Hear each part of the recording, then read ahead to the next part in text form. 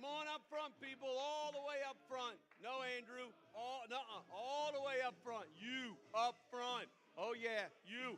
Keep coming. Nobody in the back. Everybody up front. Yes, we want to see you, feel you. Come on up. Keep coming. Keep coming. No. Keep coming up front. Woo! Hey, Joe. Now that's up front. That's good. Come on, keep coming all the way up. All the way up. No seats in the back. Everybody's up front. Oh, what a day. What a day.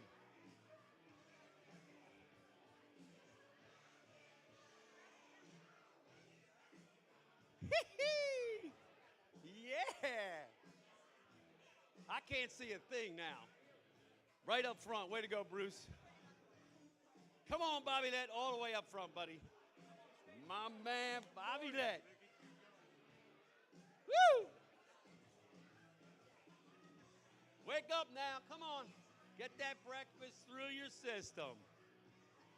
Let that coffee kick in. Oh, today's gonna be a great day. Today's gonna be the best day ever.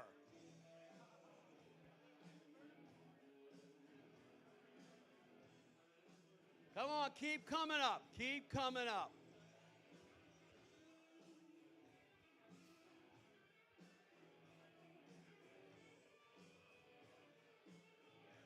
So many family and friends here. Wow. 18 years in the making. Damn. I might just start dancing. You don't want to see that. Sean, my main man, Miller. Long time coming, right, bro? Woo-hoo!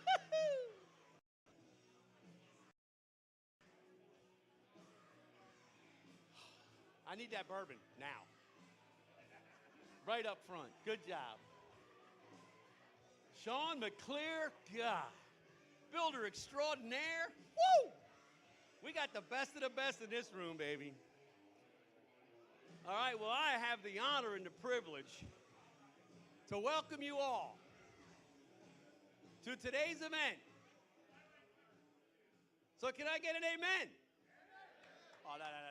Can I get an amen? Can I get a Nadra? Can I get a legacy? All right, you're going to learn from your fellow members today some of the most incredible information and life-changing for you, your family, your business, your spirituality. These people are the best of the best, and I'm so happy that they are here today to help us just be better us, right? So my dad had a saying.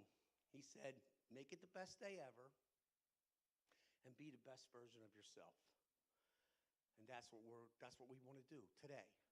So I'm not going to hang around today because you're going to talk to people that are really, really smart, and they're going to help you. And I'm going to introduce this fella, Nick. Nick is with Legacy Services. He's been with them for 5 years. Legacy Academy, faux pas. Anyway, he's been with them for 5 years. He used to sit in a cubicle, software, right? And Chris and Amy said, you ought to come work for us. You'll enjoy it. Well, he didn't know the difference between a fascia board. He probably thought that was like a motherboard inside his computer. But now, 5 years later, he personally sells over $2 million of outdoor living and makes differences in families' lives every day. So, Chris, come on up here and get this show rolling, brother. Oh. There we go. Morning, everybody. Oh, come on. Good morning, everybody. Good morning. Thank you. Okay, so you might be wondering, why is this guy so excited to be up here? Why was he yelling at us out in the lobby? I'm here, and I'm excited because, like we said, I've been doing this for 5 years. I had no business being in this business, and I'm passionate about it because of the way that we have built this out, the way that we have built into our business, built into our communities, and for me, it's been a personal change that has impacted me in more ways than I can count. I've improved my family, I've improved my business, I've improved my relationships all across the board. And that's really what we're here to focus about. So I'm really excited about that. So without further ado, I want to give a big thanks to my mentor, my boss, and one of my best friends, Mr. Chris Breen.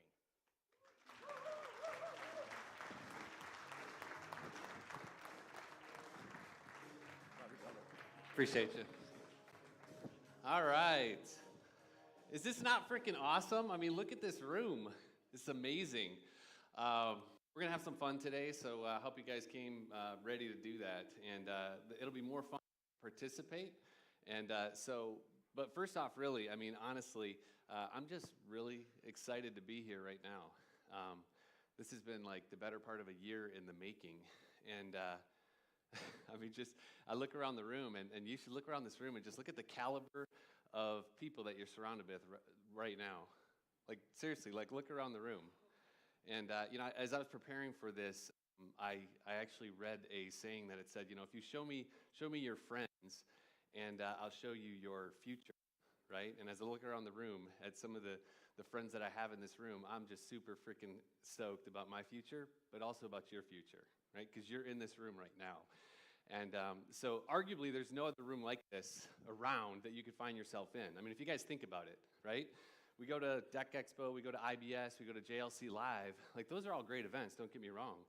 But I know for me, when I'm at an event like that, we're all spread out so far. Like, you might intentionally have a breakfast or a lunch or a dinner with a few people. But, like, to be in a room with 100 and whatever, 20 of you, like, this is really, really special. And we have to really give thanks where thanks is due. Nadra created this container for all of us to come inside. And no matter what manufacturer you're with, what company you're with, like, we get to come inside this container and just, like, breathe in all this amazing energy. Who's already been having a good time even before the event even started, right? Like, last night, I saw you guys out there. Like, we were having a good time. But I say all that just to say this, like, this special place that we're in right now, and so don't take a minute of it for granted. Like, soak up every minute that you can with the people that are inside of this room. But like, this didn't just magically happen, so we've got to give thanks where thanks are due. I got involved and started with the planning on this about 9 months ago. The Beaudries and has been working on this for arguably the better part of a year. Like, literally, it probably stopped, and they started working on this year's event. So if we could just, like, I'm going to have everybody stand up and give a huge round of applause to everybody at Nadra. Come on, let's give it up for them. Heather and Mike, Argy and Brent. This doesn't just happen. So, all right, before you sit back down, I want you to grab 3 high fives, tell somebody they're awesome, and let's roll, all right? 3 high fives. Come on, don't be shy. Meet somebody. Let's go.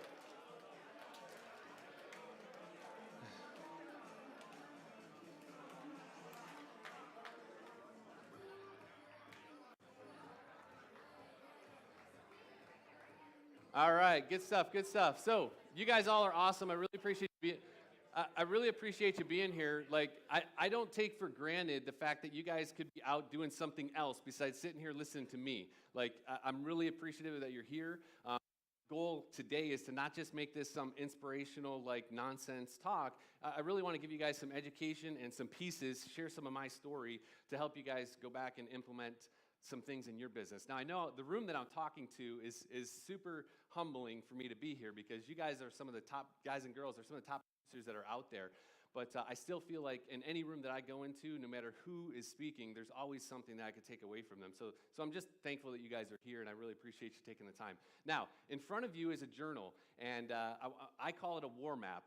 My war maps are the place where I go to map out my battle strategy, right? And so I gave you guys this as a gift, and Nadra as a gift, but I want to teach you something I learned inside of a room just like this. And so everybody open it up and flip to where you've got 2 fresh pages, okay? 2 fresh pages.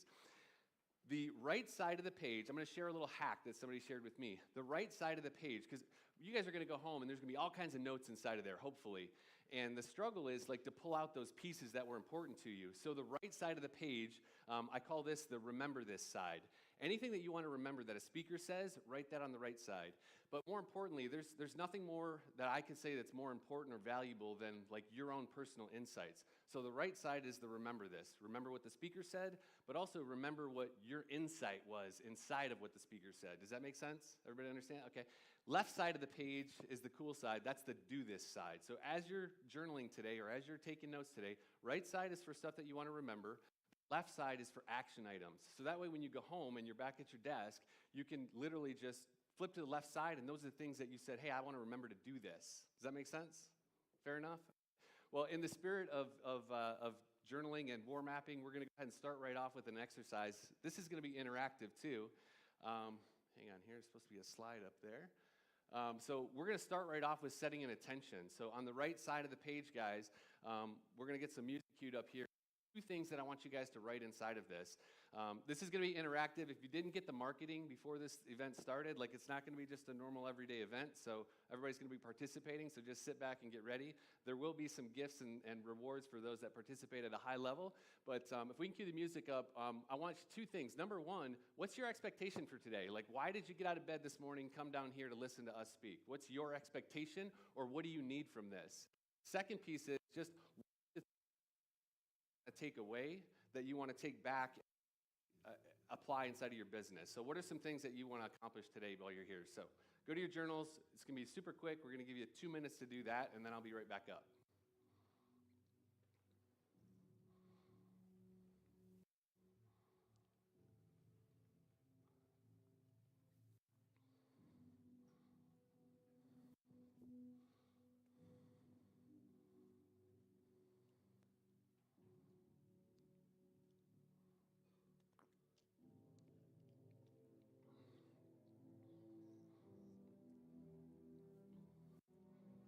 Check. How you doing?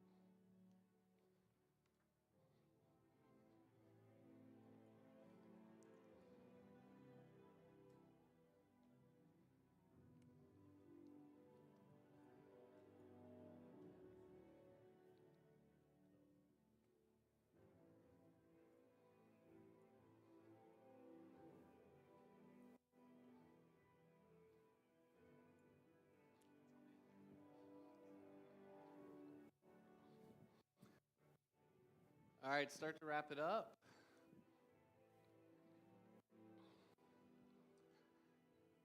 And now the first awkward thing I'm going to ask you to do.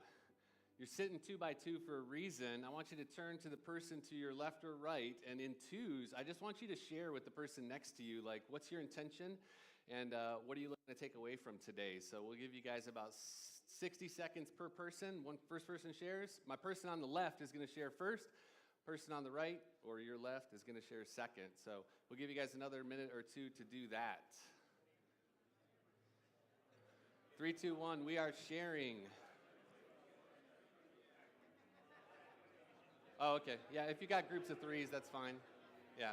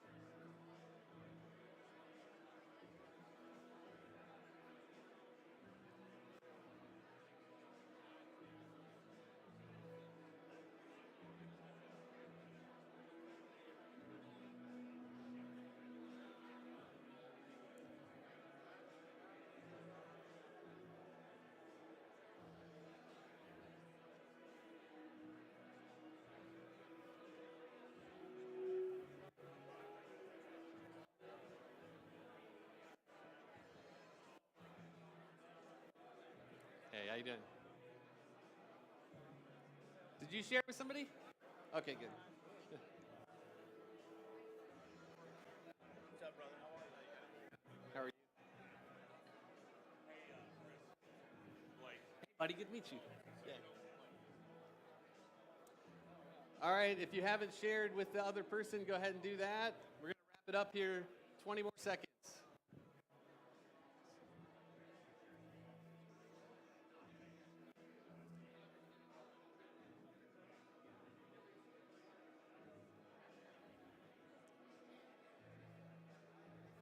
All right, let's wrap it up. So, who is going to be my daring first victim that's going to volunteer to share with us? All right, Ricky Southers and Phil. Yo, hold that to your, that's a microphone there. So. Oh, it's a sweet microphone. So Stand up for me and tell Yep. me who you are. my name is Ricky Southers with Southers Construction. And my Remember This side, I expect to learn a better way to train sales reps and how to build out decking quotes. The other three I have are, how do you guys quote? How are the installer trainings being done? And the softwares being used in the decking industry. And also just to create and pull out that passion, drive, fire by being surrounded by people like y'all. Awesome, awesome. Well, I don't know that you'll get all that today, but there's people in the room that you should be talking to for sure.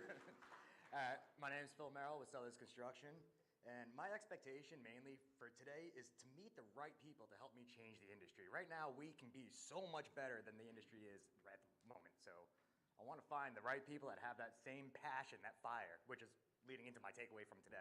Find that passion and that fire, meet the right people, so let's just change it. Who thinks he's in the right room for that? Right? Yeah! All right, who's next? Perfect. Who's sharing next? Raise your hand. Who's sharing next? Who's catching? Come on. Just throw it anywhere, whoever catches it. Heads up. Come on. Don't be shy. Somebody pick it up. Okay. Yep, just hold it up. Yeah, so we can get the audio Seriously, on. it works. Okay. I'm Stuart Demery. I'm with Moisture Shield. And my goal today would be to learn something new to make me a better person and a better resource for our customers. Fantastic. Thank you for sharing. I appreciate it. All right, who's next? Maybe. Oh, there you go. You're next. So I'm Tom Wheatley and from Salt Lake, and we heard about this through LinkedIn. And so I have a couple of patents that I just got issued last fall. And the guy at LinkedIn said, hey, don't go to the trade shows. Go to this NADRA thing. You're going to meet more people who might be interested in your patents, and you'll see more innovative ideas. And so that's why we're here. Just innovation, get a jump on our customers. I'm also a builder, build a lot of decks. Decks are a big thing these days. It's probably the most important thing we can do outdoors. So Sure. When did you get in? With home. Late last night. We missed last night. So you but, haven't. Okay. Well, yeah. you're in for a treat the rest of the week. We're ready to go. Yeah. All right. Fantastic. All right. Thanks for sharing, you guys. I appreciate that. All right. We're gonna move right along here. So I want to, clear up, like, who the heck am I? Like, who am I? So if you don't know who I am, my name's Chris Breen. That's my beautiful, amazing wife and bride, who you'll hear from later. Married for over 20 years now. 21 years will be this year. Yeah, thank you. And we're originally from Michigan, lived up there from when I was born, 77 to 2004, both of us. Moved down to South Carolina in 2004. Had three amazing kids there. My youngest, 9, Ethan. My middle son, 16, Connor. And my oldest daughter, 17. She's getting ready to go to college at Charleston next year. But we live in South Carolina. They're original Southerners. So we get to stay in the state, I think, is because of that. Most of the Northerners that come down, they want them to go back. But we have kids that were born there. We run a company called Legacy Decks, and now Legacy Deck Academy. I'll talk more about that later, but when we're not hanging with the kids or running our business, we like to travel. That's a 38-foot travel trailer that we drove cross-country in. I'll share some more about that later as well. When I'm not doing any of those things, I enjoy physical fitness, obstacle course races. Nick, who you saw up here, him and I did a trifecta, if you're familiar with Spartan races, 2019 before COVID. And so that's just kind of a little bit about me and what I like to do. I've been a builder and in the industry since 2004, essentially. So, but grew up around it. My dad was a builder. So why the heck am I up here? Why are you guys listening to me today, I guess would be the thing that I guess we can talk about. So the Legacy Deck Academy and NADRA, what does that look like? So I found myself in a place where for about the last 3 years, my deck business was growing at a rate of about 30 to 40% per year, which isn't like amazing or miraculous. A lot of you guys experienced that, but it was doing that without me. Okay? So I'll say that again. My deck business is growing at a rate of 30 to 40% per year without me. You see, I had another business that was monopolizing about 99% of my time, and I was growing that business. My deck business over here is basically running by itself. And so I took a look at that and realized that I wanted to go all in on the deck business. So about a year ago, I made the decision, a year ago almost this month, to sell the other company, go all in on the deck business. Well, what does that look like? I step over to the deck business, and there's really no place for me. My team is pretty much running everything. The business is, I don't have a job inside my business, which is a really weird place that I found myself. And so we decided that the only place to really put me was to help grow the company. So to grow the company, we created Legacy Deck Academy, and essentially for two reasons. Number one, to help us grow our business and take the systems and things that we've done well to create a company that runs without the owner really involved in it. And grow our company. But the second thing was to actually take that and package it up in a way that we could help support and just give back. So why the heck am I up here? About 3 months after I made that decision to sell my company, my other company, and start the academy, I get a call from Pops Beaudry.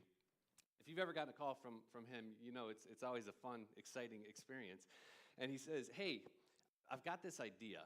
He says, I don't have formal approval for it, but I'm going to share it with you anyways. He says, he goes on to say, and I'll never forget this, my first ideas are usually my best ideas. So we're gonna run with that and see what happens.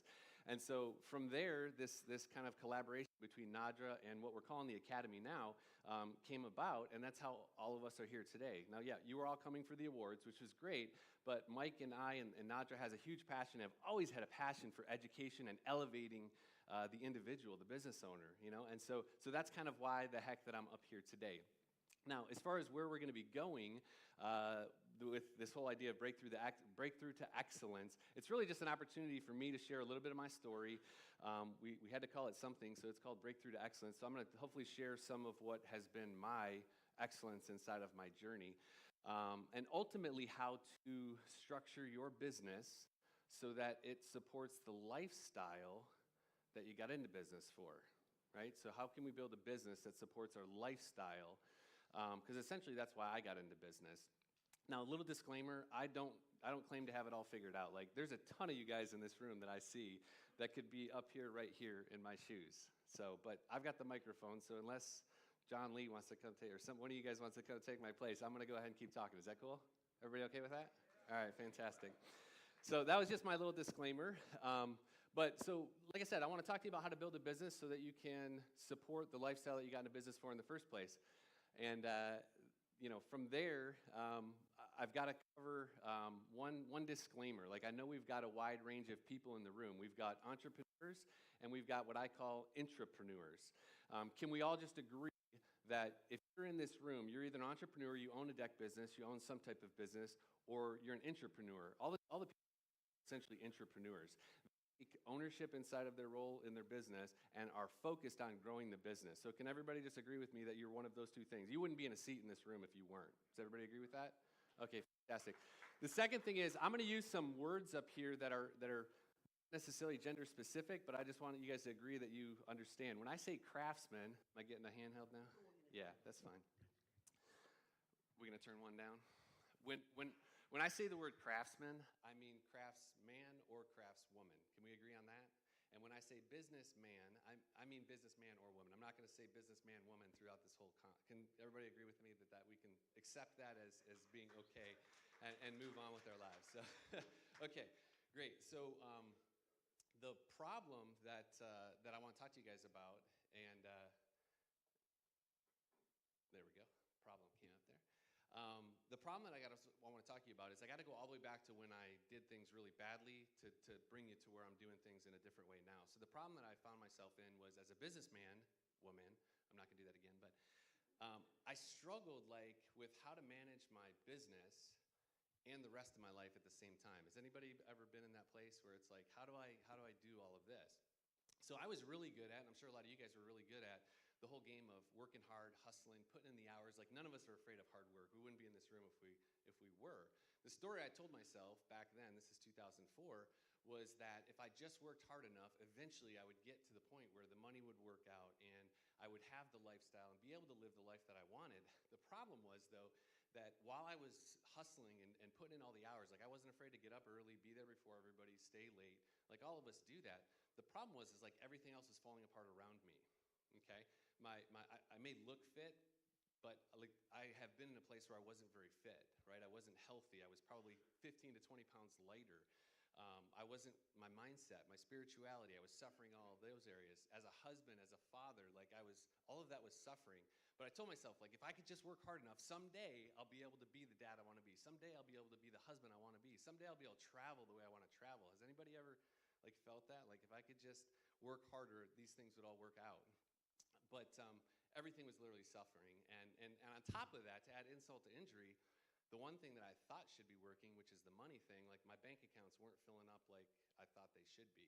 So everything was essentially just suffering. So I was this guy. I was the guy that was spinning the plates, just trying to figure out how to keep all the plates spinning, like as a dad, as a business owner, as a father, take care of my body.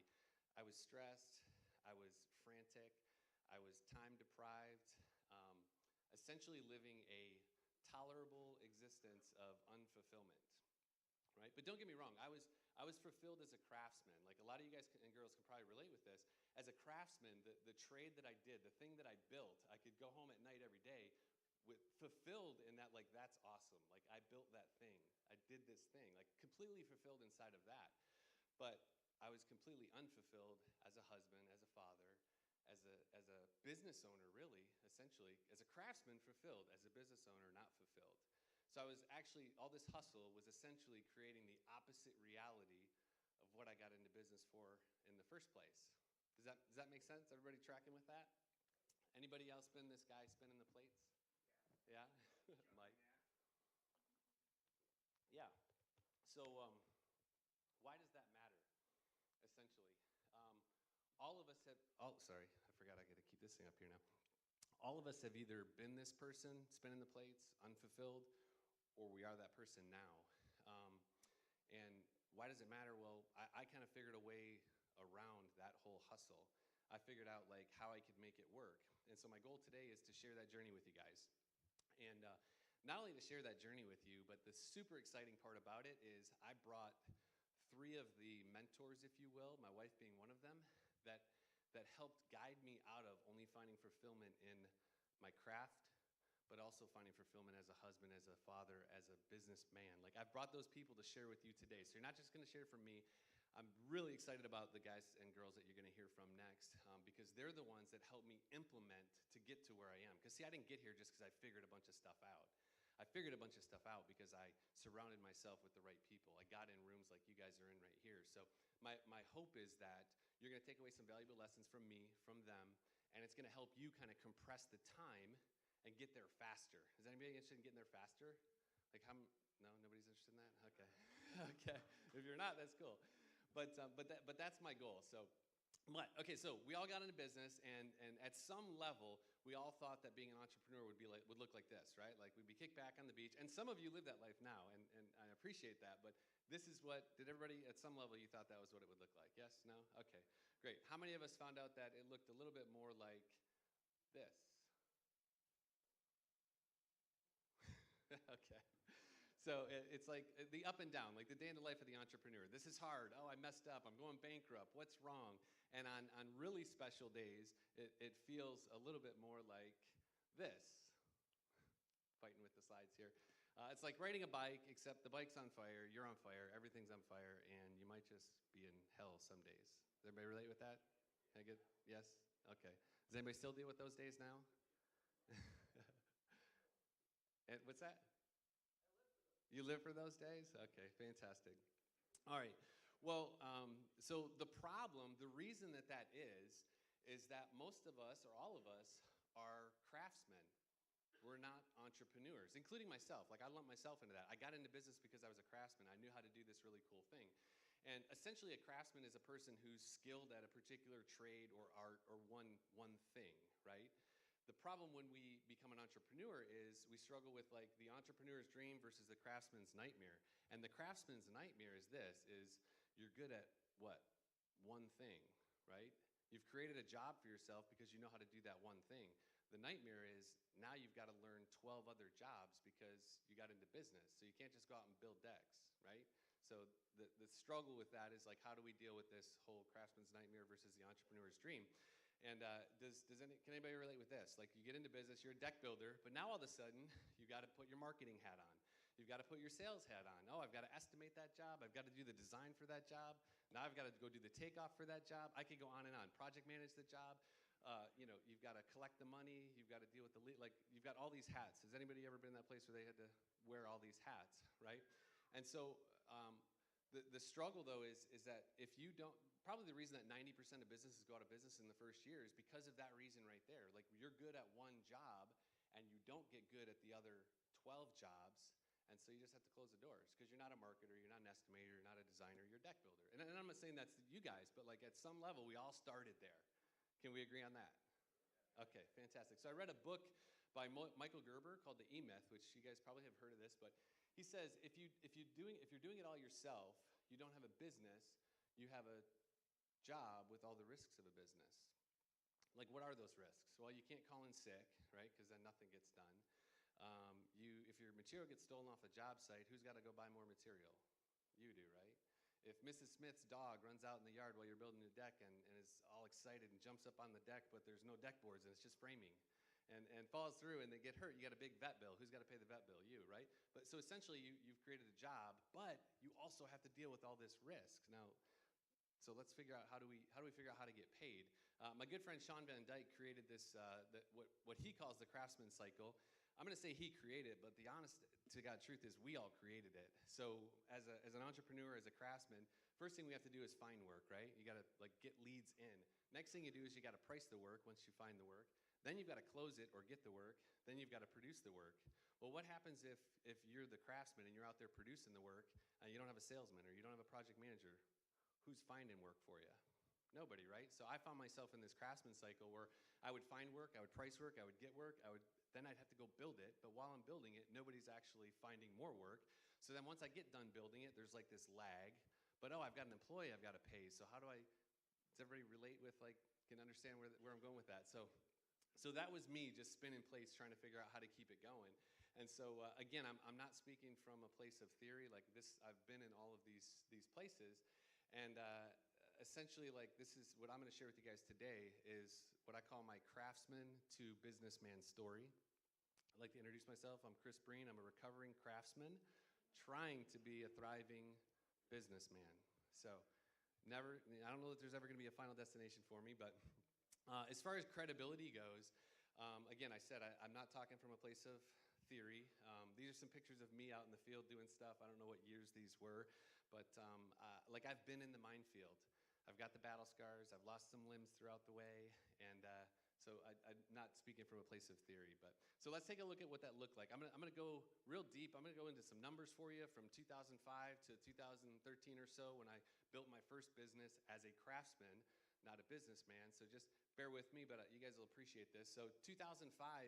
I worked it as a side hustle. I did about $43,000. I was building fences for Lowe's as a subcontractor while I was working at Lowe's in sales. Next year, 2006, did a little bit more business, did $128,000. 2007, jumped it up to $385,000, spinning plates. I was out there doing all the work. 2008, a little bit higher, $515,000, still doing all the work. 2009, big jump, $750,000. That's a pretty kicking business, but I was like the only guy out there selling, managing, doing the estimates, doing the takeoffs, doing all the things that had to take place for that. And I found myself just deep into this craftsman cycle. And essentially, I was trying to keep everybody happy throughout this whole process, like trying to keep the customers happy, trying to keep my suppliers, my vendors, any employees or staff that I had at the time happy. And I'm going to share a story with you. Who has ever done something that they're not proud of? Okay? If you don't have your hand up, you're probably lying. All right, so I'm going to share a story with you guys. And this cannot leave the room. If I ever hear about it anywhere, I will deny that I ever did this. But so I'm this guy, 2009, spinning all the plates, trying to keep everybody happy, deep into the craftsman cycle. I'm producing work, but while I'm producing work, because I don't know how to price it right, it's so low.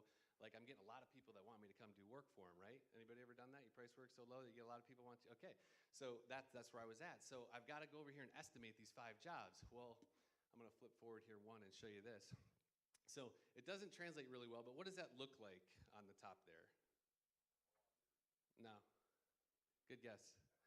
You can't read it well. It's a proposal. My company's called ProCare. That was a proposal. Okay, again, I'm spinning all the plates. I'm not proud of this. I'm not the guy that did this back then, but you can't read that proposal here, or really the customer couldn't read that proposal either, because what I would do to try to buy myself some time, because you can't make more time, right? You can always make more money, you can't make more time. I would have a backlog of customers that needed proposals, but I'm estimating, the way that I estimated was I priced every stick and brick that went into a job, so I didn't, lose my shirt, which I still did, and then I would put my markup on it, and then I'd type up the proposal, and then I'd send it off. Well, you get backlog with all this stuff, but you got to produce work so that you're making money, right? So that was more important than the proposals. So I became the status quo contractor, which everybody knows there's like a stigma out there. Like a lot of contractors go out and bid work, and well, they show up, but they never actually bid it. That's who I was. So that proposal there, I would highlight an old proposal in Word, and I would change the font to Wingding. And Wingding is a font that is illegible. It's just like Garbly-Goo, which is, if you could read that, you would see it's just Garbly-Goo. I'm not proud of this, I promise you. This is only like the second time I've ever publicly shared this, and my wife had never heard it before this. And so you see where this is going. I'd email it off. I'd go out into the field and start working. I'd get an email or a call from the customer. Hey, I can't read this. I'm sorry, I don't know what happened. I'm out in the field right now, totally lying through my teeth. I'm out in the field right now. When I converted it to a PDF, because I'd send it as a PDF, because otherwise they could just change the font and see that it wasn't even a proposal for them, right? Right? I'm not proud of this, but this is the Wingding story. So I'd send it off, and I might do a couple of these, whatever, and couple hours later, day later, the customer, I can't read it. When I get back at the office, I'll send it to you again. Sorry about that. So then I'd have to rush and try to actually get it figured out in the next 20. That would buy me about 24 to 48 hours, right? But that's how time-starved I found myself in. So I'm not the only one that has probably, well, I'm probably the only one that's ever done this in that room, but I'm not the only one that's been time-deprived. But you do what you've got to do. So moving on, I'm not proud of that. And again, if you talk about it outside of this room, I will deny it. But 2010, we did 985, almost $1 million. 2011 and 12 and 13, I plateaued out at about $1.3 million. Like literally, that was as big as I could grow the business. The problem I was running into is like I wasn't profitable enough to hire the people to build the team. I just didn't know how to do it. So I was still pricing work to cover myself, make a decent wage, which I really wasn't. But it was as big as I could get. I was burned out. I didn't know how to do anything besides what I was doing. And so essentially, the cool thing that happened inside of this was I did two things really well. We did our branding really well. At least the feedback we got was that our branding was solid. When I showed up on a job, people thought that we were a national company. Like, hey, are you a franchise? We'd hear that a lot. And we had a good reputation, which despite the Wingding story, like we actually had a really good reputation. We did things right. We took care of people in the end. Regardless of the cost, we just did things right. And you guys, I'm sure, are like that as well. So I did those two things right, and one of my customers approached me, and he's like, hey, I really like what you got going there. He was a businessman. He was a real businessman. He did Domino's Pizzas. He did Sprint. He did Nextel. He's like, I've got this really cool piece of property that would be a great spot for a showroom for you. Do you want to partner up? And I was burned out. Like he could have wrote me a smaller check than he did, but so I didn't want to partner essentially though, so I didn't partner with him. If you've never heard it before, and this isn't like a blanket truth statement, but like the only ship that doesn't sail is a partnership. Like I've had some successful ones, but for the most part, I didn't want to partner. Let's just say that. And so, he was interested in the business, so he bought me out. He wrote me a check that was big enough to where I was like, okay, I'm out. Let's go.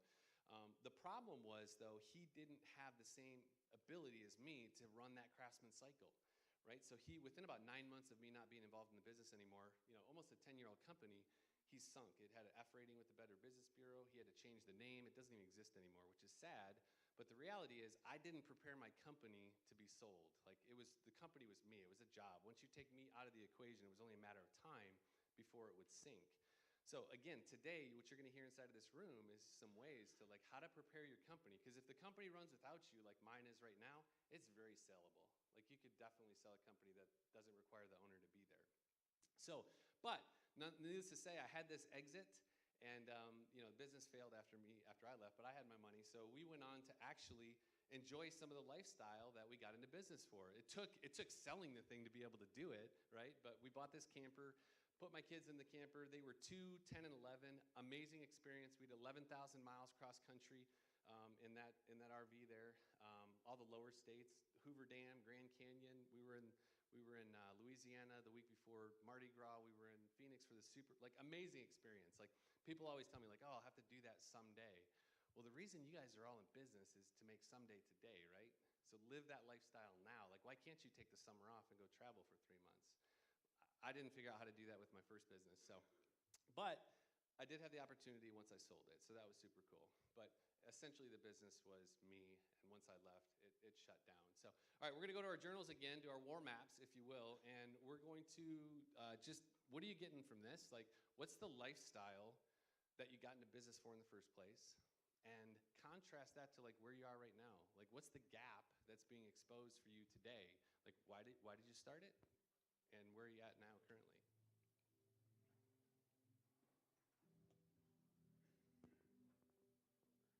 Nice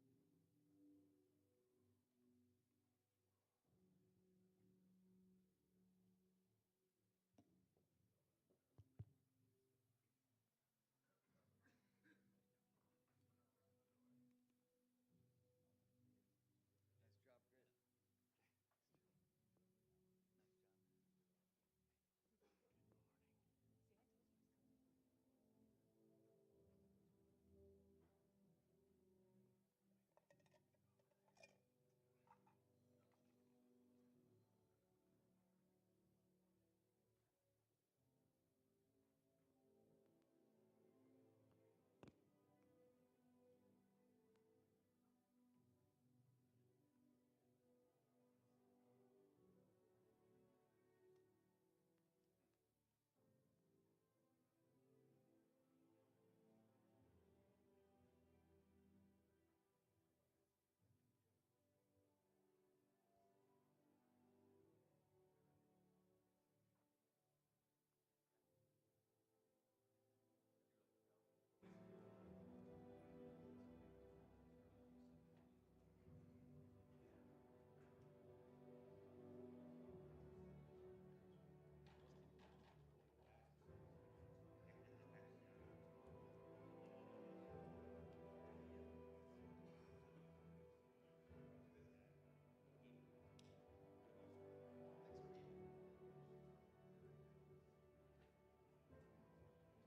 All right, we can start to wrap it up. And who's got my microphone? Who's got the microphone? Who's going to share? Anybody going to share on this topic? All right, down front, all the way up front. Whoop, whoop. There we go, good catch. So I'm Carter Plimpton from Southers Construction, and what I was looking to do was create a comfortable lifestyle, not living paycheck to paycheck. And as an entrepreneur, like you said, working with Ricky, I have achieved that while adding to my family and purchasing a home. So I've achieved that already, which is fantastic. So. Awesome, awesome. Some more Southers guys. We got 3 Southern guys up here already shared. Anybody else want to share? 4th Southern guy, all right. Anybody else want to share? All the way over here. Up, right here. And then Jim, we'll get you. What's your name and who you with? My name is Kevin Choquette. I'm with Raven Builders. We're out of Rhode Island. So I started my company to create a business that would support my family, right?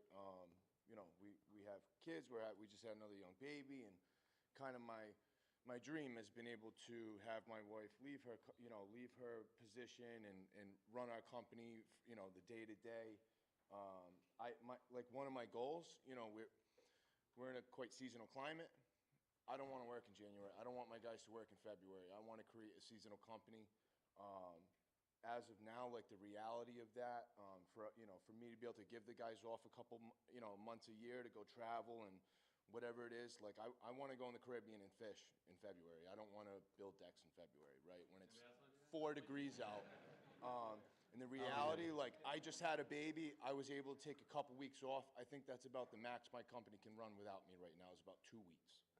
Right. You know what I mean? Like that's what I have right now is 2 weeks. So I think like as a goal, right, is for me to be able to like get that in place where I can like take 2 months off, take 3 months off, and not have everything fall apart, right? Awesome. You're willing to invest a couple of years to get the business to that point? I am. Absolutely. Yeah. All right. Anybody else? We got Jim. You want to share?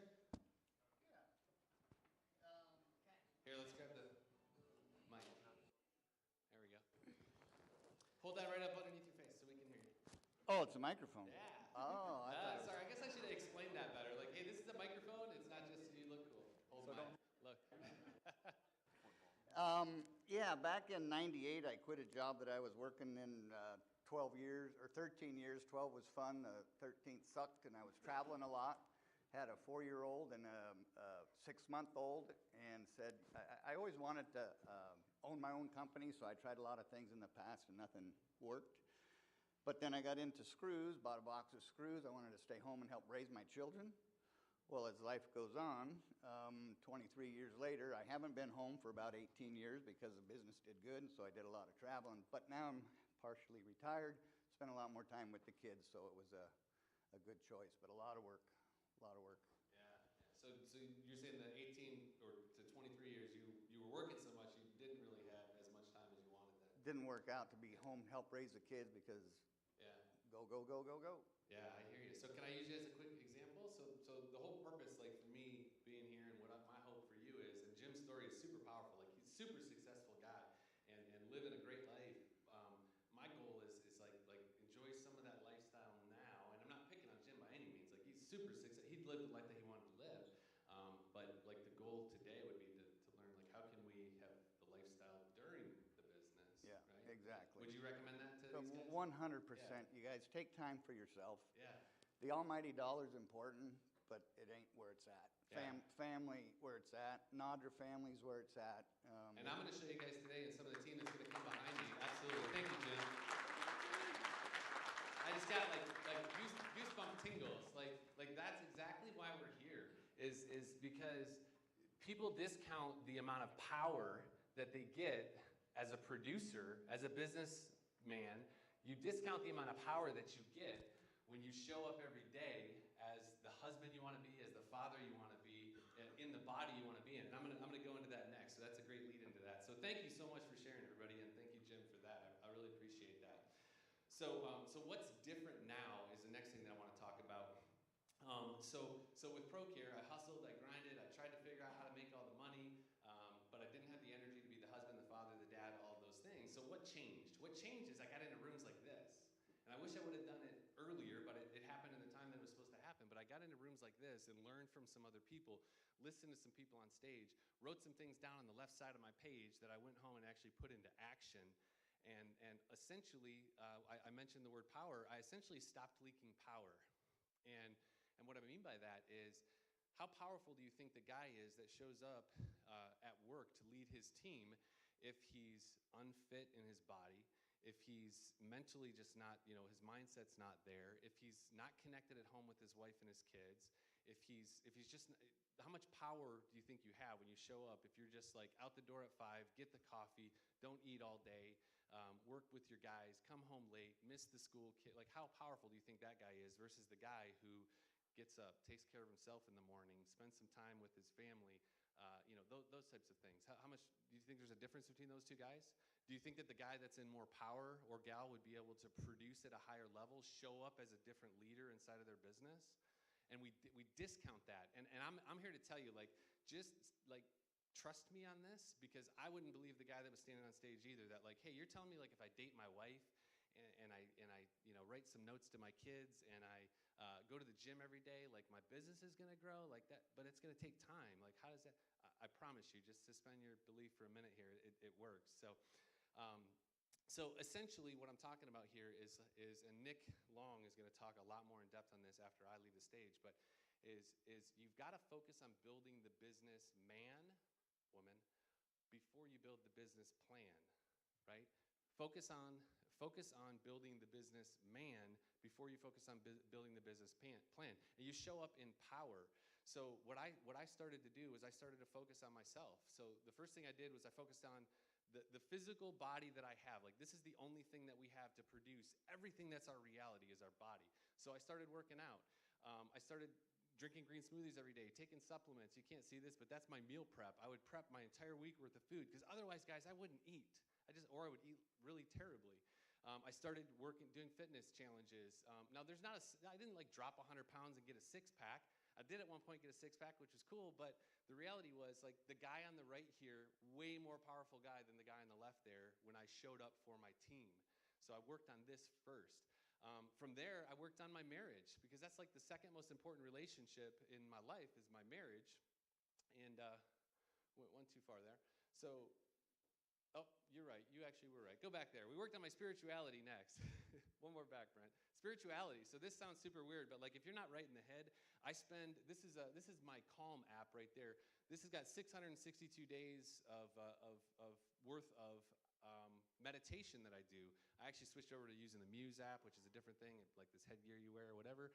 I started reading. I started journaling in my warm apps. This is me actually out in Utah meditating. I started reading books. So I started working on my mindset, right? So I worked on my body, worked on my mindset. After that, I worked on that relationship I mentioned before, which was with my wife. And I'm going to give you guys a little hack, and this works for men or women, but date your spouse. Like, that's a no-brainer, right? But beyond that, a little hack that I'm going to give you, these screenshots here on the bottom are actually, there's about 8 videos shown in each one of those screenshots. So I created a private Facebook group for my wife and I, so only she sees this, and it's like, I guess Facebook should be here for a while, so hopefully they're there forever. But 90% of mornings, I'm going to say 90% of mornings, part of my daily routine is I send a 2 to 5 minute long video to my wife just telling her something that I love, honor, or appreciate about her, right? And I try to be super specific and intentional. I'm not just like, hey, babe, I love you. Like, it's cool. I'm like, no, like, hey, babe, I love you because last night she knew that I needed space to be ready for today, so she completely gave me the space to do that, and she supported me all day yesterday as she knew I was a little bit in a weird place because I was, I'm not a public speaker by nature, so she supported me at a big level. So I would send her a video. I didn't do that this morning, I'll admit that, but that's what these are. So there's literally hundreds of videos of me that she can scroll back through and just see. And so I worked on my relationship with my wife. How powerful do you think I am as a husband when I'm connected with my wife that way? Pretty powerful, right? Next thing was I worked on a relationship with my kids. My kids' version of normal is totally screwed for them for the rest of their life, right? Any person that tries to date them, be with them, their reality is totally different than the average because I do the same thing with my kids. I don't have a Facebook group because apparently Facebook's not cool for teenagers, but I send them videos in a text format every day to my older two, not my 9-year-old. Actually, my 9-year-old has some kind of Google account where I can send him videos too, but nonetheless, I date them. It's very intentional. I take the time to date them. It's in my calendar every week. So the way that I block out my week starts with I block out the time that I'm going to work out throughout the week. If I showed you my calendar, you'd see my power hour in the morning where I work out, I do my meditation, I set my dates up for the week, and then the cool part after that is we go to the next thing, which is our business. The business has to fill in around the time that I have left, rather than the family and the body and me filling in around that time. So I've got 2 pictures up here. If we can go back one more slide. I've got a serious picture of my team. Like, this is the Legacy Decks team. Most of them are in the room today. If you see them in a red t-shirt, shirt, that's who they are. But they're amazing crew. They're the ones that make it possible for me to go on and do the next thing, which is help to like take this message out to other entrepreneurs, other people in this space. But they're really kind of goofy. If we go forward one more slide, this is them being kind of goofy. It doesn't really translate well on this huge screen, but essentially that I was forced to build a team because I couldn't do it on my own.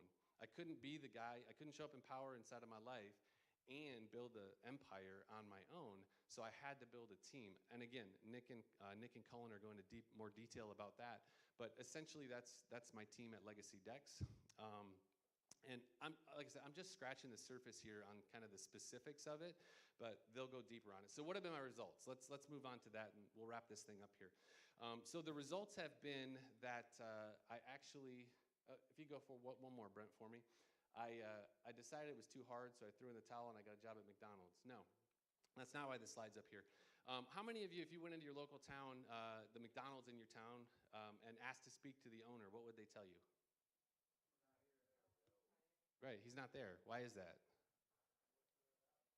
What's that? It works without him, yeah, because it's a business, right? He's a business owner. He doesn't have to be there. Now, we all know that. It's common knowledge because they have systems and processes and ways that they're able to rinse and repeat. Like, you buy McDonald's, you know how that works. So that's essentially what my results have been, is that I'm a business owner. My phone, let me go back one more. My phone literally never, well, not literally, almost never rings with an issue that I've got to deal with. If it is, it's very rarely that I get a call, and usually my team is handling things. Customers have no idea who I am. Like how many people would like it if their customers didn't know who they were? Right? I mean, that's a cool place that I find myself. I determine what my day looks like, not the other way around. The business doesn't determine it for me. So that was my results. Now, my first company, ProCare, the 5-year results that I had inside of that, I'll just contrast here. So 2005 to 2009, as a craftsman, I was able to put together about $2 million worth of business. Now, as a businessman, the same 5-year period, if we can go forward a little more, I 10x'd that. So this is the contrast. So when I started Legacy and the business that I sold, in 5 years, because I was doing even more than one business at that time, I was able to do $21 million in the same 5-year period, right? Totally different scenario, but I was a different person. I was able to build a different business. How many people would want to 10x what they did over the last 5 years and the next 5 years? I know Ricky Southers over there, he's done that already, so. Because he's been in rooms like this. There's a reason you see a group of Southers guys here, because they appreciate the value of this. And he could tell his story from this stage. He's more than 10x his numbers inside of his business. So from being in rooms like this, and I've only know him because I've seen him in other rooms like this, right? So I appreciate you being here. But essentially, same 5-year period. Why does that matter? Get a drink here.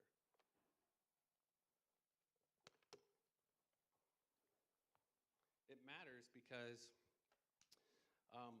it's possible, and it's really just a matter of working on the business man, not the business plan, and focusing on that. Like I said, to be in a place where customers don't know my name is super awesome. I'm going to have you go forward one more slide, Brent, for me. All right, and I'm going to wrap up on this, and then I'm going to bring Nick up to the stage, and he's going to bring the next piece to you guys. But why does it matter? There's a ton of reasons why it matters. Like, it matters that we make money. It matters that we support ourselves. It matters that we have a good lifestyle. I'm going to share this story with you guys, and this is why it matters for me. I said this before, but you can always make more time. You can always make more money, but you can never make more time. And you can never make more memories either. This is a picture of a picnic structure that's about 6 or 7 houses down from my house. It matters because I created a version of myself that created space for my kids. And what I mean by that is I've got my son, my middle son, Connor. He's 16 years old now. But at the time of this story, Connor was 14.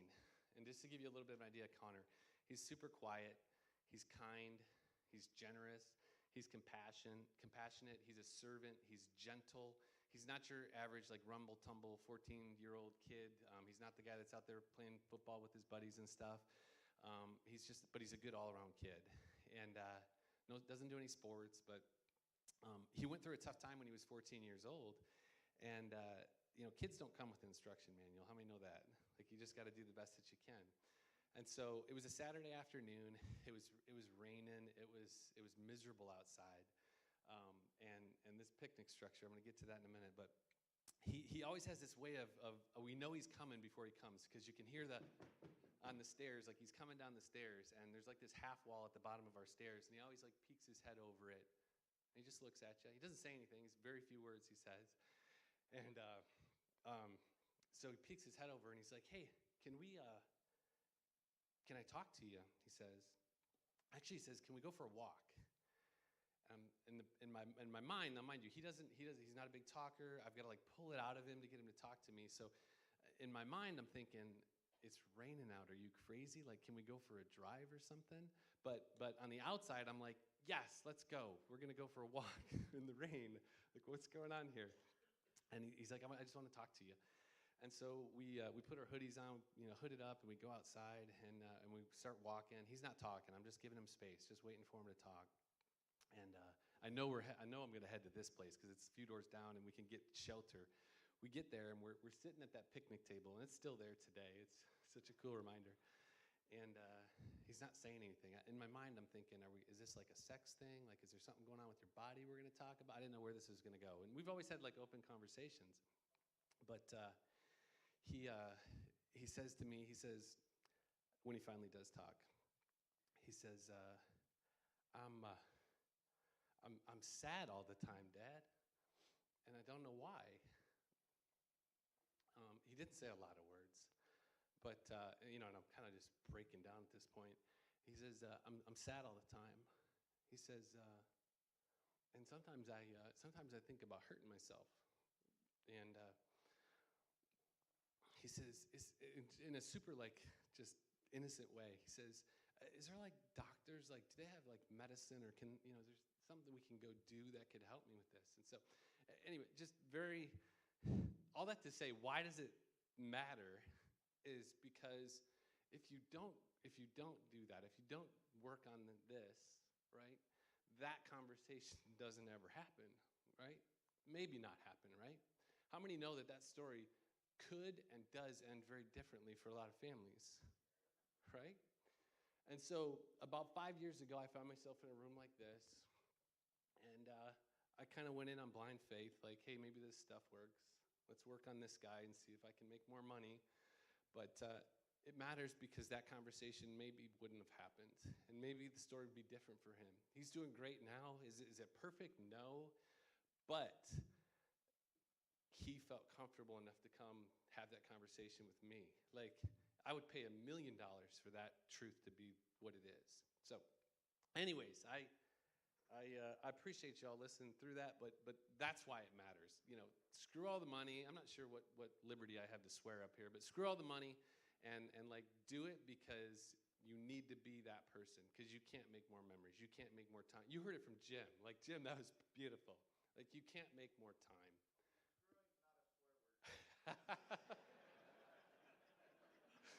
So I'm going to end on this. Be the husband, be the wife, be the father that your family needs you to be, and the money will follow. I promise you, the money will follow. The people that are in this room can create whatever the hell they want, but the next version of you can create even more and will be that much more for your family. So my encouragement to you is to work on the business man before you work on the business plan. Thank you.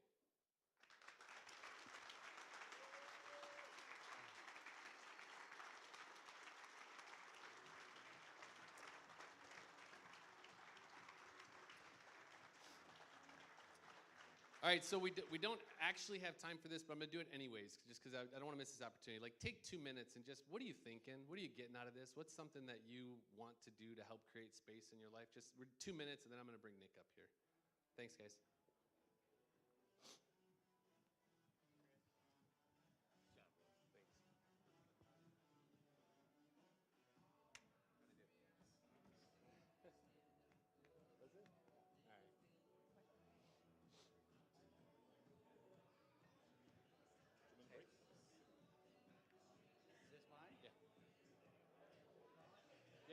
Yeah.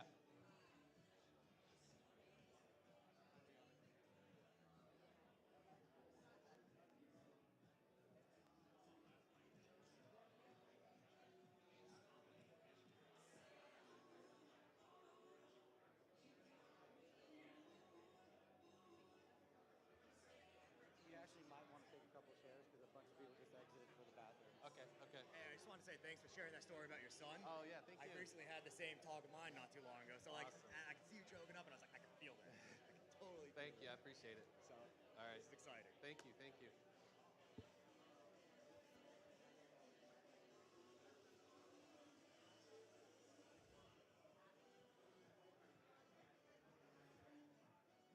I'm 10 minutes over right now, but as long as we keep everybody else tight, it's fine. So just roll with the 35.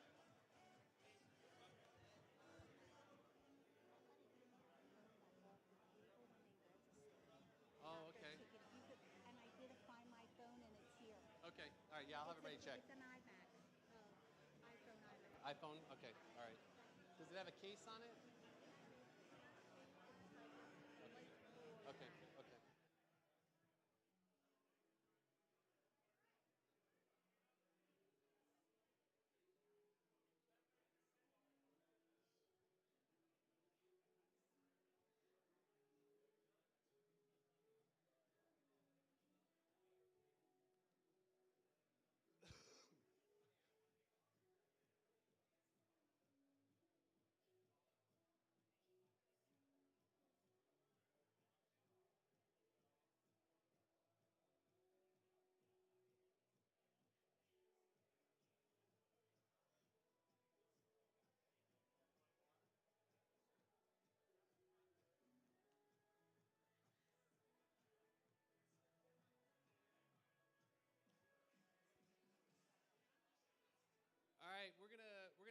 shares, and we're going to wait for everybody to kind of get back in the room.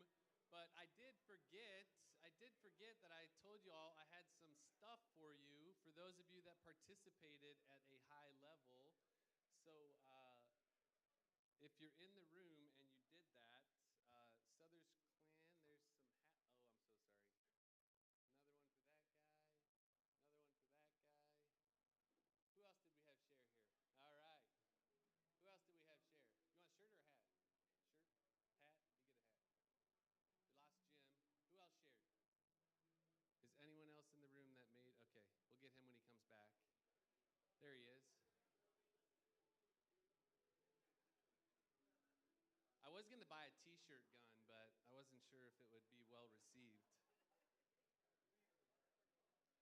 Thanks for sharing, buddy. I appreciate it. Did I miss anybody? Jim. I forgot I had stuff for you guys for participation. All right, you're welcome. All right, so knowing that you get stuff for participating, does anybody else want to share anything? Just like, what's your biggest takeaway inside of that whole thing? All right, hang on, Andy. I'm going to run you this because I don't know where my other mic went. So Andy's going to share. If we can start to find our seats, everybody. So I just got to say, this is a huge blessing.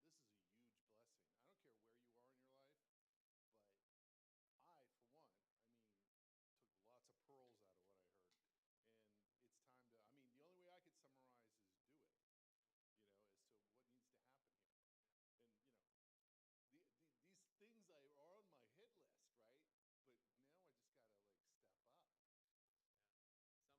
just do it, like you said. Yeah. Oh, yeah. You get a hat. Look at that. Andy's like, give me the hat. Who else wants to share? I got a couple more hats and shirts. Who wants to share? What are you taking away? I don't care what you say. I'm Bradley. I'm with LS Underground. Anyways, I really had a question. What I was taking away was that you try to develop the business and almost into a passive income. Is that what you were trying to get at? You build the business and you are the craftsman, and you turn it into where other people can take it over. And you were saying it runs without you. And so is this essentially what you're saying? Yeah, that's great. So my whole goal inside of that was like build the business so that it serves you, whatever you want to do in it. If you want to do sales, great, build it so you can do sales. If you want to go, travel for 3 months fishing, build it so that you don't have to be there at all. So somewhat passive. I still lead, guide, and mentor my team, but essentially, if it's a true business, I can leave for months out of the year and go do something else. So does that answer your question? Okay, perfect. Who else? I got time for one more share. All right, we got Manny coming to you.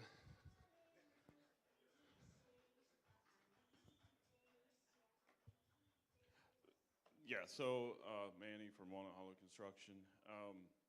So what, I'm just going to share. I started my business so my kids can work, so I can work with my kids, and they're here with me today, so that's awesome. Yeah. But yeah, no, I just want to leave a legacy. I want to be able to, do what Chris is saying is to leave behind something that, or create a business that serves me, yeah, but then leave behind something that my family can do what they want to do with, Is that what we're after? Yeah. No, I love that you got your kids here, guys. It's good to meet you guys. All right, give them a round of applause. All right, so we're gonna move on here, and I'm super privileged to be able to share the stage with Nick Long, who I'm gonna bring up next behind me. But he lives this at the core of who he is. Like, there's no question in my mind, any morning during the week that I'm doing my power hour, that I'm working out, that I'm having my green smoothie, that I'm making deposits in my wife, I know that this guy's over on the West Coast in California doing the same thing. And there's a bond and a brotherhood that forms when you get into a space where you have other men in your life that you know are living at that high level. Like, the conversations we have, the interactions, the engagements we have are different than just your normal surface level stuff. And so Nick has been a mentor of mine for years. We literally have sweat together, cried together. Like, I've got a tattoo that has as much meaning to me, probably more meaning to him than to me, because of some experiences that we've been through, and he's going to share some of that. So I won't steal his thunder, but Nick is an amazing communicator. Builds multi-million and even does billion-dollar deals right now inside of what he's doing, and I'll let him explain that to you guys. But just a ton of stuff that you could take away from Nick today. So it's my honor and privilege to welcome my friend, my mentor, my coach, Nick Long, to the stage.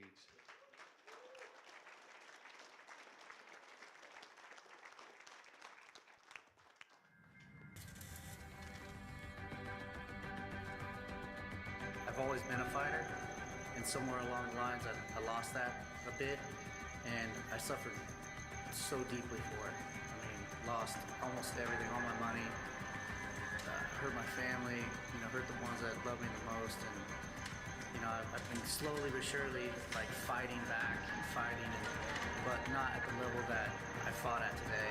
And that just showed me that I have so much more capacity that I'm giving to my business, to my wife, to my body. Is it everybody or is it Nick Long, my man? Nick Long. Nick Long. Nick Long. Nick Long. Welcome, Nick Long.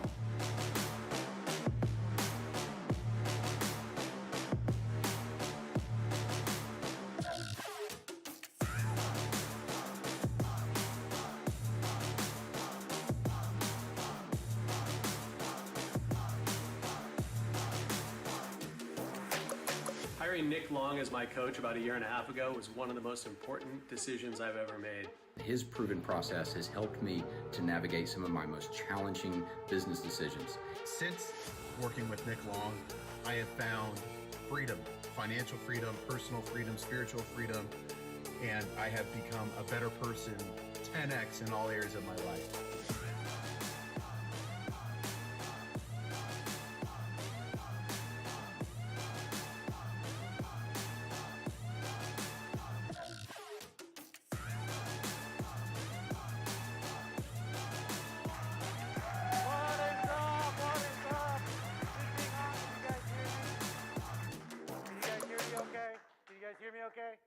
All right, I need everybody to stand up. I'm an energy guy. I feed off of energy. We need to shift energy. Chris had me crying in the back there, so I need to get some energy out of you.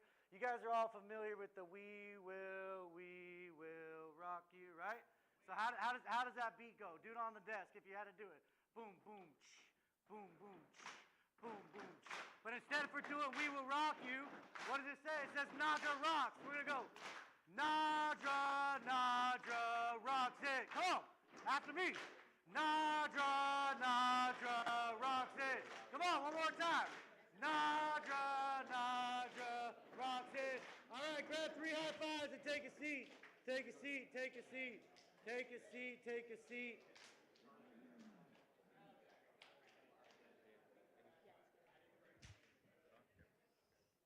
So I've seen that video every time I go up on a stage like this. I've spoken in small rooms. I've spoken on big stages. I've worked for companies like Bank of America, Northwestern Mutual, Make-A-Wish Foundation, down to a mom-and-pop mortgage company. And I like watching that video because it reminds me. It reminds me of the guy I never want to be. That guy in 2015, chubby, burdened, belabored, disconnected in my marriage, like not understanding what it meant to be a true present father. And it's a powerful moment because I can go back to that at any time. Anytime. We as human beings have this uncanny ability to self-sabotage. It's insane. Like each and every single one of you in this room was put on this earth for a very specific reason, and you have greatness inside you, but somewhere along the way, life, coaches, parents, teachers told you the biggest lie, which is you're not good enough. And the crazy thing is, we bought into that lie. Now you heard about, people saying, working with Nick Long as their coach. I want to be very clear. I am not here. You cannot buy anything from me. The end. But I am here to sell you on something. I'm here to sell you on the greatest asset you will ever have inside of your life, and your business, which is the thing that you stare at in the mirror every single day. But many of you don't even want to look into the eyes of the person that's looking back to you because you created this reality that you want to disconnect from. So today, I'm going to give you my story. And hopefully through my story, sharing some of my pain, I might be able to divide the pain that you might be currently feeling right now. The pain of like, I want to run a business, but I created my own personal prison. I want time freedom, yet I have none of it. And you all have this story that Chris touched upon this. When I get to, and fill in the blank, 10 million, 5 million, 6 million, then I will have time to go work out. Then I will have time to take my kids to the park. Then I will have time to take my wife, my husband on that vacation. You don't get more time. Business will not get easier. You just must become better. The end. The end. So I'm going to tell you my story. I'm going to tell you why IV plus EV matters. If you get this equation, it's a very simple yet not easy equation. If you get this equation of IV equals EV, everything in your life will change. So what does that mean? Intrapersonal value. The value that you place on yourself will ultimately dictate the value of your enterprise, what your business does, how much it is worth. AKA, your self-worth is a derivative of your net worth. And more importantly than that, your network. Rooms like this will amplify your net worth. Everything you have in your life or lack thereof is a result of you and you only. The end. The end. You can blame the government. You can blame the increased labor costs, lumber costs, et cetera, et cetera. It doesn't matter. At the end of the day, the physical body you walk around in, whether you like it or not, some of you are in shape, some of you are just a shape. Nice round one. It's all you. It is all you. Your marriage that may be thriving or dying is you. The way your kids respond is because of you. The way your culture is inside your company, it's all a big-ass mirror reflecting back who the hell you are, how you're showing up in this world, and ultimately what you think about yourself. So you want to change the EV, you want your business to be better, become better. That's it. I'm going to tell you how to collapse time, and I'm going to ask you to suspend reality. And it says right here, this is not a mastermind. This is the entrepreneur ecosystem that you need. Conversations like this to give you a hefty dose of reality to serve up this vitamin U that you've been likely avoiding. Now, I'm not speaking to all of y'all because some of you guys are crushing it. But I am speaking to everybody because there's another level. But every level requires the next level of you. And I'm going to give you a chance today. I'm going to give you a chance. You can sit here. You can listen to me. I'll be entertaining. I'll probably cry. I'm definitely going to cuss. I'm sorry. But I'm passionate. And you can take down some information. You can write in your journal, or you can allow this moment, this inflection point that you were placed in this room for a reason. How do I know? Because you're here. To be a formative point of transformation in your life. We've all heard knowledge is bullshit. Knowledge is information. Information applied is power. Information applied is power. The rest is just ignorance. So this is your opportunity today. So I'll tell you a little bit about my story. I'm going to give you some context and some numbers. I'm 42 years old. I've been an entrepreneur since I was 21.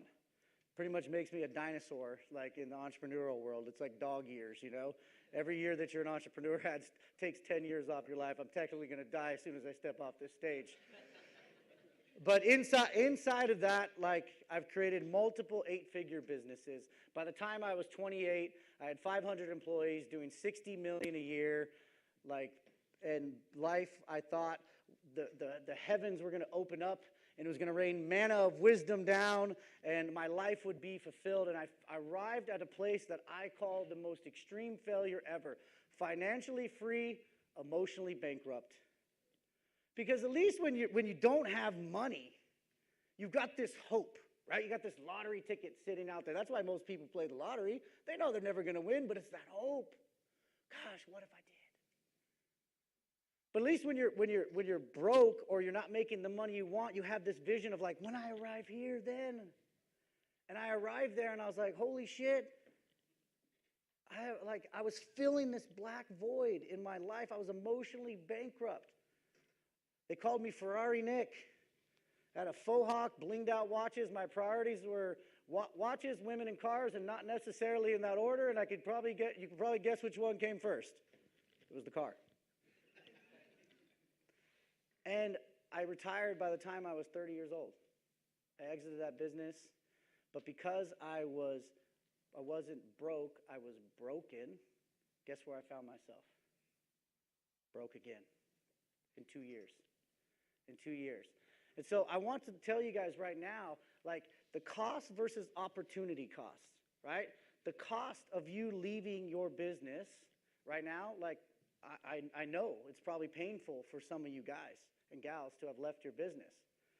But there's a greater opportunity cost that you may not think about. That like there's millions upon millions upon millions upon millions of dollars waiting for you to go all in on you. You're already paying a price. You're paying a price of knowing that there's another layer and having that negative self-track go over and over and over and over again in your head, and why and the why and the why and the why. Like, just stop paying that price. Do something different. Pay a different price. Get up a little bit earlier. Sweat.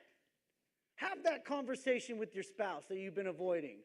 Sit down with those kids and look them in the eyes and tell them you love them. Like, get rid of the trash in your business that you've been holding on to, because you're already paying a price. Some of you guys love the price of pain more than the price you're willing to pay for pleasure. I know this at a very deep level. I'm the king of self-sabotage. But thanks to guys like Chris Breen and Colin Talley, who you're going to hear from, and Amy Breen, like I've been in rooms like this for a very long time. And when Chris says we've bled, we've sweat, we've cried, he's not lying. That tattoo on his forearm that he's talking about is 3 crosses. I can tell you exactly where they are. And there was a moment I shared with him that like I let go of so much pain and so much trauma as a result of that tattoo. And I don't have the time to go into that. But like the bond that we share is beyond anything monetary. Like Chris and Amy, they paid me $100,000 last year to have a call with me once a week. Right? They are not just up here talking about these theories, as Chris would say. They're talking about a proven track record. Was it worth it? When you look at Chris's business, going from 10x to $21 million over 5 years, might he have gotten an ROI on what he invested in me, what he invested in Colin Talley, what he invested into the very room where we met each other? But yet some of you guys are like, well, I'm not going to pay to go to an event like NADRA. What kind of value am I going to get there? Therefore, you get whatever you just put out there. Probably very little value. Let me belly up to the bar and have 17 martinis because, I really hate my life. So this will feel good for about 2 hours, and then I'll feel like shit tomorrow, and then I can complete my story that I'm not worth it. And you stay in this vicious cycle and loop. These numbers right here. $500 million, 500 million, 30 million, 500K, negative 1 million, 4 and 1. You guys are entrepreneurs. You guys do bids. Numbers are very important. $500 million, and it's climbing. I don't know what it's at right now, but $500 million is what I've done as an entrepreneur in sales, in the companies that I've directly founded, owned, ran, built, and sold. 30 million was my net worth in 2018 coming into 2019. I stood on a stage just like this. The room was 1,500 people. I'll show you a picture in a moment. And sorry about that. I stood on a stage just like this, and I had just turned down an offer to sell my business for $32 million to a publicly traded company. Got flown out to Manhattan, was on Bloomberg and everything, was going to sell this, and I was like, nope, I'm going bigger. I'm going for 50 million because I had this vision. I knew exactly where I was going to go. What I didn't see was that within a matter of 14 days in 2019, I would go to a negative $1 million net worth. 14 days. U.S. government came in, total witch hunt. I don't think I have to tell y'all that the U.S. government can do whatever they want to whoever they want for whatever they want, whenever they want. And there ain't a damn thing you can do about it. Oh, well, I said, I'll fight them. And I spent $1 million of my own money, a year of my life, and they took everything. My kids' college funds, life insurance accounts, made me take the ring off my wife's finger and get it appraised. And threw that into the till, but I wouldn't let them take it. And I'd like to tell you that I just picked myself up, ate some nails, and shat out a deck. But I didn't. I jammed my head straight in my ass, and I went to a dark place. And I grabbed my friend Tito. He's got a little copper top hat that he wears. And I would go tits up with him, and my self-worth went down with my net worth. But I lost sight of something. And it was a conversation with people like you that I met in a room like this. And he said, man, like, let me ask you a question. Like, can they take your wife? I said, hell no. Can they take your kids? No. Like, can they take the man and the mindset who built it all in the first place? I said, no. Why the fuck are you letting them? And it was like, whew. I snapped out of it. I snapped out of it. And what they grossly underestimated was this $500,000 that I've invested into myself year over year since 2015 in rooms like this, creating what I call relationship equity. People like the Breens, who I could call on at any moment, and Chris will pick up that phone. And we may have a conversation about sitting under an awning in the rain and how to navigate that conversation with our children. We might be sitting there having a conversation about how wonderful our wives are and how we're going to navigate through that. Or we might be saying like, man, Chris, Amy, let me show you what's possible. Like, let me show you guys how you're sitting on something so powerful and how people in your community need to hear your message. They couldn't take that from me. And I'll tell you what, I'm not back to a $30 million net worth, but this is just going to be a little milestone marker along the way to something so much bigger. I'm working on transactions that make that $500 million look small. But I had to become big in order to achieve that. Because that was me in 2015. That was me in 2015, the chubby dude on the right. Look, doesn't even want to make eye contact with himself. That guy was doing $4 million a year, had a very successful company. I built one of the largest solar marketing agencies and home services agencies in the United States. I had some very small customers. You might have heard of them: Sunrun, Tesla, Vivint, Home Advisor, Modernize. That guy was only capable of doing about $3.5, $4 million, right? And I had a wife. I had a daughter, brand new baby daughter. I had a son on the way. And that's when I was like, holy shit. Like, get married, they said. Buy a house, they said. Start a business, they said. Have children, they said. And I wanted to like run away from it all. And so the weight that you were seeing on me was merely the tip of the iceberg of the emotional baggage that I was carrying on the inside. The burden of making payroll, the burden of scaling, the burden of customers calling me, the burden of HR issues, all of it. The burden of my wife saying, like, you're never, like, you're here. You're physically here. I see this flesh thing walking around, but there's no soul there. And then I found what Chris was talking about, this IV. This dose of vitamin me, and realizing that I was the one that created it all. And I stopped blaming other people. I stopped blaming the systems. I stopped blaming everything. I have every reason in the world. You guys could blame COVID. This made COVID looked like a field day. I've never once blamed the government. It was always my responsibility. That was me. That's a 90-day transformation of what Chris is talking about. 90 days. And guess what?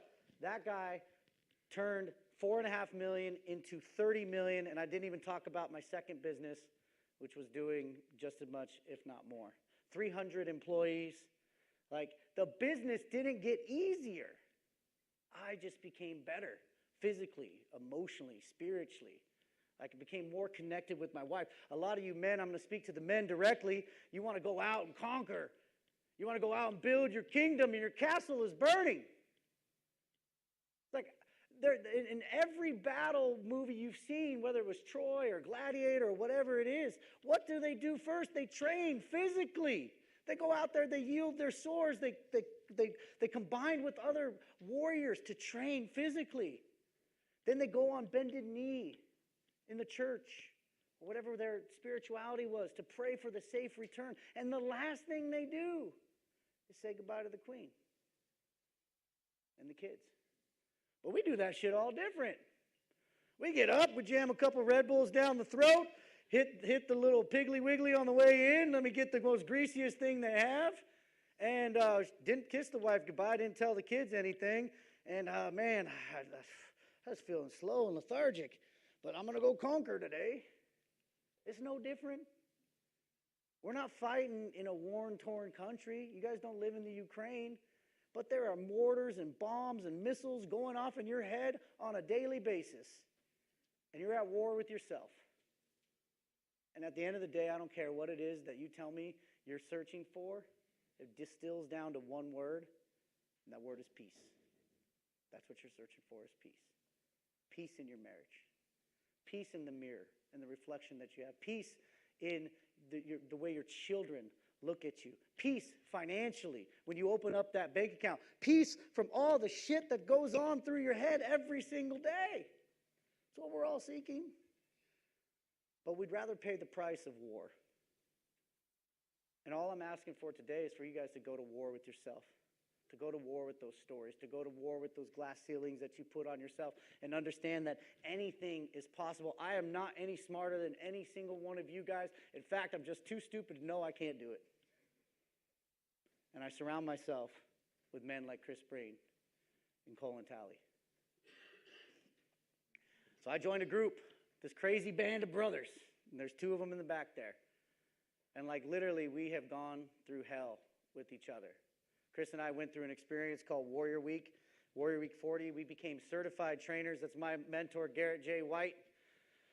And if you guys seen him, he's very loud, he's very in your face, but he preaches and teaches the very message that we're telling you, and the very message that we learned, we lived, and we are now leading in our lives and the other lives of the people that we work with. This gentleman right here, do I have a little thingy bob on here? This gentleman right here, he's going to come into play later. Russ Perry, founder of Design Pickle.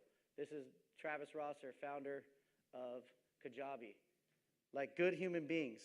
And throughout this mentorship and being in rooms like this and finding fierce accountability, literally stuck at $3.5 million. The very next year went to $7 million. The very next year went to $15 million. The very next year went to $30 million and started another 8-figure business in the process. And oh, by the way, I also started a coaching business that did 7 figures in 6 months. But the guy that was hanging out with Tito, he was just hovering the merry-go-round of insanity around 3 million.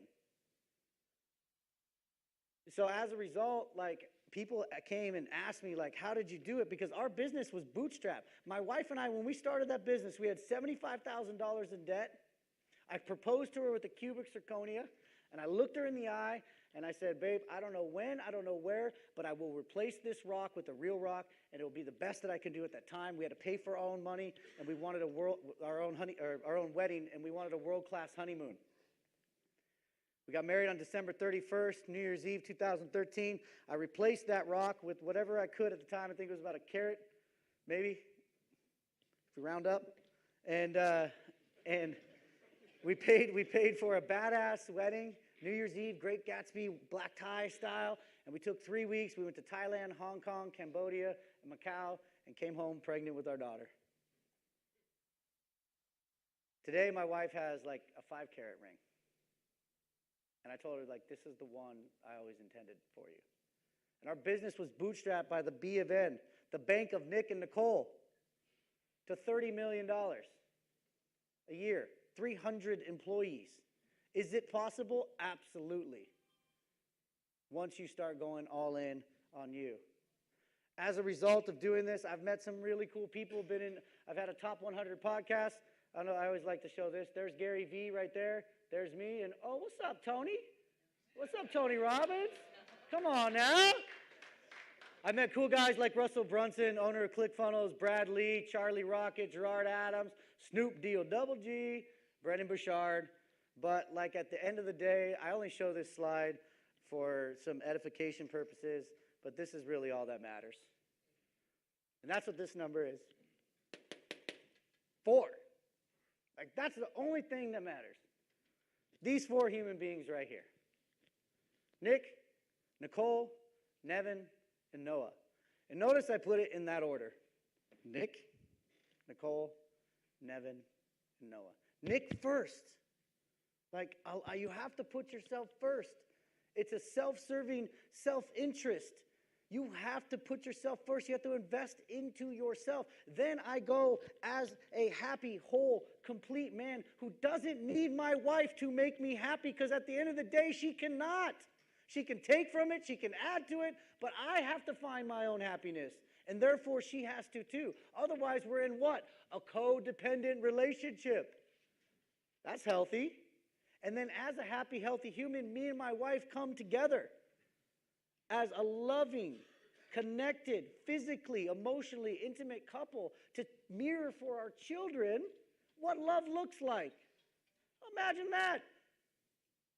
Like men, my men in here, if you have daughters, they're going to marry a version of your ass right now. Yeah. They're going to marry a version of who you are right now. Think about that.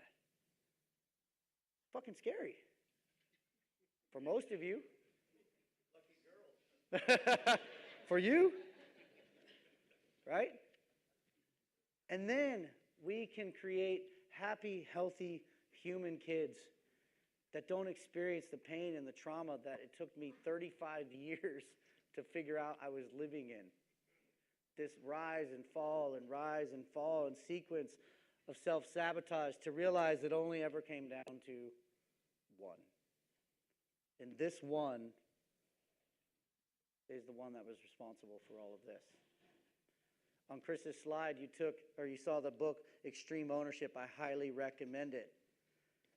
Something I learned about Chris today is I thought Chris was winging it in business when I first met him, but apparently he was wing-dinging it. But a lot of you guys are wing-dinging it right now. And you're just hustling, muscling, like, woo! Hair on fire all day long.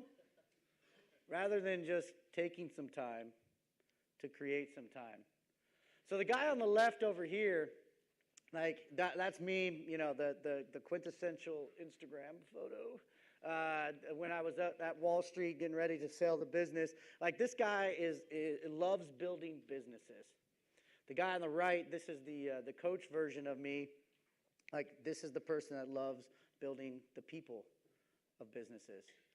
And we found a way, and you're going to hear from Colin Talley in a second, to merge these two worlds, to build both the businessman, woman, and the business plan.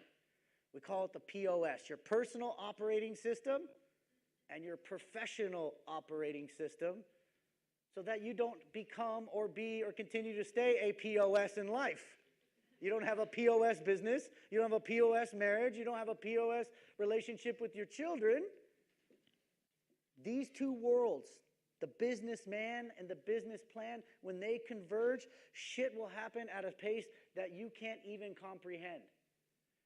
And so, inside this room, every year, coming back, paying money to be a part of groups like this, many, many groups like this, in my industry, in my niche, and meeting people like this, life brought me the Breens and brought me to the Breens life.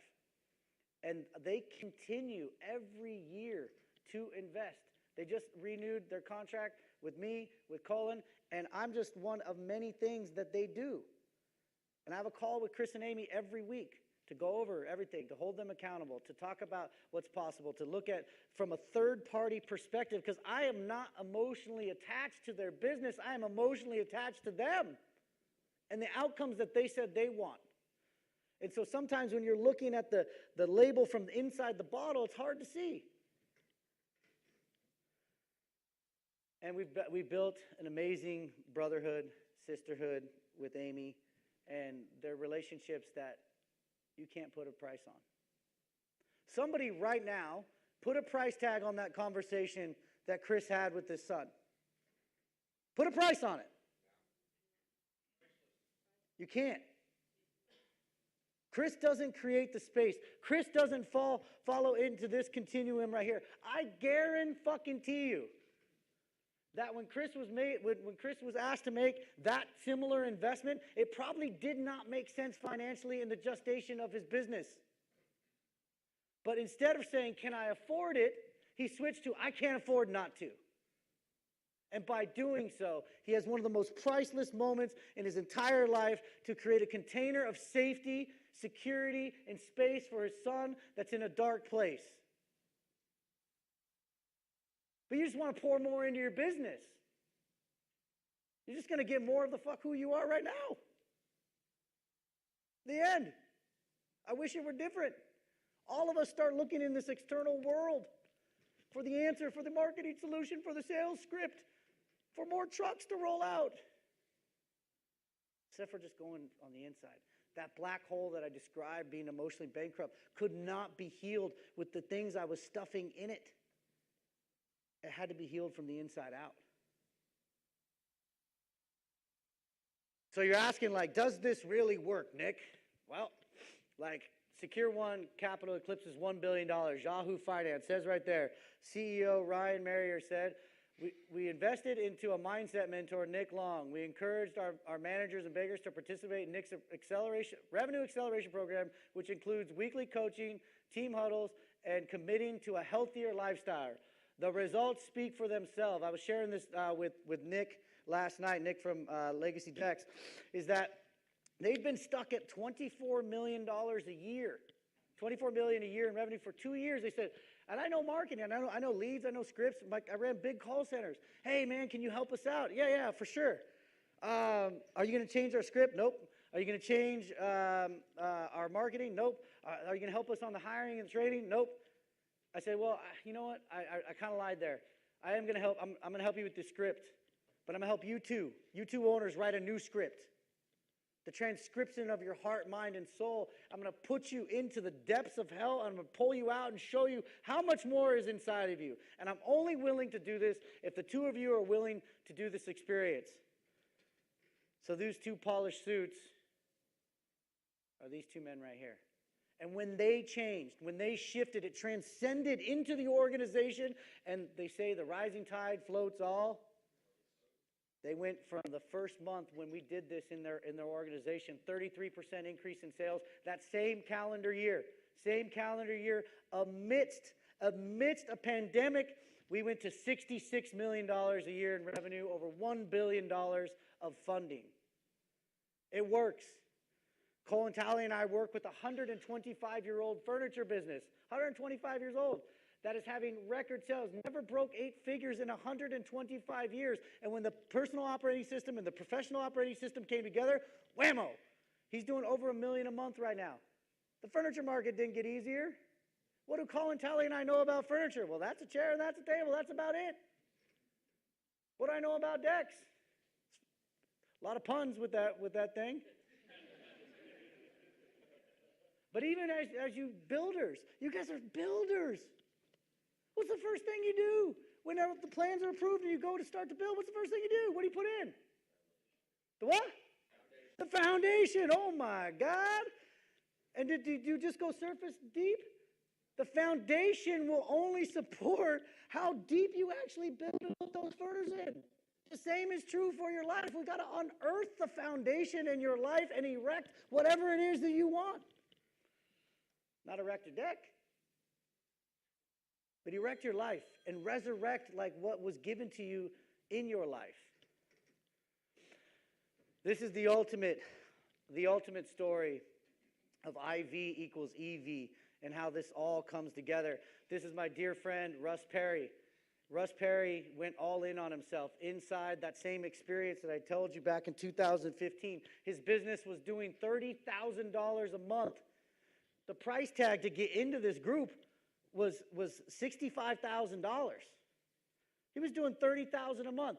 Did he have every reason to say, I can't afford it? It was probably 100% of his net profit for the year.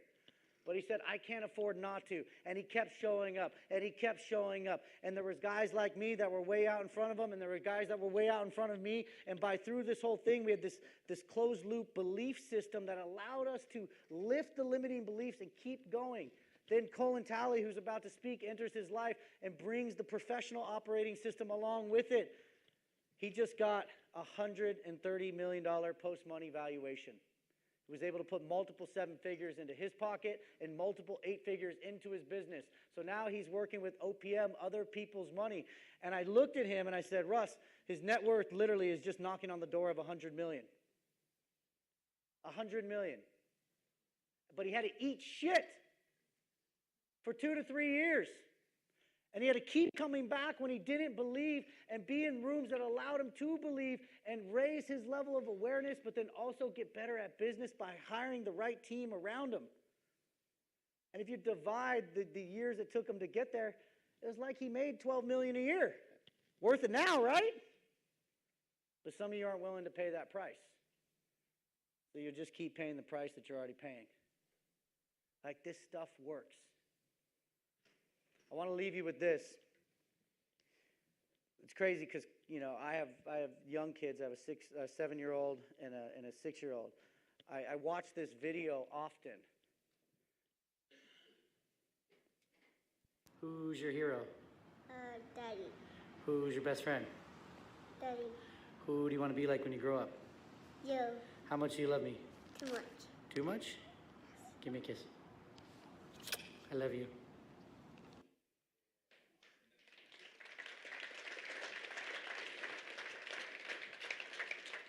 He's 6 years old today. I watched that video and I asked myself, would he say that today? Is he going to say that when he's 16?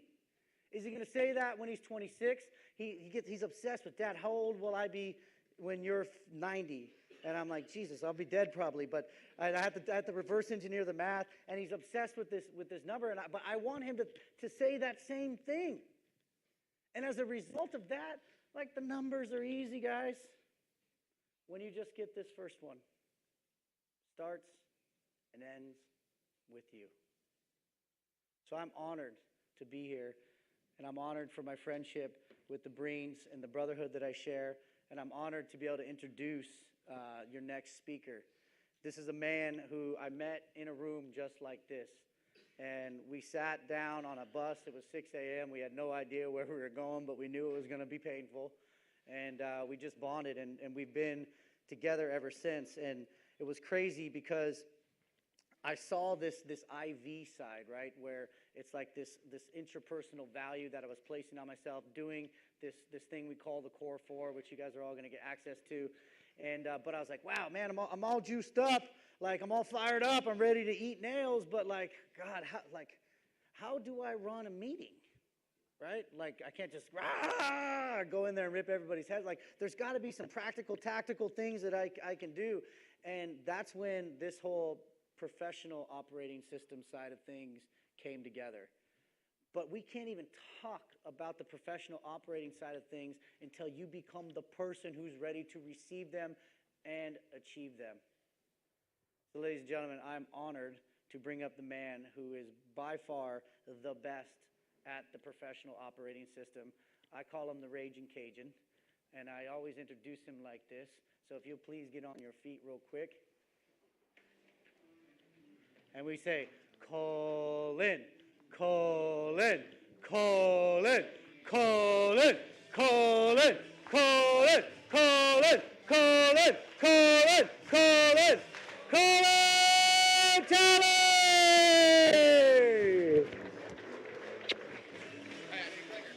Clicker. Hey, Nick, thank you for breaking the ice on the PG-13 version of my presentation, because I was worried about that. I was like, I think I can do PG-13. I know I live in the rated R version most of the time, but I don't think I can get all the way back to Disney PG. So thank you, brother. Appreciate you. Good morning, good morning, good morning. So you're in a different space right now based on what you've heard from Chris and from Nick, and they've opened something up in you. You can feel it and see it in the room. My hope is that we now take it and we bring it down in a way that allows you to see some specific actions you can take, because your brain and your heart is in a new place. And so that's my desire for you. So be looking for those things. If you have a question and you need something, stop me, okay? I want you to get what you need, because other people will get it from you as well. But I'm going to walk through some things and help you think about the business side differently based on the human being you can become based on what we heard this morning, right? So I want the application of that, because they start to feed one another, right? When you see some of the results from the professional operating system and the work that I get to do based on working with entrepreneurs and business owners and their teams that have been through some of this other work as well, it just starts to feed the cycle, and the acceleration moves, and it actually gets easier to do it over time. It's hard at first, right? It's hard at first. It's like starting your business was hard, yes? Was it hard? Difficult? Sure, right? Difficult, not sure what to do. Hard to start a fitness challenge, hard to start a spiritual challenge, hard to do some things to start, but they start to pick up momentum as we move forward. So we kind of covered this a little bit before, and maybe different terminology, but people ask me all the time, well, do I need an operating system? I'm like, I don't know, it depends on what you want. Depends on what you want. So let's get clear about that, right? And so we talk about this job versus a business. The way that we talk about it is, do you need a company operating system? Because many of you have businesses. And the truth is, if I took you out of that business, it would be pretty much worthless. Fair? If we took you out of the business today, may have a few assets and stuff like that, but basically worthless. What we do, what my team does as we work with clients, is turn that business into a company. The company is not dependent upon that owner or owners for it to run and function. That's what you've heard from Chris and Amy, right? They now have a company, because Chris even tried to re-enter, and he calls and he says, bro, we've done some good work, and I don't really have a job. I'm like, that's awesome. And he's having a little bit of identity crisis. I was like, that's great. Well, that gives us opportunity to think differently, because we actually did the thing we wanted to do. So I also want to tell you, as we do this work, you're going to get to some amazing places. They're going to feel a little strange, because you're actually going to get to the thing that you kind of didn't believe was actually going to happen. And then when it happens, we're going to have to create a new identity in the process. So we're going to spend a little time this morning talking about you, your problem, which is you, right? We've kind of identified that already a little bit. We're going to talk about structure. What is the right structure for you going forward? I'm going to need you to let go of some things about the way that you do it today, so that we can drive accountability that allows you to delegate. Who would like to be able to delegate? Raise your hand. Okay. Who in here is currently really delegating in their business? Less hands, right? So we'll do that. Next, we're going to talk about building an all-in culture. What does that mean? Culture is a nice word. We talk about it a lot, but what does that practically mean in our business? So that we're clear on our vision, we can translate that into a strategy, and then we can execute. Those are the three areas that I and my team focus on: getting clear on the vision, building a bridge of strategy, and then executing. Usually teams do one of these, maybe two, but never all three. And when we're missing one, it's a big gap. And last is following this proven process, this idea of a personal operating system meeting the professional operating system that literally, as you saw with Chris's slides, that's not slideware, that's not just marketing, it's real actual numbers. You can see the P&L statements that show a 10x difference in what happens, and they are ultimately the live case study that's proven. So, just want to let you hear from a few folks, so it's not just Cullen up here talking about some of the results that have been possible and the things that people faced.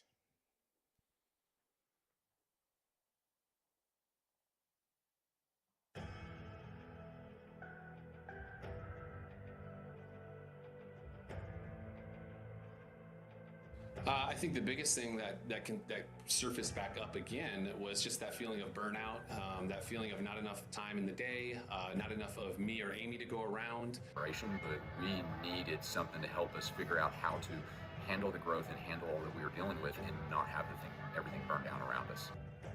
The growth we've seen is humbling. It's insane. Feel like we were always having to go back and cover the same ground again and never really get anywhere.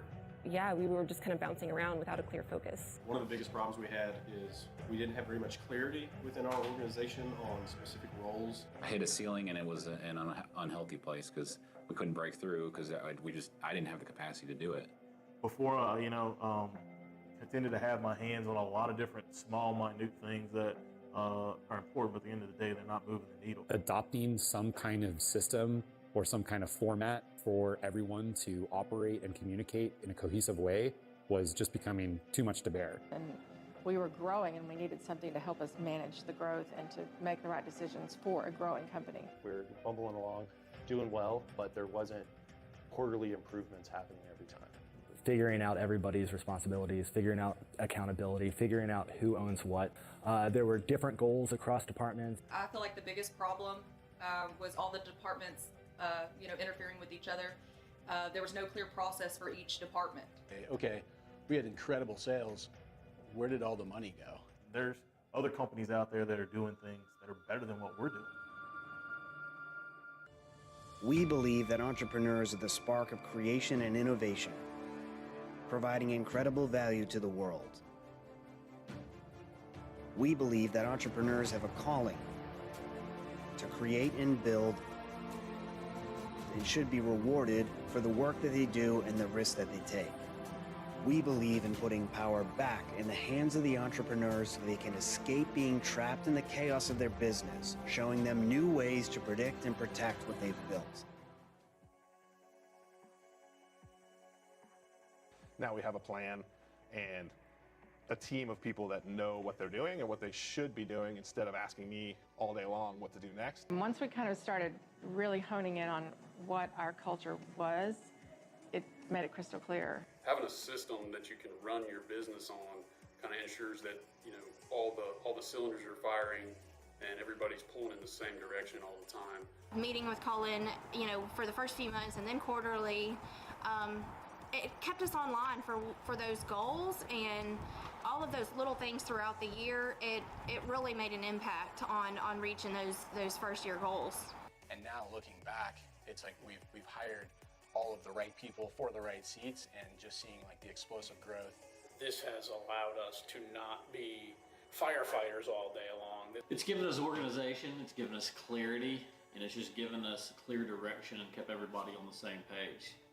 Oh gosh, it's changed. It's completely changed what I felt was possible. Really, looking back, kind of our vision from two and a half years ago was really small compared to what it is now. But I'm getting way more done because I can make a bigger impact because I'm focusing on what I should be and not all the little fringe stuff. The operating system has 100% taught me how to manage my time and manage people.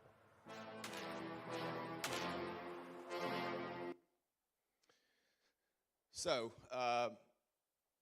let me just say this. The work that Chris and Amy and I and the team have done has really absorbed this. You're going to find out more about that from an academy standpoint and really customize that for the work that we do. So just like Nick said, you can't buy from me today. I'm here to share with you what we do and how we've worked and why that applies to your business. So look, I've got a background, having worked with thousands of businesses. We've had a number of exits. I'm not going to spend as much time there, but I was a client of this first. I didn't just read some cool books and say, oh, that sounds like a lot of fun, and I've made some money, and so now I can go do this. I literally was running a business that was growing at a scale that was really starting to eat into all the things that Nick and Chris had talked about that we had worked on to create across our connection spiritually, our physical body, our family, our business, and I could see it eroding away. And so all of a sudden I got introduced to this idea of implementing an operating system for the business, and we were able to double the size of that business the next year, spit off 40% net in the process, but we made some very clear choices, including closing 3 profitable divisions so we could focus on the other 4, because some of you are doing too much, and you don't know how to say no, yes? Okay. So the problems that we solve with this and the work that we've done and the work that I've done with Chris and Amy to get to this place is we're typically dealing with organizations that are having some level of unruly, unmanageable, kind of chaotic growth. You're not in trouble. Congratulations, you're in this room. That means you're doing something right, yes? So own that for where you are. That literally shows up a couple of different ways. It can show up as revenue and profit. It can show up in the people challenges as far as chaotic growth. It can show up in the products and services you're offering, trying to do too much. The other thing we see is that you have no strategic plan. You have a vision, this thing kind of floating up here that gets you real excited. It's why people join you. You do a bunch of shit. In the middle, there is nothing. There's an abyss of no strategy. There is no plan. It is the game of whack-a-mole. Who's been to Chuck E. Cheese with their kids? Who's got the mallets? Who needed a third arm by the thing that time that started going? That is your day every day. As you heard from one of my guys over here, the firefighter, right? As Chris talked about at one point, the chief problem-solving officer, right? So we get into that. And the last, obviously, that we deal with is the problems around the people component, which has just been exacerbated more recently. How do we recruit well? How do we drive accountability? What does that even mean, right? How do I do that in a way that's not micromanaging?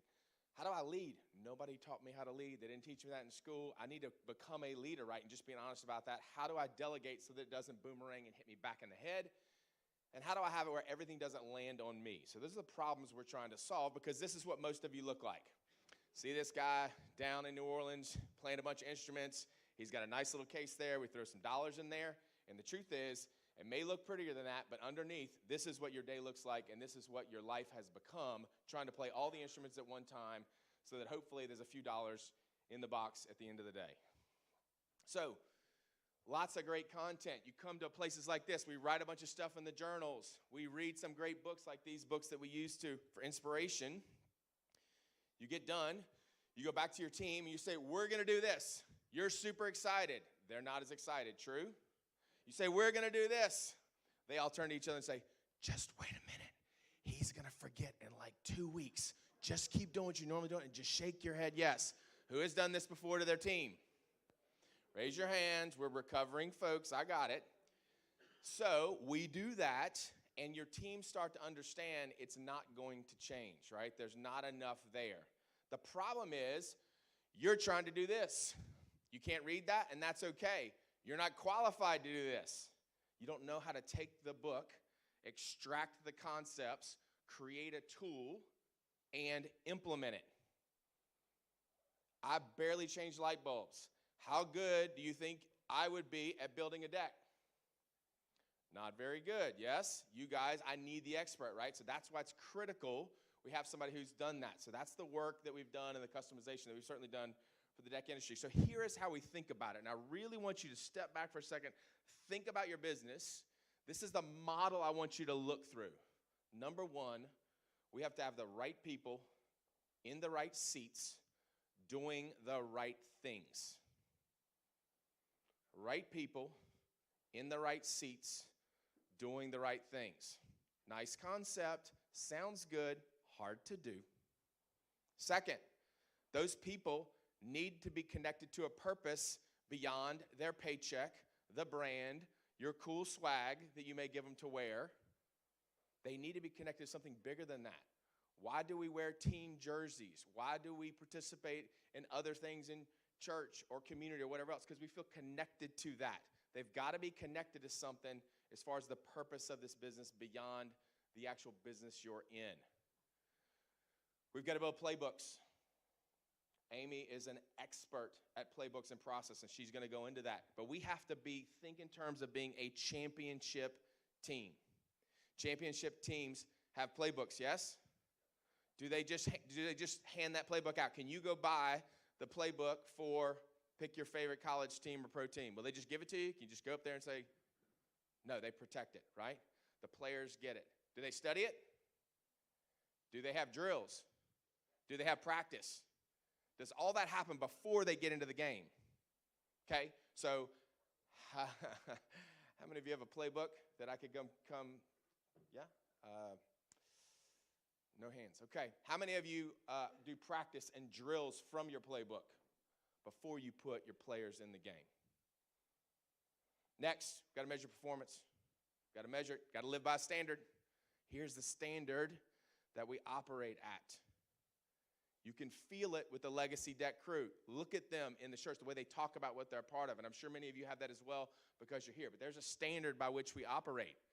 Doesn't mean you're a bad person or you're worthless if you can't hit the standard. Just doesn't mean you can't work here. Okay? So we have to understand what our standard is. We have to measure that performance. We got to coach our people in the process. If we do all that, profits come. Profits come, valuation comes, and then you get to have Nick Long conversations, right? So people first, connected to purpose, running plays like a championship team, measuring performance, drive profits, and valuation. Congratulations. I don't know if you know this or not, but you are all actually mountain climbers. When you chose the entrepreneurial journey, this is what it looks like. They may not have told you that, but this is it. The other thing I'd say is if you're in this room, once again, congratulations. You're actually already on your way. You're already on your way. And now there's a process by which you continue to make that progress. You heard Nick talk about this weekly process, our monthly process, our quarterly process that moves you through on your way and on your path as you head forward. So let's dive in a little bit further as we move into this. So in the people section, that right people, right seats all the time, there's a couple things we need to be able to do. We've got to be able to assess talent. We've got to be able to see who our A players are, who our A potential is, who our B and C players are, and see where our time is invested and what our coaching plans are. How much time do you think you invest in a B or C player compared to your A players? More or less? A lot more or a little more? So what happens to the time you're investing in your B and C players that should be going to your A players? What happens to your A players? What do they get? They get ignored. They get ignored. Think about this. They are your A players, and you are spending 2 to 5 to 10 to 100x of time with this one that's yeah. You're not building your A potential, your A players. Shame on you. Get them out. Now, how do I do that? There's tools to do that because right now, emotionally, you're going, oh my God, but they have a family, and I love them, and they've been here 10 years, and that's Uncle Joe's nephew, and yeah, that's true. Here's the thing, and I see it across all the businesses. Your vision is bullshit if you won't make tough people moves. Your vision is bullshit if you won't make tough people moves. I have teams where I'm with them, and we talk about Bill, and then a quarter later we talk about Bill, and a quarter later we talk about Bill, and all of a sudden their revenue and profits, or sometimes their revenue's doing this and profits doing this. That's lots of fun. 2-3 times more business, making the same amount. Yeah, sign me up for that. Then all of a sudden, they finally make the move because they were investing so much time, energy, and resource, and other people start to understand we have a standard by which we operate. We will not tolerate, no matter who it is, that person in that role. We've even had it with some minority owners at times. So, talent assessment first. Second, functional accountability. Who owns what in the business? This requires you to let go of the way you have been operating. When we come in and we have this conversation, it is what is the right and best structure for this organization 3 to 6 months from now? Pretend like you're an investor, a buyer, who's bought the business and wants the asset to perform. Let go of your current role. The reason Chris is not caught in the business, the reason Amy is actually getting to do what she is brought to the planet to do versus a bunch of other things is because we went through this exercise, and it's super fancy. You're about to see in a second how fancy it was when we started. Once we're clear with functional accountability, then we can do process. If you're not clear on your team and what the right structure is and everything, you cannot lay the process component across that Amy's going to talk about. And last, team health. Now, team health isn't just kumbaya, we love each other. It's also what we call healthy conflict. The ability that we have enough trust, respect amongst each other, that we can have conflict as a leadership team with each other, direct, confrontational, not trying to hurt anybody, but because we're looking for the best solution possible. That requires work, investment, and effort. And it's not just the fun stuff. Lots of tools that we've built that we work through. Obviously, Chris and Amy will have to talk some more about some of those kinds of things, but there are actual tools to get this done. So instead of just being a concept, there are tools that get deployed in the experience. So as I said, very fancy process with me. We do lots of fancy things. This was Chris, Amy, and I in a room come up on 3 years ago. Overworked, drastically underpaid, trying to figure out what the future looked like. They had built some great things. You saw the revenue numbers. They were doing good things. There were too many places. You see that these red circles on there? That means there's 6 spots. 3 of the 6 were a significant problem. You know what the significant problem was? Them. They're the red circles.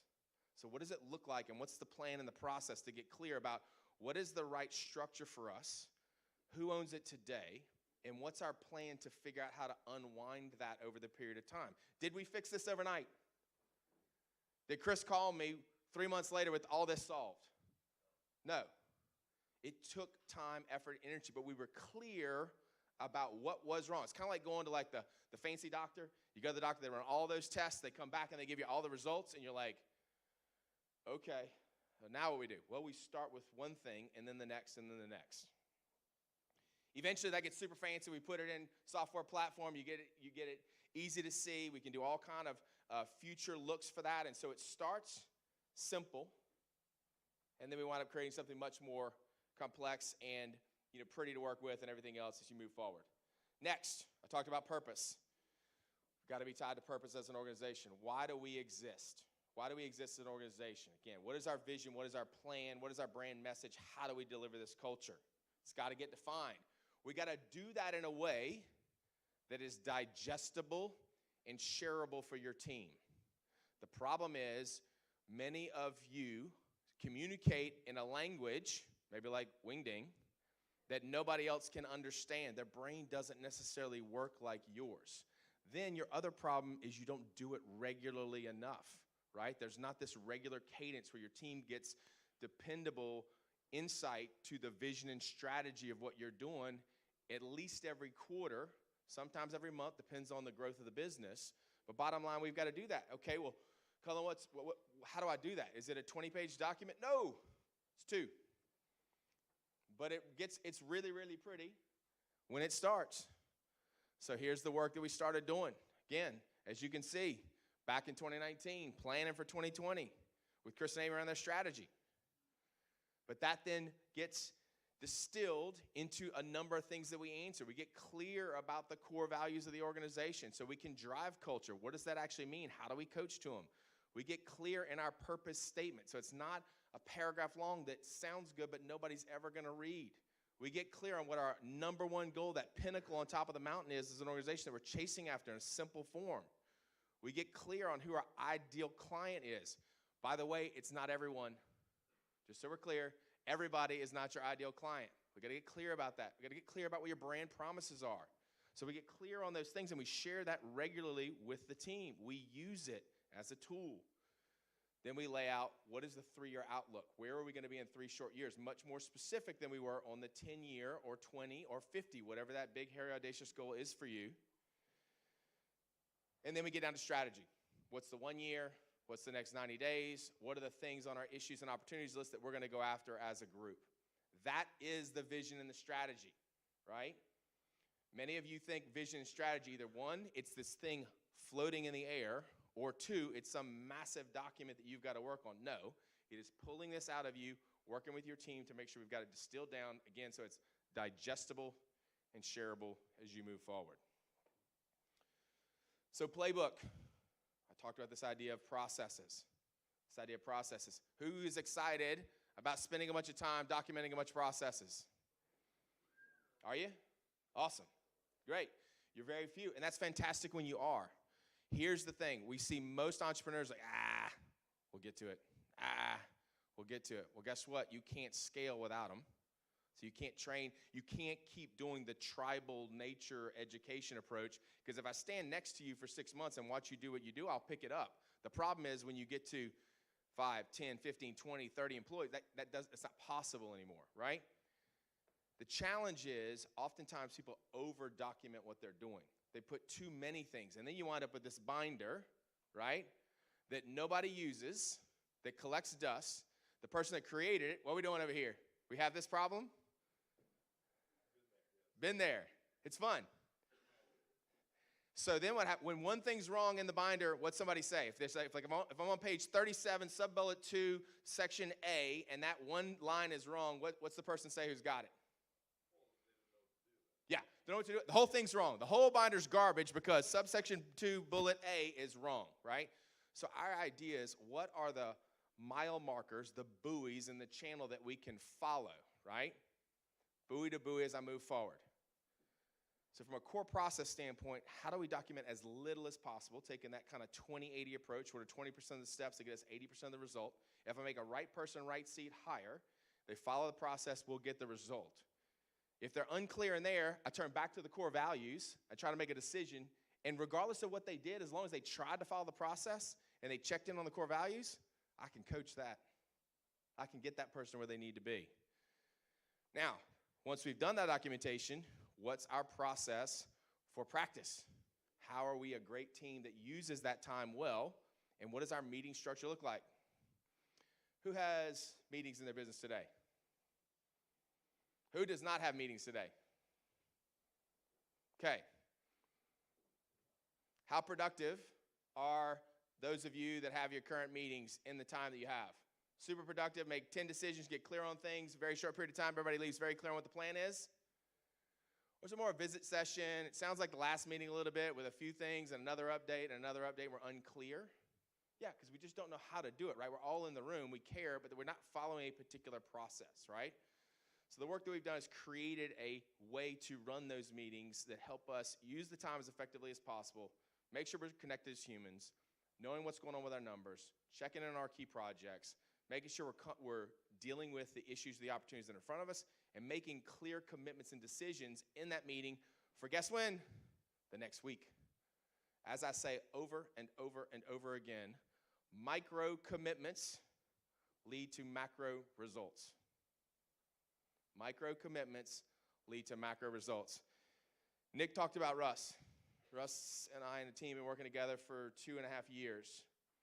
They are what we call to-dos. They're probably 1,000 to-dos in just on the leadership team over that period of time in these weekly meetings. The next thing we talk about is rocks, which are strategic priorities.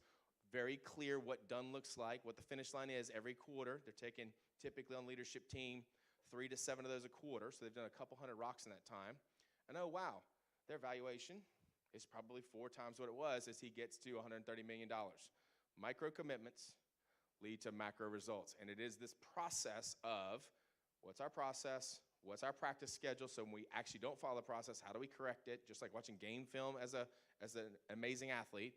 What's our meeting structure, and what are our commitments each quarter?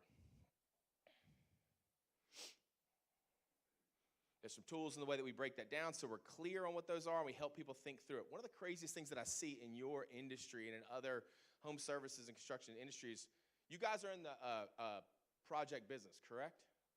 Is that fair? It has kind of a start. You got some materials, some labor, you got to do some shit, and then it gets finished, and so there's like a start and an end, and that's what you guys do, right? I'm not lost on that, correct? Okay, well then we're in your business and there's some other things you need to do, like put in a new piece of software, get a new building, whatever the thing is, but you don't actually create a project plan for those things, yet you're in the project business and you have that skill set, but you don't use it over here when you need to do hiring, buy the software. Anyway, it's just odd to me. So I would just encourage you, since you are in the project business, because sometimes I deal with other people, they're in healthcare or whatever else, they're not in the project business. So I would tell you, you have a particular opportunity to do some things really, really well using the skill set that you've demonstrated to put yourself in this room, okay? So when we get going again, when we make those commitments on a quarterly basis, we're checking in on them every week and we're clear where we are because we have a project plan for whatever those are, and we've got accountability to each other about how we deliver on those and whether they're done or not. Performance. I said we got to measure performance, right? We got to make sure we are winning the week. Do you know how to win the week right now in your business? Do you know what winning the week means? Does your team know how to do that? Or is it just get up and grind every day? Do you know how to win the week? Guess what, guys? It sucks to lose over and over and over again. Anybody ever been on like a really crappy team and lost? Kind of sucks, yeah? Tough. What's it do to you mentally? Yeah. What happens to your desire to become better and work harder? It's just tough, right? There are some unique times when people poke through. Have you set up your company so that your people, and you, quite frankly, know how to win? Or is it just the goalposts keep moving? Because let me tell you, that sucks. One of the key things that we drive, one of the things that Chris and Amy are great at with their team in particular, and you can talk to their team, ask the guys in the red shirts, they know how to celebrate a win. Because guess what? After they're done with that, they're jacked to go do some new stuff. Some of you really suck at winning for yourself, even though you are, which then perpetuates to your team. And honestly, it's just not a lot of fun. So we got to figure out how to win. We got to do that financially. We got to do that with our projects and everything else. So we got to have a scoreboard. When I walk into a ball game, if I hadn't been there for the first quarter, I can look up. I can see the score, who's got the ball, how many timeouts are left, just all kind of stats, right? Very quickly, within a matter of probably 30 seconds, I'm pretty clear the status of the game. We've got to be there for you. Some of you have some of this. Those of you that do tend to focus in one area or another. You love sales, so it's all the sales stuff. You're not looking at ops, finance, HR. Some of you are really good at the ops side, but you're not looking at marketing, sales, finance. So we need to be looking across the business, as many leading edge indicators as we can, and we got to be able to see it very clearly. Green, we won the week. Red, we didn't. And what's the trend over time? How do we navigate that and get clear? This is not simple. This is not easy. The first version of this, every time we go through this exercise, is wrong. But we iterate through it somewhere to 2 to 6 months till we wind up with a scoreboard that makes sense. And then we get to a new place. We got to create a new scoreboard, because guess what? We've gone through this now with, particularly at the last annual with Chris and Amy and the team. It's like they're in a new spot, so we have to actually relook at what metrics we need to care about now, because the ones we were working on a year or two ago are not the ones we need to look at now. So it's an iterative process that we work through. So, as I mentioned, congratulations. This is the choice you made. I don't know if you noticed, but after that first big red dot thing, gets pretty steep, yeah? Gets a little tough. Let me ask you, when you're in that ravine right there, do you think the weather's always this clear as it shows in this picture? Sometimes windy, sometimes cold, sometimes snowing sideways. When you're in that pitch and you're trying to make that climb, can you, if you were on that, would you be able to see over that next peak that it flattens out? So what do you got to do? Keep going. But sometimes we need a Sherpa, we need a guide, we need a coach to help us know where to go, because they've walked the path before. So here's what I would say. 3 short years ago, an amazing couple asked and invited me to help them do some work. They have perfected this process in so many ways, especially for your industry, have been so helpful to me when I step into other related businesses because of the work they do at a level that is hard to describe.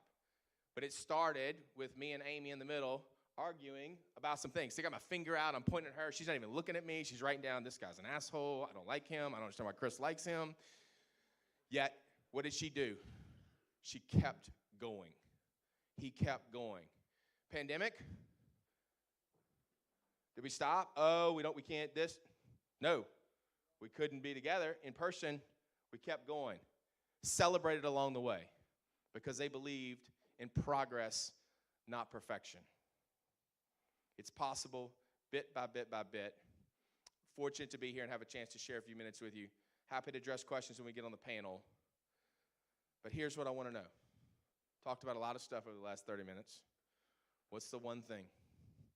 There's one thing that I talked about that you need to go do in your business. Into your journal, into your war map right now. What is the one thing? Write the person's name down, the department down, the metric down, whatever the thing is. There is one thing in your business. If you're going to sit here, get opened up like they opened up and have me step up here and you not come up with the one thing, shame on you.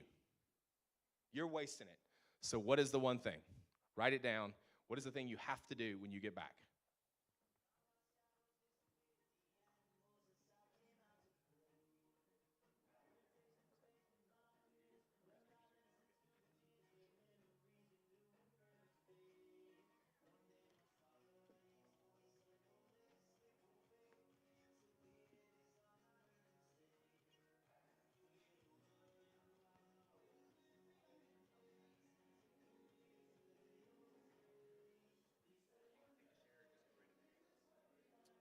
I just know time-wise. Are we good?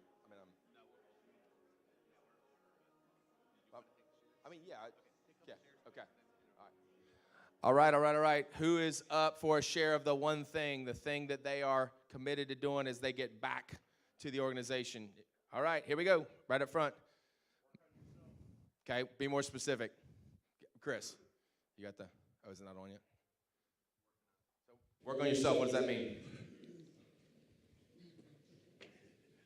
We live now? The three-part process that Chris kind of laid out. Excuse me. Here, I'll take that. So, three-part process, meaning? Meaning to look inside, work on your body, work on your mindset, and look at your business from the outside. Okay, so what are you going to do next week? One specific action item. Micro commitment, macro results. What's the micro commitment you're making to me right now? Work on the mind. Okay, what does that mean? What are you going to do? Come on.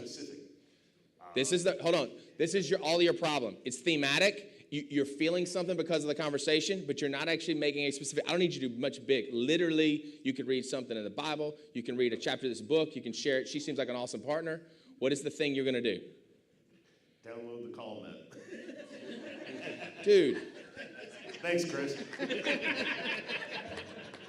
Who's next? All right, we have one in the back. What are we going to do? Who's in the back? Come on, one thing. Oh. We're going to start searching out for people for the right places within our company. Okay, so literally doing an audit. I'm going to audit my current, what the company should look like. I'm going to let go of who's in the current seats. I'm going to think about what the structure should be if I bought this business, and I'm going to start to assess whether my current people check minus, red circle, however you do it, question, yes or no. Yeah. Okay, cool. I know that's exactly what you said, right? Yeah. Perfect. You must be from God because I can't, the light is so bright coming from you. I am constant self-accountability. Okay, what does that mean? Well, before I got in here, I thought I was doing a lot better in life. I didn't realize I haven't made it 60 minutes solid of being my best self. Like right now, it's a big day. Constant self-accountability. Okay. Yeah, that sounds good. I would struggle with that. So I would just encourage you to think of a micro commitment because constant, really, really tough. Self-accountability, hard to define. So love where your heart's at and your soul's at. Don't know that we're going to execute on that really well. Fair. Okay, so would you like to make an actual commitment or we want to stay thematic? Commitment. Okay, what is it? Honesty. About what? Myself. To who? Do you see how hard this Myself, is? yeah. Right? All of you will get in this loop. Guess who else was in this loop? And it took me years to get out of it. Pretty good in a few weeks and a few months, but you're not doing anything wrong. It's just our brain doesn't know how to do it. So again, that's why this matters. Okay, last share. Thanks, man. We got one up front, got one back there. You get it, because you're close. Okay, we'll come to you last. All right. I'm gonna look at my business like an investor. Guess what? It is your number one investment, I guess, unless you got a bunch of other money somewhere else. Yes? Is your primary? Let me ask you a question. Is your primary net worth in this business? Well, I have several businesses. But okay. Yeah. Is it one of the primary ones? Some of them, yeah. Okay. Is it a meaningful amount of your yes. net worth? Okay. They take so a lot of time. it is an investment. You are an investor. Correct. So that mindset is critically important. Yes. And you can step into both investor as well as executive. And those are two different places to live and think. Great. 100%. Thank you. Last one all the way up front. You guys see why I work with Cullen. He helps you get crystal clear. Like we don't realize without that outside input how muckied up what it's our my plan soft really nature that causes it to happen. It's painful. It's painful to spend 8 hours locked in a room with this guy. So I'm just going to go ahead and go through and grade my employees. So I'm going to do it 5 factors: trust, performance, culture, loyalty, and potential, and then give the reasonings behind what that looks like. Great. Fantastic. Love it. Love it. Love it. Love it. And listen, then what I would say is the next step after that is what's the coaching plan for each one, including my A players. Guess what? Great players want to be coached, actually more than anybody else. I had this moment one time. I remember thinking about I grew up a swimmer, Ironman triathlete, all this kind of stuff, and I realized this guy named Bob Bowman. Anybody know who Bob Bowman is? Never heard of him. Anybody heard of Michael Phelps? Yes. Bob Bowman was Michael Phelps' coach. And he just showed me the greatest decorated Olympic athlete needed a coach. And Bob wasn't as good a swimmer as Michael was, but he still needed him. All right, I've had my time. Thank you. So I want to introduce somebody who I love to spar with. This lady is a powerhouse. She is brilliant at what she does. We don't always see eye to eye, but we learn from one another, for sure. Oh, what perfect music. So put your hands together for the queen of process and systems, an amazing entrepreneur and leader, Miss Amy Breen.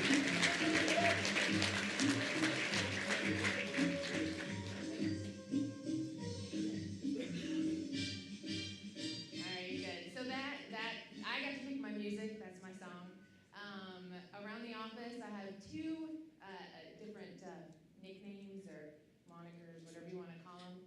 Number one is Mission Impossible. So my team knows if they can't solve something, they can come to me, and usually within 2 minutes after they spent 3 hours, I will fix it.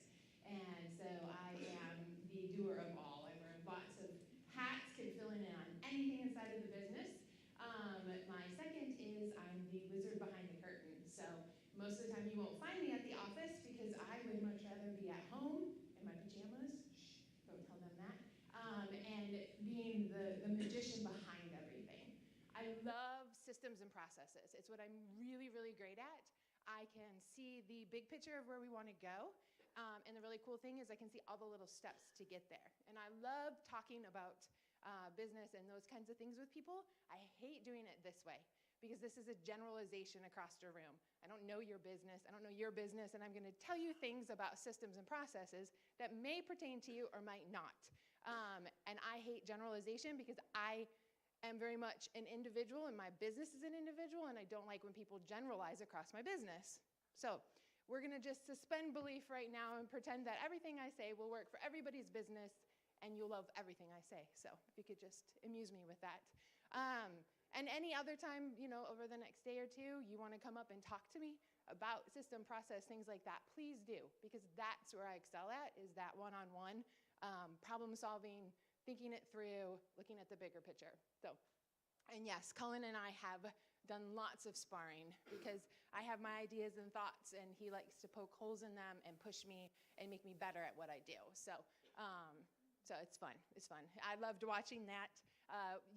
The squirming of it, but it is so true.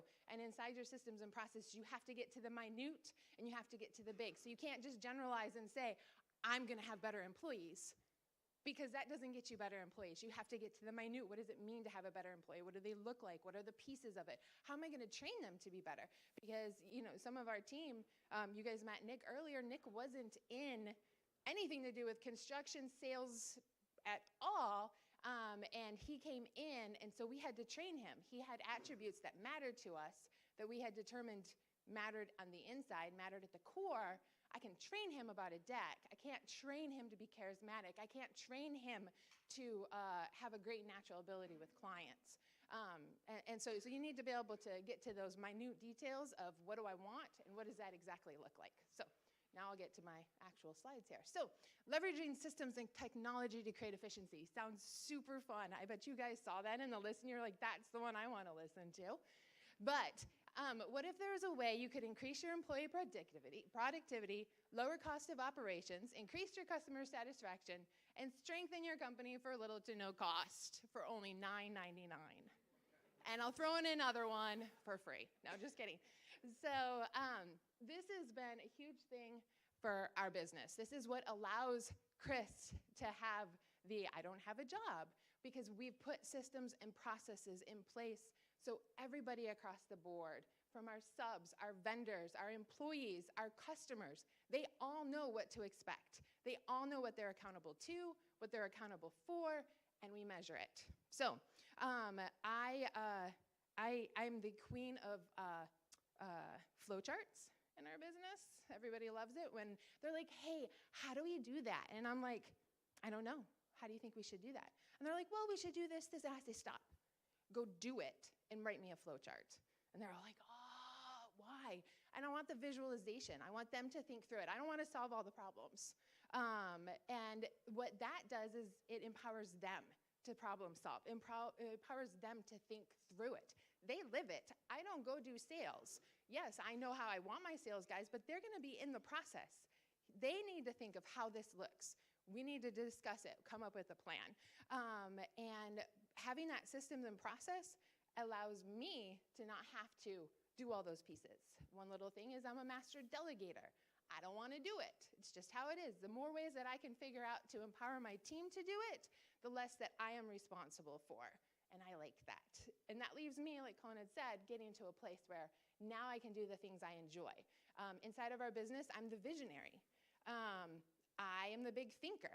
But I was wearing, 12 hats inside of that first experience of writing down, what we need inside of the business, because I can also do lots of pieces. So I have the creativity, but I actually, have the factual side. So I can do those little things, the daily things, and I can do the big things. But for me, I like to do the big things. I like to do the big picture things. So we recently rebranded, and that, you want to talk about being in your element, oh my goodness gracious, I loved it. Most people would have been like, no thank you, I will pass on that. But there's so many little nuances and things and stuff we had to change and processes to do. Okay, sorry, I'll get back on track. But it was very fun for me, and I love that. I love that I got to be able to do that, and that I didn't have to worry about what was going on inside of my business. I could just grab a hold of that and do those changes. So that was a lot of fun for me. So, all right, let's see. So, benefits of a system. If you take these words and flip them backwards, it's going to tell you the problem first. So, a lot of times in business, you don't have communication, whether it be with sales, to marketing, to project management. Oh, that's a fun one. Project managers and sales, you guys, they all get along really great and everybody's happy. No, oh my goodness. We have what we call come to Jesus meetings, and it's usually between production and sales, because sales says something, and production's like, how are we gonna build that? Like, did you think about that? And sales is like, you guys can do it. So we have lots of come to Jesus meetings, but improved connection inside of your team, the opposite of that is they're not connected. Nobody knows what anybody's doing. Nobody knows where anybody's going. Nobody knows what anybody's supposed to be doing. It costs money. Mistakes inside of any position of your business, whether it's sales, production, your crews, your bookkeeper, whatever it may be, that's going to cost you money. Your experience for your customer. I will guarantee if your business is sitting in chaos and you're constantly fighting fires, guess what? Your customers know. They know, because your crew didn't show up, material was late, you built the deck 10 feet too small because nobody communicated at some point that the customer had changed their mind, whatever it may be. Those are all added costs. Again, knowledge would play into nobody knowing what's going on, nobody knowing the fact that it was 10 foot. Engagement. If you're working inside a place of a business that is in chaos, it is not enjoyable. You don't want to be there. It's not a fun place to be. And that's one of the things that is really big for us and for me as an owner. If you as an owner are dreading next Monday because you have to go back into the office, you want to look at that. If you're dreading the people that you're about to go to work with, you need to look at that. Who are you working with? Who are you surrounding yourself for? I'm a business owner. I don't want to live in misery. So I better be surrounding myself with people that I love to hang out with, that I like to be around, and inside of an office that I actually want to go to. Now, I did say I like to be at home in my pajamas, but I do come to the office and I enjoy it. So, and improved decision making. Having systems and processes, if you don't have these, it's very hard to make a decision because you have no clue what's going on. You don't know your numbers, you don't know your metrics, you don't know how much money's coming in, you don't know if you're gonna have enough money next month, you don't know if your salespeople are on track, if you're the salesperson, if you're on track, all of those things. So benefits of the system gives you all of these things. Okay, so now you need to know, how do I know what to automate? How do I even know? Like, where do you start? So I'm very lucky in the fact that that's just the way my brain's wired. My husband's brain is not wired that way. Wonderfully, he has rewired and he is that way now.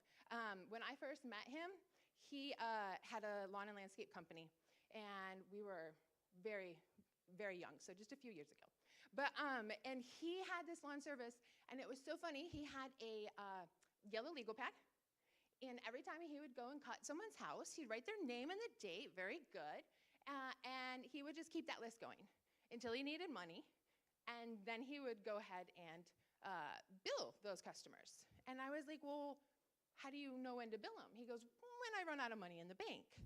And I said, I'm not a business owner. I think I was like 19 at this time. So I was a little cocky, and I was like, I don't think that's how you do things. I think we could probably have a better system for this.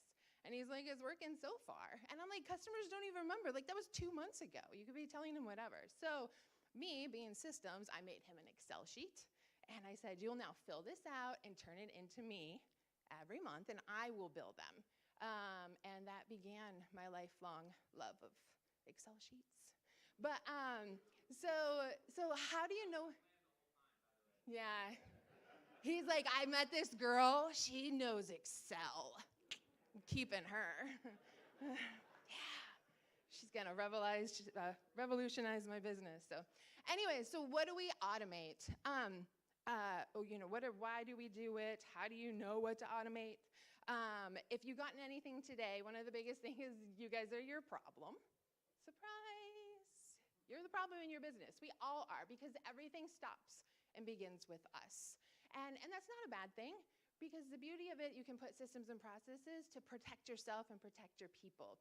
And so one thing that we do, and one thing that I've done, and one thing that Chris has done, is said, what am I not good at? What am I not good at? What do I not like doing? And what do I put off doing? So like proposals, Chris, that was one thing we eventually took off his plate, and he didn't do when we, after we sold our business and got back in business with Legacy Decks. We said, okay, you're not gonna do proposals because you put them off. Like, that's not a great use of your time. No more wingdings. So know what you don't like doing, know what you aren't good at, and what you put off. Start there inside of your company.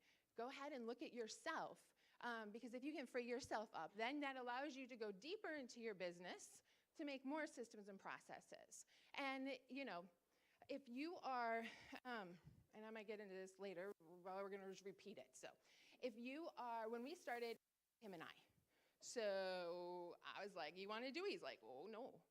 He's like, you wanna do it? I'm like, oh, no. We were like, oh, crap. Neither one of us wanna do that. So think about outsourcing, and we'll talk about that a little bit, but don't be afraid to outsource what you're not good at, you don't like inside of your business, whether it be the financing part, the marketing, even you can, virtual assistants nowadays. Obviously, when we started, there wasn't that such of a thing, but or hiring somebody part-time to come in and literally do the junk you hate to do.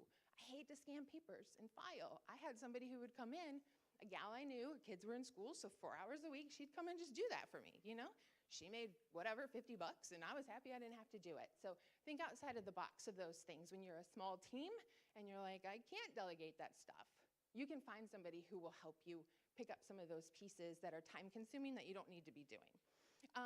Don't just automate with technology, automate your people. That allows them to take ownership inside of what they're doing, knowing how to do it, what to be doing, things of that nature. And what we do is we set them metrics. So they know what they're supposed to be doing inside of the business. They have metrics, KPIs, that they are responsible for. They actually report on it. Everybody has one. And that lets me know inside of their position, like, hey, you're doing good. So for instance, sales, we obviously use sales. So like, I know whether you're doing good or not by where your sales numbers are. And every week they report on it. In production, it's our production revenue. There's 3 on the team, so I think they report on about 4 different items, but one of them being revenue, and one of them being how many work orders we have for warranty, and then also backlog, where we are on our clock, timeline for building, and then also inside of our permitting, because that's one that we go, were you supposed to pull the permit? Oh, I thought you were gonna pull the permit. So we have that, it's got assigned, there's a person who does it, she's accountable to it, and so we know she's on track. The next thing is, with that, you know where you're being efficient or inefficient. If you're constantly not hitting your numbers, you're inefficient in that. So now we take a look at that. We can go deeper inside of it. And then what I was talking about, just kind of the outsourcing. Who can you hire? So who can you bring in? Who can you outsource out? And the last has been the really coolest thing to watch inside of this. So I joked about the workflows, but when I do a new hire, we do the rule, whatever, the rule is 80-20. So you want to go ahead and create process for about 80% of this stuff. 20% of this stuff don't, because it's just overkill. You don't need to know how to dot the I, cross the T, like all the way through. So when I have a new hire, they go through their little section of on my workflows, or I may have a video series, and they do the workflow and then they fix the workflow. So if anything's changed, remember we were talking about that manual and then everything's out, well, every time there's a hire, they go through and I put them to work to fix the flow.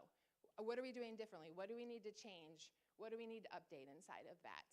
And that's huge benefit for them because they live it, see it, write it, do it, and it allows them to internalize it a lot more, and it keeps everything up to date for me. And as I'm training them, if I find like, oh, hey, I don't have this written down anywhere about how we're supposed to do this, I tell them, figure it out, let's write it out, let's make it, let's do it now. So the next thing on the if you can build it, I have one of our guys is here, Cody, but then I also have Alyssa. And you want to talk about some mad Excel skills. So Cody came in, and he's our superintendent, and we had no way we were tracking inventory. Now, we just keep inventory for things that we use on every job, so that way we're not always having to order it, not for our decking. But Cody's like, I got to figure out a way to do this. Like, there's got to be an easier way that I can just order 5 boxes of screws, and then we'll cost them to jobs later. Because if you're not costing it to a job, you're not knowing what a job is actually costing you, whether you're using 5 screws on it or 50 or 100. So definitely be costing, job costing. But he went in and had learned from me of our Excels and our processes, and he went in and created his own and figured it out. And he has this huge inventory thing. I don't even know how he does it because he's smarter than me with it now. But he went in and created it, so now he just puts in what he took for inventory. He sends me an email, tells me what job it was for, what he took, and keeps track of his stock and when he needs to order. So when you build it, when you start that automation, when you do those processes, it's going to encourage your team to do the same thing, to take ownership of their position and figure out how to do it better. Like he does, way better on that. The same thing with my office manager. We have a little tracker for her that we use just internally for calls that come in. And she's like, hey, and she's newer. She's like, hey, I updated it.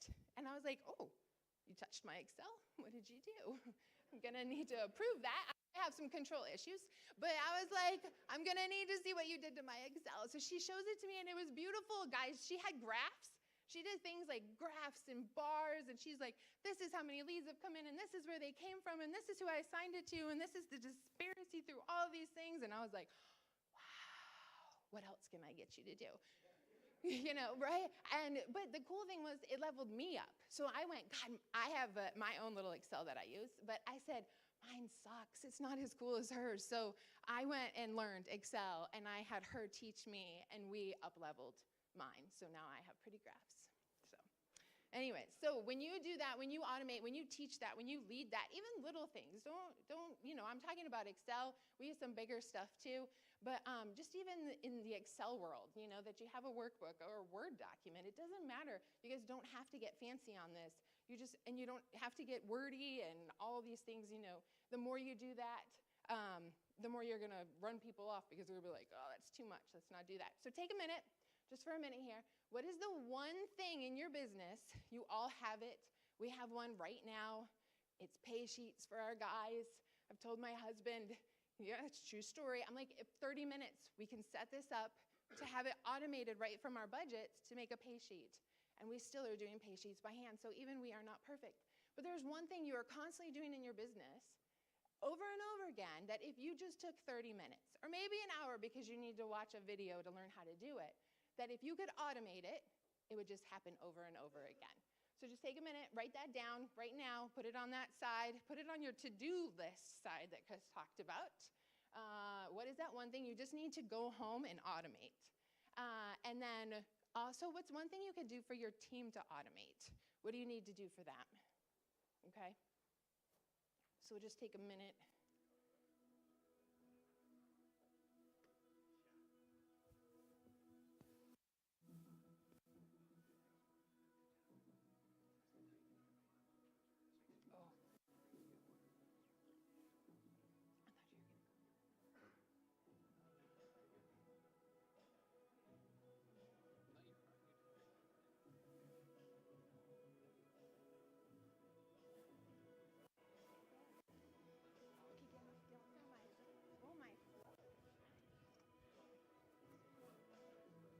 Okay, it shouldn't take too long. So it should be like 3 words there. You're just like, automate this.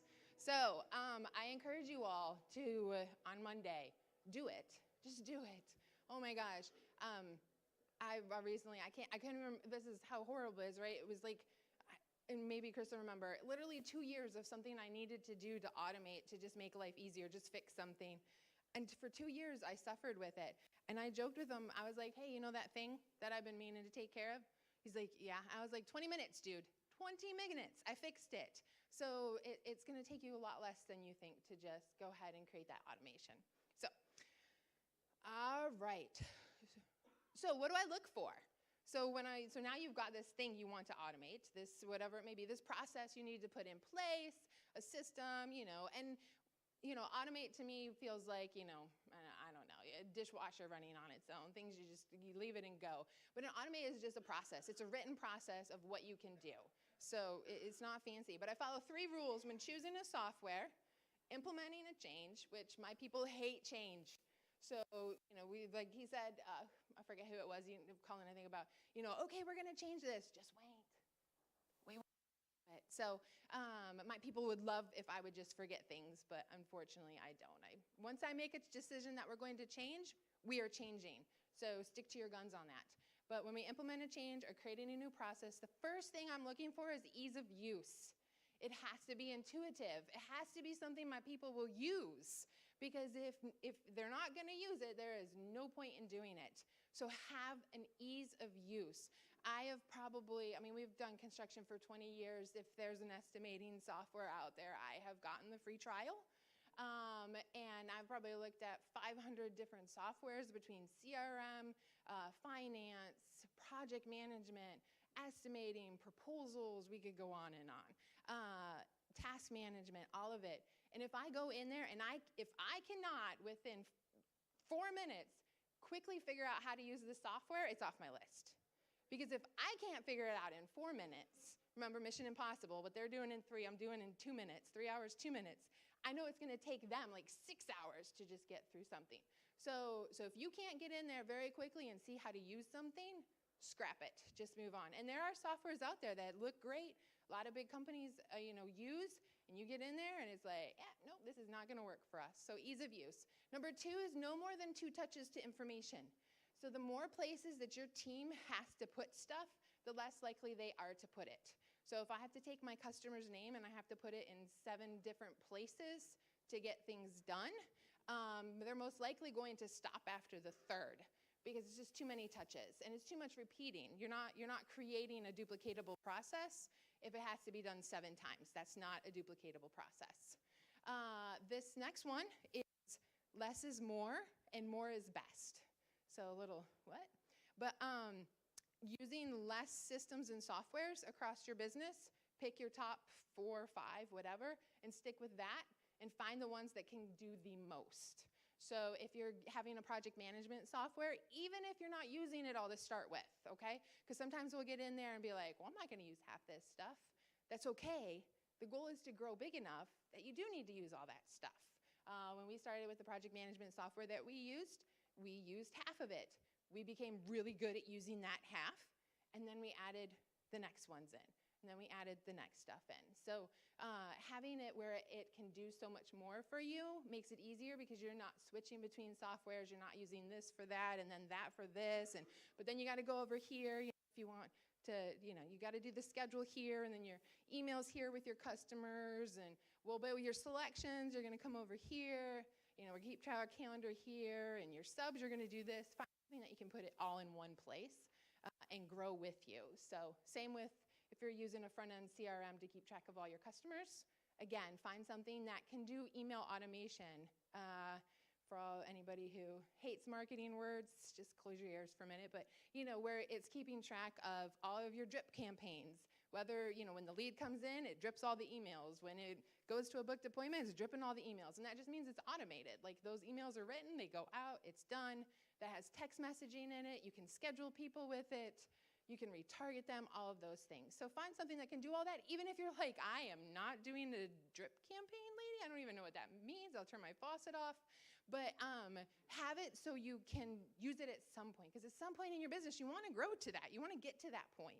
And it may not be you. We use an outsourced marketing company to do all of our campaigns and stuff, but it's in our CRM, and they do it all, so we see it all.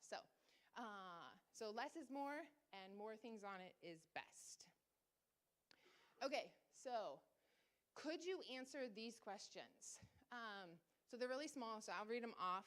And the first one, and the reason why I'm asking these questions, I'll back that up. We talked about decision-making, knowledge, empowering your people. This is why, because I can answer these questions. We have systems, processes, and metrics that allow me to know right here where I'm standing, right at this moment, I could go to my computer, and I can tell you the answers to all of these questions. And they're important questions. You know, things like, how much did you sell last year? Like, that's an important number. What was your revenue for last year? So I got numbers here, you know. So my sales guys last year sold over 3.4 million. My revenue for last year was over 3.5. And yes, I know the profit margin, my net profit margin. I am not sharing that with you. That's my knowledge. What's the average sales price of a job? Right now, we're running at $70,262.15. Down to the 15 cents, I can tell you what my sales guys average between them for their sales. Let's see, the next question is what percent of a dollar goes towards operating? This is huge for us. This was a rule I sat in the very beginning. Our old business, when Chris told you about ProCare, and oh my goodness, the stories, I could tell you all the things what not to do with that one. We don't have time for it today because that one lost so much money all the time. We just ran upside down. Yeah, it was not fun. We learned a lot from that business. That was fun. But when we came into Legacy Dex, and I encourage you all of to do this, I know where every penny of a dollar goes. It's allocated before I sell the job. My operations, my profit, my savings, what I'm gonna spend on marketing, what I spend on my people, every single penny is accounted for. I know where it's going, and I track every single penny. I know what I spent it on, okay? So what percent of a dollar goes towards operating? So our operating costs right now come in at about just a little over 34% of the cost of a job. And 2.5% goes to marketing. So we have a small marketing budget, which is actually, luckily for our marketing company this year, we doubled it from last year because it was 1% last year. We're just not a marketing company, we're a deck builder. We decided this year we needed to become a marketing company, not a deck builder, because we are already amazing at deck building and we suck at marketing. We just do a lot of referral by mouth. I couldn't tell you how I thought it was Google until my marketing person was like, no, you are not ranking anywhere. And I'm like, that's impossible, we get leads. She's like, I don't know. She's like, if we just get you first page on stuff, she's like, you're gonna be like 3 times your business. I said, well, let's get second page then. That's a lot of growth in 1 year. So anyways, you know, if you had to hire a new person in every position of your company, not all at the same time, but every position, could you train them in 2 weeks? So could you get somebody up and running in 2 weeks inside of your business? So it's a great question. Can you do that? For us, yes. Could you do it from a hospital bed? Yes. I used to live in Mexico for about 8 months. My business is completely back end. Everything inside of it is digital. I can run it from anywhere, and I had to. I had to run my office people, my finance, all of that from another country. So make sure you can do that, because that gives you the flexibility to leave for 3 months and you can still be inside of your business. If you're using paper and pens and folders and all of these things, they're at the office, they're at the job site, they're not gonna do you any good if you're, you know, fishing off of a boat in the Keys. How many calls do you have to receive in order to sell a job? How about appointments? How many square feet of decking do your crews average in a day? So if you guys were to take all your crews together, do you know how much they average installing decking? Ours does about 27 square feet a day on average of our crews, which allows me to, oh, I think I missed one. Sorry, how many calls do you have to receive in order to sell a job? So this is an interesting one. So 2 out of 3 calls become an appointment. We know this. 2 out of 10 appointments become a sold job. And in 7.5 calls equal 5 appointments, that equals 1 sold job. So my sales guys, when I hire a sales guy and he says, how much money can I make? I say, well, how many appointments you gonna run? You know, if you run 20 appointments, you'll sell 2 jobs. And this is what you'll make. And we just hired a new sales guy and he was like, well, that was easy, because he wanted to know how much money he could make. And I was like, it's numbers. It's all numbers based. So the last question here, which is a big one, if you're wanting to make more money, how are you going to do that? So if all of you, I encourage you, could you tell me if you wanted to make an extra $1 million next year in revenue, how many crews would you need to add, and how many phone calls would need to come in and for you to do that? For us, since our average job is running at, $70,000, that means I need to sell 14.25 jobs this year to add $1 million in revenue. That means I need 71 appointments, which means I need 107 more calls to come through than it normally would, okay? And my builders' average revenue is about $650,000 they bring in, so I need 1 1/3 crew. So now, when I say, so what does it take to get to $1 million in revenue for you next year, to add that on? And you're like, we're gonna sell more. That's great, but that doesn't tell me anything. I can tell you if I sell more, how many calls I need to come in to make that sale, and how many more deck builders I need to do it, without putting more pressure on my crews who are already at their max for the year. So I encourage you to think about how many of those questions could you answer? And some of you might be like, oh my gosh, 75% of those, I can answer those questions, I can get down to those metrics. And some of you are like, oh crap, I knew the first one, I know what we sold last year, I don't even know how much money came in or what we actually made. And so then how do you feel about that? For those of you who are like, yeah, I can answer a lot of those questions, like that's awesome. Like that's being a business owner. Knowing those numbers and being able to come to those decision making, that's being a business owner. So kudos to you. Those that don't, I have great news for you. Those numbers are there, you're just not pulling them out. So they're not lost, you're just not pulling them, right? You can go back and find them. There's ways to look it up and all that good stuff, but you probably don't want to spend your time doing that. Start now tracking those numbers that matter. Okay, so I'm gonna just finish up with this. Some of the processes we use inside of our business, what we're doing to keep track of it.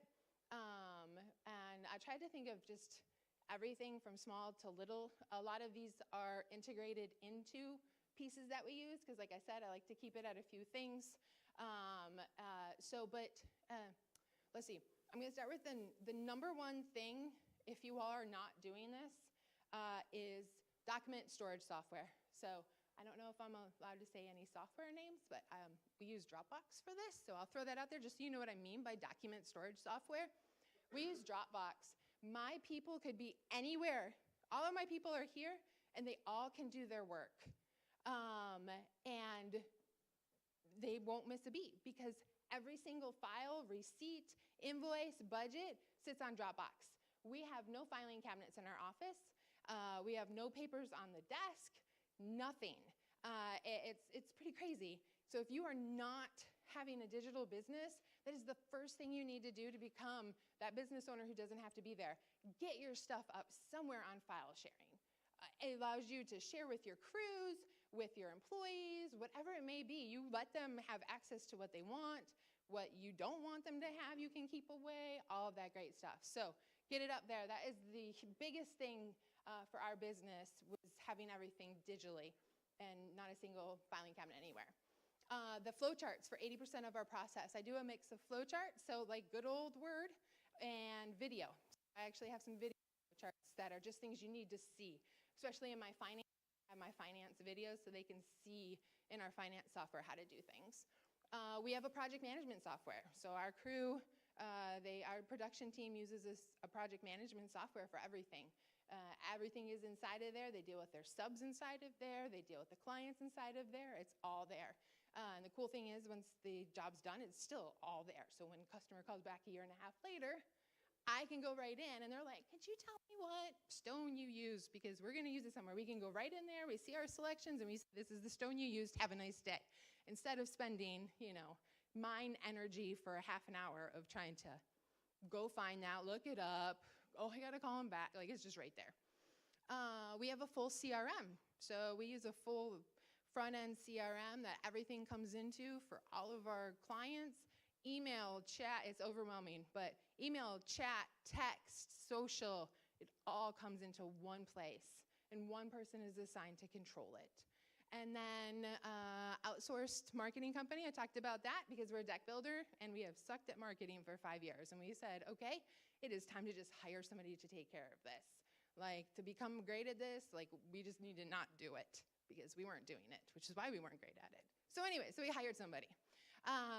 Company-wide metric and goal setting software. You kind of saw that with Cullen. There's a few out there, but where your employees can put those numbers in so you can track them. Like, what matters? When we sat down with our employees, so like all those numbers we were talking about and the ones that we track, we sat down with them and we talked to them about like, what makes sense? What numbers do we need to track inside of here? What do we need to track in sales? What do we need in production?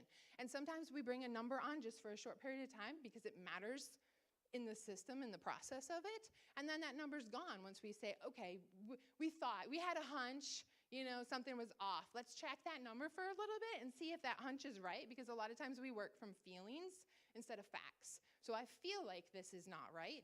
We're gonna actually do a factual, put that number in, follow it. We use digital payments for our clients. Love this. My project manager loves this because he's not chasing checks. We use an ACH, so we barely ever take credit cards. But to just have that show up in your bank account, the customer just goes on and pays, and we preset up their draw schedules from our proposals, so we use a draw schedule system, and those are already set up, so all my project management team has to do is go clink, and then put in the due date, and it sends to the customer. Customer goes on, it pays, it registers that they paid, and it shows up in my bank account. Very important. Like, if you guys aren't using something like that to collect your payments, do it. Because think of the time that you're wasting driving to a job site to pick up a check or get it back, or having one of your guys get it, and then you're like, oh, crap, that's, Bobby we just hired 2 weeks ago is gonna go pick up a $15,000 check. I hope you really trust Bobby. So, anything you can to Bobby's around here, but I just picked that name. So financial software, obviously, most of us probably are using QuickBooks. If you're using Excel, please stop. And don't use Quicken. If you're using Quicken, don't use Quicken. It's not a business software, so that's my only PSA for the day. I know this because I got audited by the IRS using Quicken. Don't do it. Don't, it's bad. We use direct deposit for employees and subcontractors too. We have two. I can't get them to go direct deposit. It's been 3 years, but we'll get them there. The rest, everybody's direct deposit. I don't write a check. There's no Friday pickup at our office. If you show up on a Friday looking for a check from me, well, number one, I won't be there. Number two, there'll be nobody there to sign it. And number three, you're not getting it. So that's just an interruption to our day. That's an interruption to my Friday. And it's the last thing I want to do on the last day of the week is deal with somebody's check. So direct deposit and mail. The next thing is detailed job descriptions. This would be the second thing that I would say to document storage software. Make descriptions for your people. My people know what they're responsible to, and they know I hold them accountable to it. And I can do that because I've told them what they need to do.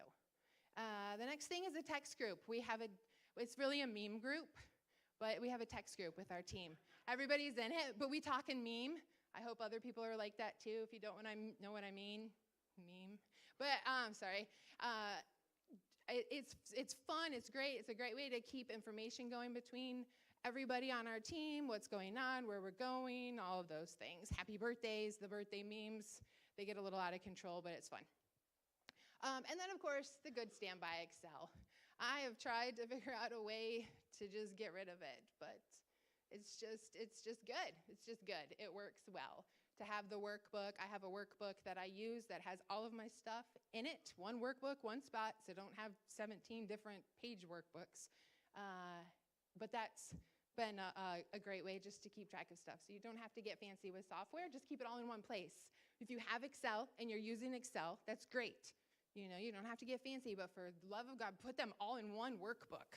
There's tabs at the bottom. Do that. Make your life easier. One place, one spot for whatever you're using. So, and last thing here. So Michael Gerber, obviously, a lot of systems and processes inside of that book. Systems run the business and people run the systems. If you find inside of your business, if people are running the business, it's not pretty. It's chaos. It's nobody knowing what anybody's doing. It's not taking accountability. You find selfishness inside of it because they're not taking ownership. So get systems and have people run those systems. Now it's methodical. You're less mistakes. They know what they're doing. All of that good stuff. So that is it. Ooh, am I on the right slide? Yeah. Okay, so I get the honor and privilege of bringing this guy up. I don't know him very well, so I don't have a lot to say about him. He seems like a good guy from what I've gotten the last couple days. Just kidding. What are you doing? I'm not done. I got the mic. Why are you slow crawling up? Okay, so honestly, you know, I had someone come up and talk about the videos. I seriously have like 4 years now of videos in a Facebook, and my rule is I don't post back. Every so often I'll throw something in there, but it's 100%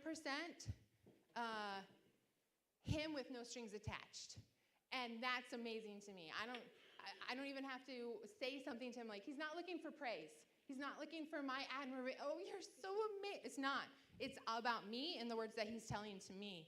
And it has been absolutely imperative to our marriage because I am very much behind the scenes.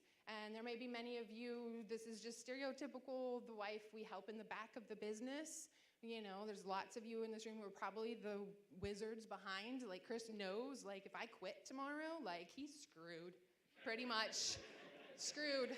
I mean, I'm just being honest, but it's the truth, and there's probably a lot of you men in here just like that.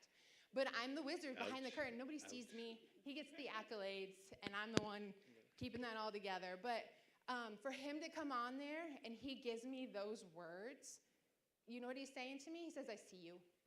Every single one of those that it doesn't matter what they say to me is I see you. I see you, I see you, I see you, I see you. I see all the little things that you're doing. I see all the ways that you give to our family, to the business. Don't make me cry before I come up there. Oh, shush. I thought you were getting mad because it was really about me. He was thinking about me instead of you. But, you know, he's saying, I see you. I see the things you do. I see the things you sacrifice because goodness gracious, men, I'm just going to say it like we sacrifice a lot for you in the construction industry because y'all like to work late. You like to work weekends, and sometimes customers, okay, most of the time customers come before us, which really makes me angry. I'm like, we are not brain surgeons. They will not die. Do not call them back. It's just simple. They will not die. He's done an amazing job this go round. Like I said, back days, we'd have a whole story. We'd need a whole day to unwrap all of that, but of saying no. My family comes first. My kids come first. My wife comes first. Like, this is what matters. And he instills that into the people who work for us. He is an amazing mentor to them. The way that he leads our crew and leads by example is bar none. I mean, just as simply as that. He says what he says, and he lives what he says. And that is so uncommon to see someone who can talk it and walk it. Okay, sorry. But that is that guy right there. So this thing that he's coming to talk on, you can slow walk, This thing that he's coming to talk on, I went kicking and screaming because I'm financed, don't touch my money. And now we have money in the bank, and there's money in savings, and there's money in our charity account, and it's all because of this man. So next up. Thank you. You're welcome. Wasn't she awesome? No, I'm good. I should be good. I definitely married up. And definitely the secret, like the X factor to what we do. So, all right, so here's the thing, guys. Has everybody been getting a lot of value out of this? Has it been good to different speakers? You took away something? Yes? No? Can I? Yeah? No? Okay.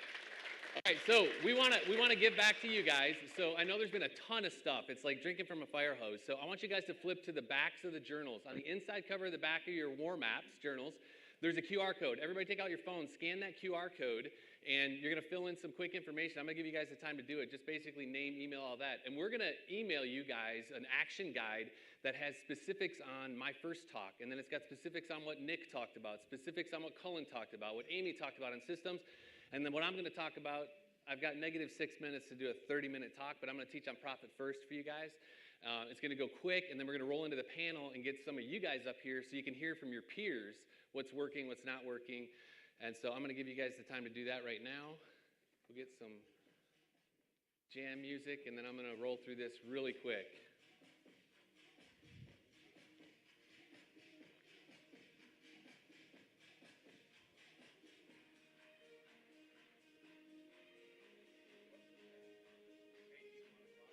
What? Yeah. What time is it? 20 minutes.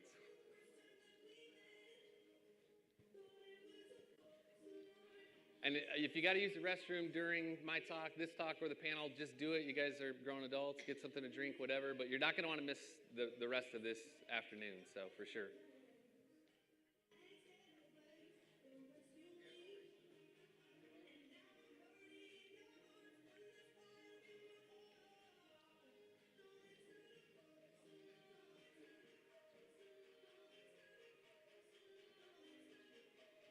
And the journals are yours, so if it doesn't work now, too many people sucking up all the internet, just, know that you have access to that, and you can go check it out whenever.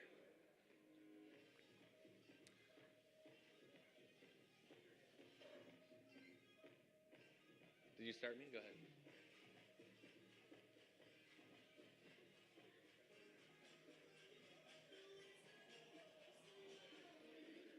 Guess I should have gone to the bathroom. I'm going to be up here for the next hour and a half.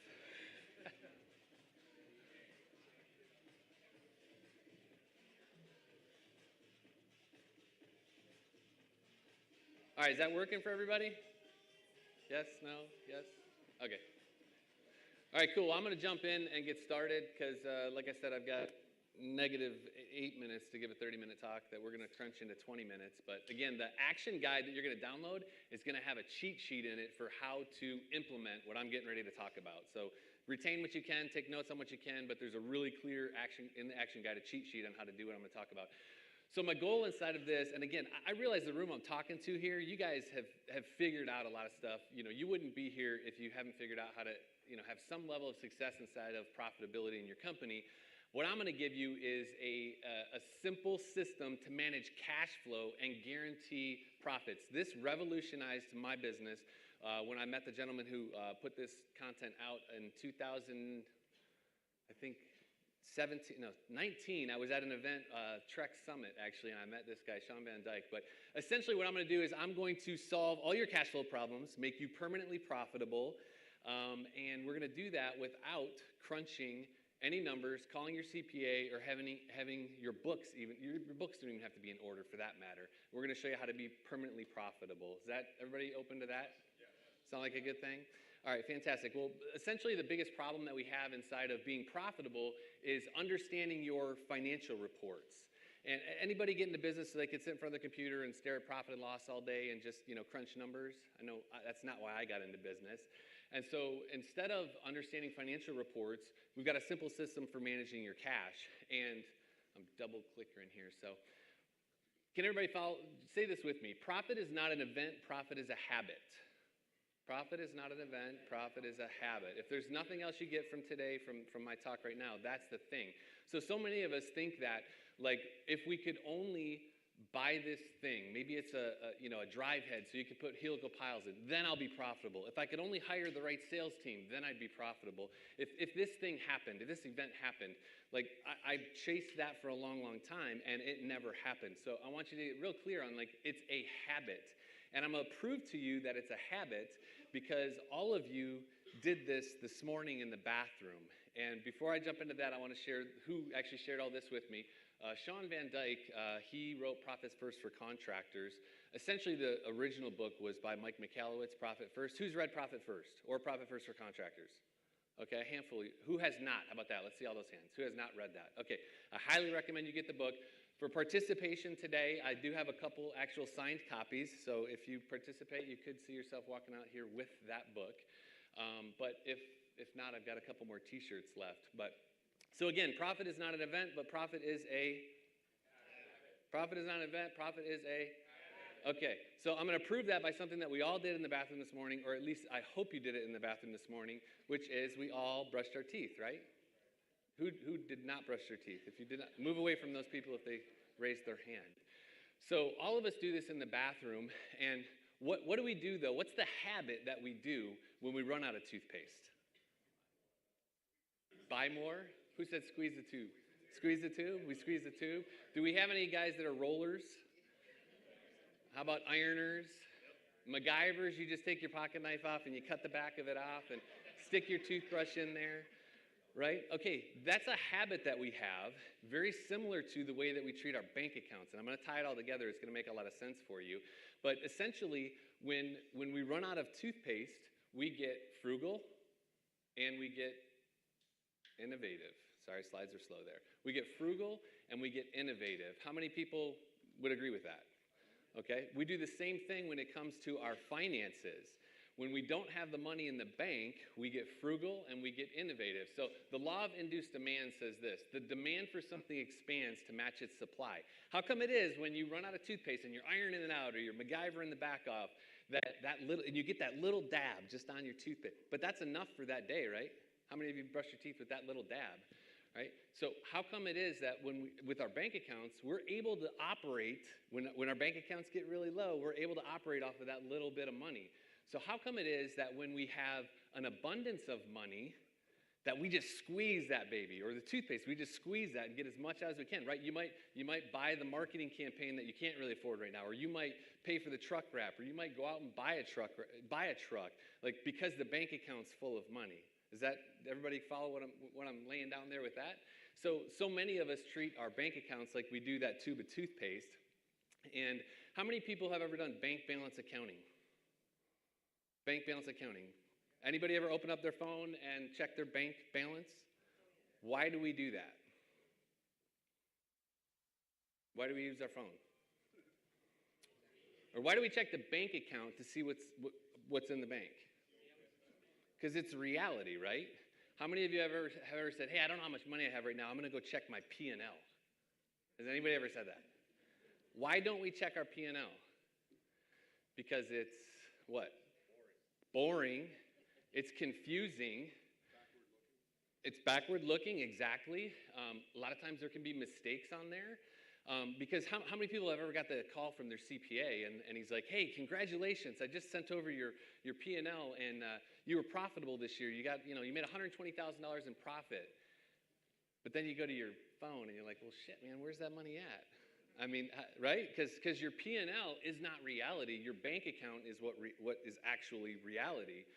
And so that's why we use bank balance accounting, is because it's like that's what's really there. Okay, so the old way of managing our money, because that's what we're talking about today, is this idea of GAAP. You can't read it there, but it's generally accepted accounting practices, which essentially was how I ran my business. It was like, if I just made enough sales, used the money that I had to pay my expenses, anything that was left over was profit. Like that's traditionally what an accountant's going to tell you, is like, that's what's profit.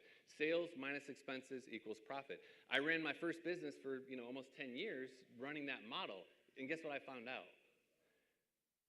It sucks, yeah. The expenses always eat up all the profit. There's literally never anything there because you find something to spend the money on. Okay, so, let's see where we're going from there. Okay, next thing is the whole concept of what we're going to talk about today, which is sales minus profit equals expenses.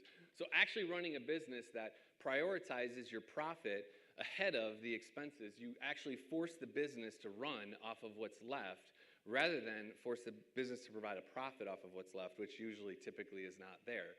So we're going to replace a bad habit, GAAP accounting, with a good habit, which is this idea of sales minus profit equals expenses. I'm getting a lot of blank stares out there, so it's going to make sense here, I promise.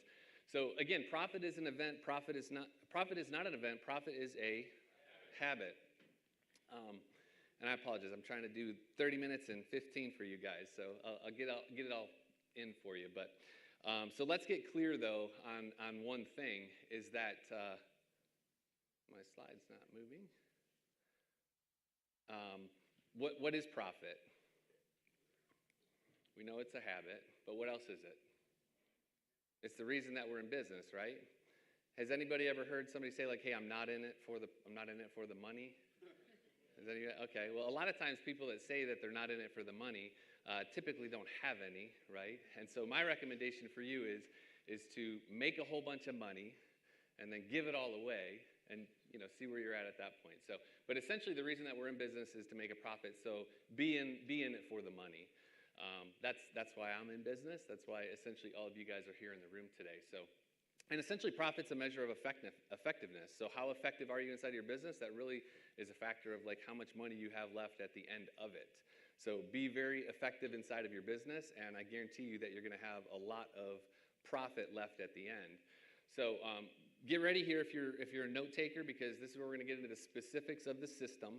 All that was just kind of build up to like, hey, this is a cool thing, but now we're going to get into the specifics. So get your journals out, and so here's what we're going to do. Here's where we're going. I'm going to cover what you do inside of Profit First one time, every day, every 10th and 25th, every quarter, and every year. I know that sounds super exciting, but I promise it is very exciting, actually. So the first thing that we're going to do, which is one time, is we're going to set up our foundational accounts. So if you've ever read Profit First, you would understand this, but the 5 foundational accounts that we're going to set up are our income account. So essentially our income account is a pass-through account. So every dollar that comes into my business, whenever my guys collect a check, every dollar goes into this income account. The income account is a pass-through account that's going to be distributed to each of my additional accounts. It'll make sense here. The second account that we're going to set up is our profit account. Again, because in the order of sequence of importance, the most important thing inside of our business is that we're profitable. So we're going to get in the habit of making a profit. To do that, we've got to have an account set up to put that profit into. The next account that we're going to set up is our tax account, because at the end of the year, if you make a profit, you have to pay the man, right? So we've got to have a tax account. How many have ever gotten their call from the CPA and you owe taxes and you don't have the money in an account anywhere? So you're taking it from that one main account that you have, which has probably got expense money to pay for a job, and then you just are constantly having to backfill that up. And again, I understand a lot of you guys have already figured this out, and that's not the story for you, but just be open to the possibility that if you had an actual tax account set up, I know for me, the first time that I got the call from my CPA, actually Amy probably told me what the number was, but it was $28,000 we owe in taxes. To be able to go to my tax account that's got $34,000 in it and just be, all right, cool, write the check.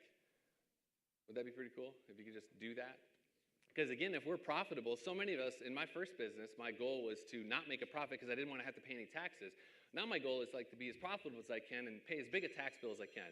Now, there's obviously strategies around trying to not pay as much taxes as you can, but the more taxes you're paying, I guarantee the more money that's going into your personal bank account. The next thing we're going to set up in order of importance is owner's pay. How many of you know that you're the most important employee inside of your business? Yeah, everybody? You're the most, like, if you weren't there, it doesn't exist. How many of you know that just because you're the owner of your business, your employees probably think that you're rich? They just do think that you're rich. They think that you've got a wheelbarrow of cash in the closet, and every once in a while you go in there and get a little bit out and just give it to them, right? Like that's just what your employees think. So no, it's like you're the most important employee. So if you're not paying yourself, here's the rule. You should be paying yourself at a minimum whatever it would take to pay someone else to replace you, right? So whatever roles you have in your business, what would it take to pay somebody to replace you? You want to get to the point of paying yourself that amount of money. Does that make sense? Okay. So, and then the next thing after owner's pay is operations expense. So remember, GAAP accounting, it was your sales, then your expenses, and then there's profit left over. We're flipping that whole script upside down. Operations expense is literally the last bank account that you set up. And still an important account, and it's probably going to house the majority of your money, but it's the last account that you're going to set up. So again, income account is a pass-through account. You're going to set that up, and these are all accounts that you'll set up at your bank. And let's go a little bit deeper inside of that. So again, profit is an event. Profit is not an event. Profit is a habit. The second habit that we're going to get into is what do you do every day? So everybody understands the 5 foundational accounts. So we go to, I use Bank of America, and if I pulled up my banking on my phone right now, you'd see all 5 of my accounts. You can go deeper on this system and add some additional accounts. I've got a gifts and donations account. I put 2% of every dollar we make into this account so I can just give freely because that's what I'm passionate about. Like I just love to be able to like support people. So you can add additional accounts. But if I went to mine right now, you'd see the 5 foundational accounts and all the money that's in there. Now, every day, what we do, whenever we receive a check, a deposit, a draw from a customer, all of our money goes into the income account. So every dollar goes in there. So throughout the month, and I'll get into what's next there, everything just compiles into that account. Nothing is attached to the account. Nobody can take any money out of that account. But essentially, we just deposit every dollar into there. Now, on the 10th and 25th of every month, that's your next step. Okay, so we've deposited all the money in the income account, right? Let's say you've got, whatever, $100,000 sitting in that income account. I'm not going to go into the percentages here, but on the 10th and the 25th, we take all the money that's in that income account and we distribute it out to the given accounts that are up here. So the first account we distribute it to is your profit account. Now, depending upon what it is, like typically in home service, in our industry, if you can get to like a 10% net profit, like you're doing pretty solid, right? So let's just use, like say 10%. So if you got $100,000 that came in throughout the course of that 2 weeks, on the 10th of the month, you're gonna take 10,000 of it and stick it in that profit account and leave it there. And don't touch it, because then it'll still be there, right? Okay. And then you're also going to do your taxes. Typically taxes, now how do you determine your taxes? You can go to last year's taxes based on your revenue, find out what you had to pay, what's the percentage of that, right? So if you did $1 million last year, you paid 40 grand in taxes, you should put aside 4% in tax money for the next year. 4 to 6 is probably going to be about your average number depending upon your profitability. So you're going to take $4,000 out of that 100 and put it in your tax account. Everybody follow that? And it'll still be there when tax time comes next year. From there, your owner's compensation, a target for that, and I'm just going to throw out there what Sean teaches in his book would be like, say, 10 to 15%, right? You try to get to a point where you're making 10 to 15% of what your company's making, you're probably doing pretty good. Whatever your numbers are what they are. But we're going to take, so let's just say 10%, and we're going to take $10,000 from that $100,000, put it in the owner's comp account. So then you can pay the most important employee yourself, right? Then on the operations expense, so if we did 10% into our profit, we did 4% into our tax, and 10% into our owner's comp, that's 24%, right? Who's my math guy? I said we weren't going to do any math, but 24% out of 100, what's our operating expense account going to get? 76%. Okay. So this is magical. Like that's what you have to run your business off of. That's what you have to pay your subs with. That's what you have to do your operations expenses, buy your trucks, pay for your gas, pay for your employees. That's what it has to be, is that 76%. Now, I'm not saying that 76 is the right number. Whatever it is, you eventually have to do some math to figure this whole system out. Like where are you currently, and then where do you want to get to, and then figure what those numbers are. And what it's going to force you to do is modify your prices accordingly, right? Like if you only have, if you don't have enough money left over to cover all your expenses, then you've got to tick that percentage up on the OpEx, which means the only way to do that is to charge more money, because we're not going to take it away from the profit or our most important employee or Uncle Sam. Does that make sense? Everybody follow that? Any questions on that? I'm going to stop for a minute just because that's a lot to digest. No questions on that? Okay, fantastic. So on the 10th, we're doing that, and the 25th, you're doing that. And that's entirely up to you. I think we're doing it weekly, I think. So depending upon what your cash flow is and your outflow, if you've got a system in place with somebody at your office that's doing it, you can just, on Friday of every week, you stop and say, okay, there's $100,000 in the income account, distribute it all out. I'll go a step deeper and tell you that what I've done is on our Bank of America account, I labeled, you can change the name of an account. So my accounts are called profit, taxes, OpEx, owners. In the name, I put the percentage next to it so that my whoever's doing it, my bookkeeper, my wife, whoever, knows the percentage that's going in there. So like it's called profit account 10%. So that doesn't take a rocket science. If there's $100,000 in the bank, you do 10% and move that money. So you just transfer the money every week. You can do it every week. You can do it twice a month. For this practice inside the book, he recommends doing it on the 10th and 25th just to get into that habit. Because again, it's like the toothpaste thing. Like you got to get into the habit of doing it. And once you get into the habit of doing it, I loved doing it. Like there was a point in my life where I was doing all of these transfers, and I loved it because guess what I got to see every week? I got to see that profit account go up. I got to see that OpEx or that owner's comp account go up. So it got exciting for me. So I loved actually doing that. And occasionally, my bookkeeper or my wife, whoever's doing it, would miss a week or two, and I'd be like, what the heck? Like, this is a system. It's a habit. Why are we not doing this? And so they get caught up. But it's really cool to see that happen. So we're forcing profitability by doing this. In the book, he talks about taking it even a step further, which I haven't done this personally, but actually having the profit account and the tax account in a separate bank that's not linked.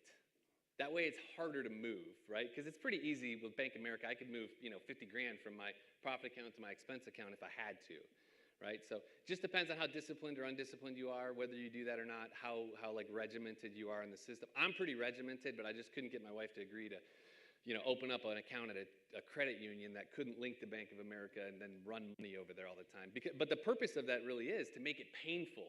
So let's say your OPEX account is running low, and you had to go to your credit union and actually draw the money out and then go take it to your bank. The purpose of it is to make it painful so that you try to get more frugal and more intentional with the money that you have.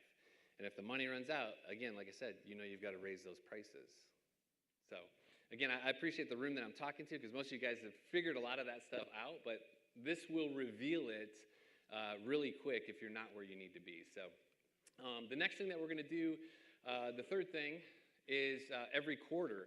So every quarter, we've been putting our money in our profit account, right? Every 10th and 25th, and we've been putting our money in our tax account. You're going to take 50% of that profit account money and pay it to yourself. Because then not only is it still there, you've actually got it yourself. And I'll talk a little bit about like what your idea of zero is. So when I first started in business, like $0 in my bank account was $0 in my bank account, right? But how many, as we grow our businesses, realize like, for me right now, like I don't want to have less than like 6 figures in the bank that I have access to. So my zero baseline is different. So let's say you get to a point in the quarter where you've got $20,000 in your profit account. What the practice here, the habit is, take half of that out, $10,000, pay it to yourself, because the reason that we're in business is to make a profit, right? Leave the other $10,000 in there just to keep accumulating. And then at the end of the year, you've got a chunk of money. And I remember the first time this happened for me, which was not that long ago. I just started this in 2019. I got to the end of the year, and it's like I think we had almost $50,000 in profit sitting in an account. It's like, and I had my tax money already set aside. So what did we do? We could do two things. We could pay ourselves, or we could buy some stuff that we wanted to buy, right? So I bought a mini axe and a skid loader and paid myself a little bit of profit and whatever. But you get the choice at the end of the year of what to do that, because that money is not earmarked for anything except for profit for yourself or to plow back into the business. And then you're going to also have to pay your quarterly taxes. But again, you've got that money in there because you've been setting it aside on the 10th and the 25th of every month. All right, so we covered what we're going to do every day, or one time, what we're going to do every day, what we do on the 10th and 25th, what we do every quarter. The last thing is every year. So at the end of the year, which I already kind of touched on, is you're going to pay out that profit to yourself. Decide what you want to do with the money. And again, this is all going to be on that in the action guide that I'm going to have for you guys.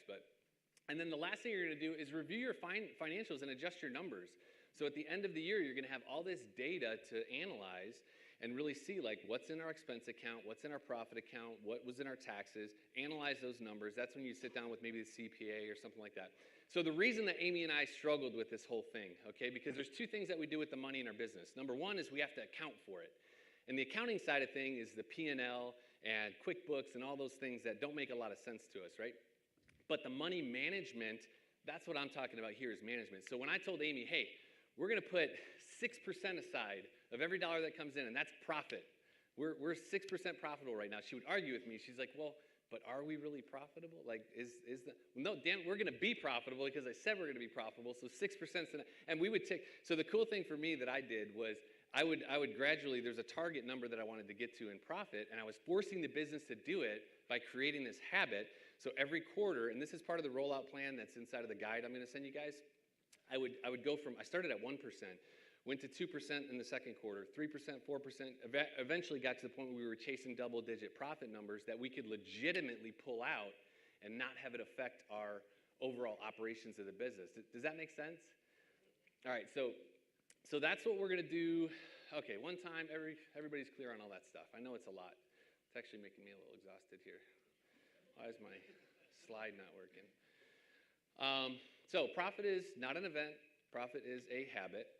So the habit that, if you don't do anything else after this talk, remember that. Number one, profit is not an event. Profit is a habit. Number two is, if you're not currently doing this system, I'm going to recommend one of two things, depending upon the place in business that you are. Number one, you just, on Monday or tomorrow, whenever, set up an account in your current bank, name it profit, and whatever's in your bank account right now, if it's 50 grand, move 1% of that over and start with 1% as profit. And I guarantee you, if you don't touch it next quarter, that money's still going to be there. And if you go even further and get in the habit of moving from your income to your profit every 10th and 25th, that number will grow. So if you currently recognize the fact that you're profitable, whatever that number is that you feel like, let's say it's 4%, 12%, some of you guys may be double-digit profit numbers, start with that number and move that money out of your operating expense account and put it into that account. And then continue to do that every time. If you don't currently do that and you don't have an idea of where you are profitability, start with 1%, start with 2%, whatever you want to start with. But then at the end of the quarter, bump it up. And in the rollout plan I'm going to give you guys, it's going to have, a rollout plan for how to get to a specific target inside of. And what should based on our industry, I talked about maybe 10% for profit, 4 to 6 for taxes. It's going to go through some of those things in details. But that essentially would be the one thing that I would tell you guys to do if you take nothing else away from this, would be to set up your profit account and become essentially permanently profitable immediately. Any questions on that? No, clear as mud. Was it a lot? Was it good? Yeah? Is anybody doing this currently? You're doing it? You have the account set up? You got the actual account set up? I'm just giving you a hard time. You can show me? All right, when we get off, I'm going to show. No. It really is, guys. It's just a matter of getting into that habit, and it's super exciting for me, and this is all stuff that my team sees as well. We share these numbers with the team every quarter, and that's part of what we do with Cullen and whatnot. But everybody knows why we're in business. It's to make a profit. By being profitable, we're able to do the thing that we want to do more of, which is give back, invest in our team, invest in these types of things. And so just this simple routine for me, simple habit for me, just changed my whole business. Like it's super exciting to open up my bank account and just see like that profit number, right? Would that excite anybody else? All right, cool. I really don't know what's next on here, so let's see. So profit is not an event, but profit is a habit. We're going to do 1%. Who's going to do a profit account coming out of this event? Who's going to set up a profit account? Okay, at least half the room is. All right, good. We'll talk next year. All right, so I already did the QR code thing. If you weren't able to do it, you can scan this one here. But again, the action guide that we're going to give to you guys, and we're going to bring the panelists up here in just a few minutes here, actually like now.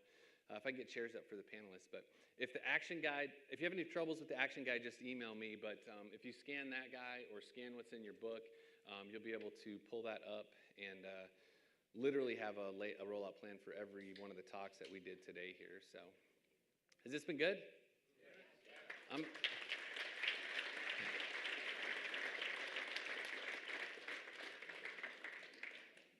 What's that?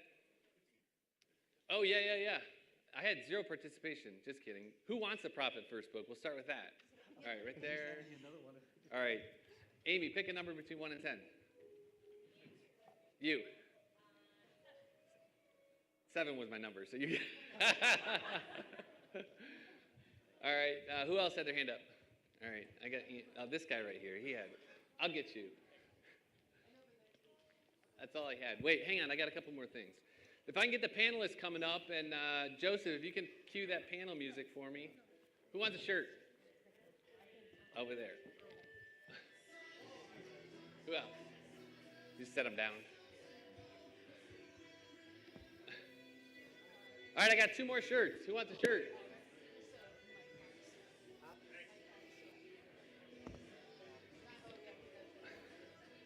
Almost as good as a t-shirt gun.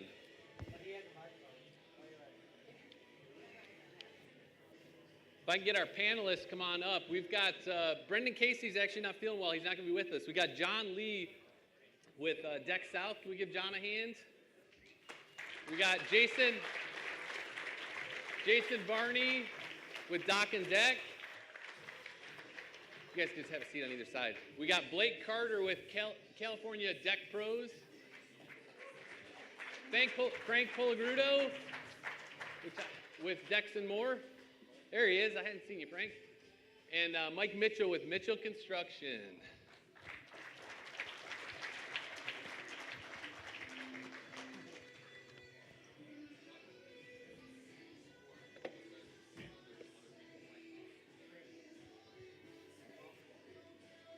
No, I got. Yeah, put 50 minutes on. All right. Hey, you're good. You can hang on to that, Frank. All right. So while I am pulling up the questions, did I forget something? Oh, yeah. My beautiful wife Amy is going to join us on the panel as well. The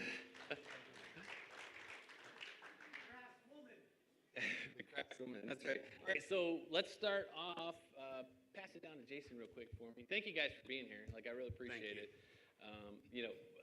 Arguably represented up here, we've got like hundreds of millions of dollars worth of enterprise value, which Nick talked about today. But I do know some of these guys personally, and we also have a ton of like interpersonal value. Like, the reason that these guys are on the stage, a lot of them, is because they've figured out both sides of it at some level. And so I'm excited just to share the stage with you guys and appreciate you doing that. So just start off real quick with who you are, business name, which we did that, and then the market that you serve, just so everybody kind of knows. Jason Varney, Dock and Deck. I'm out of Knoxville, Tennessee.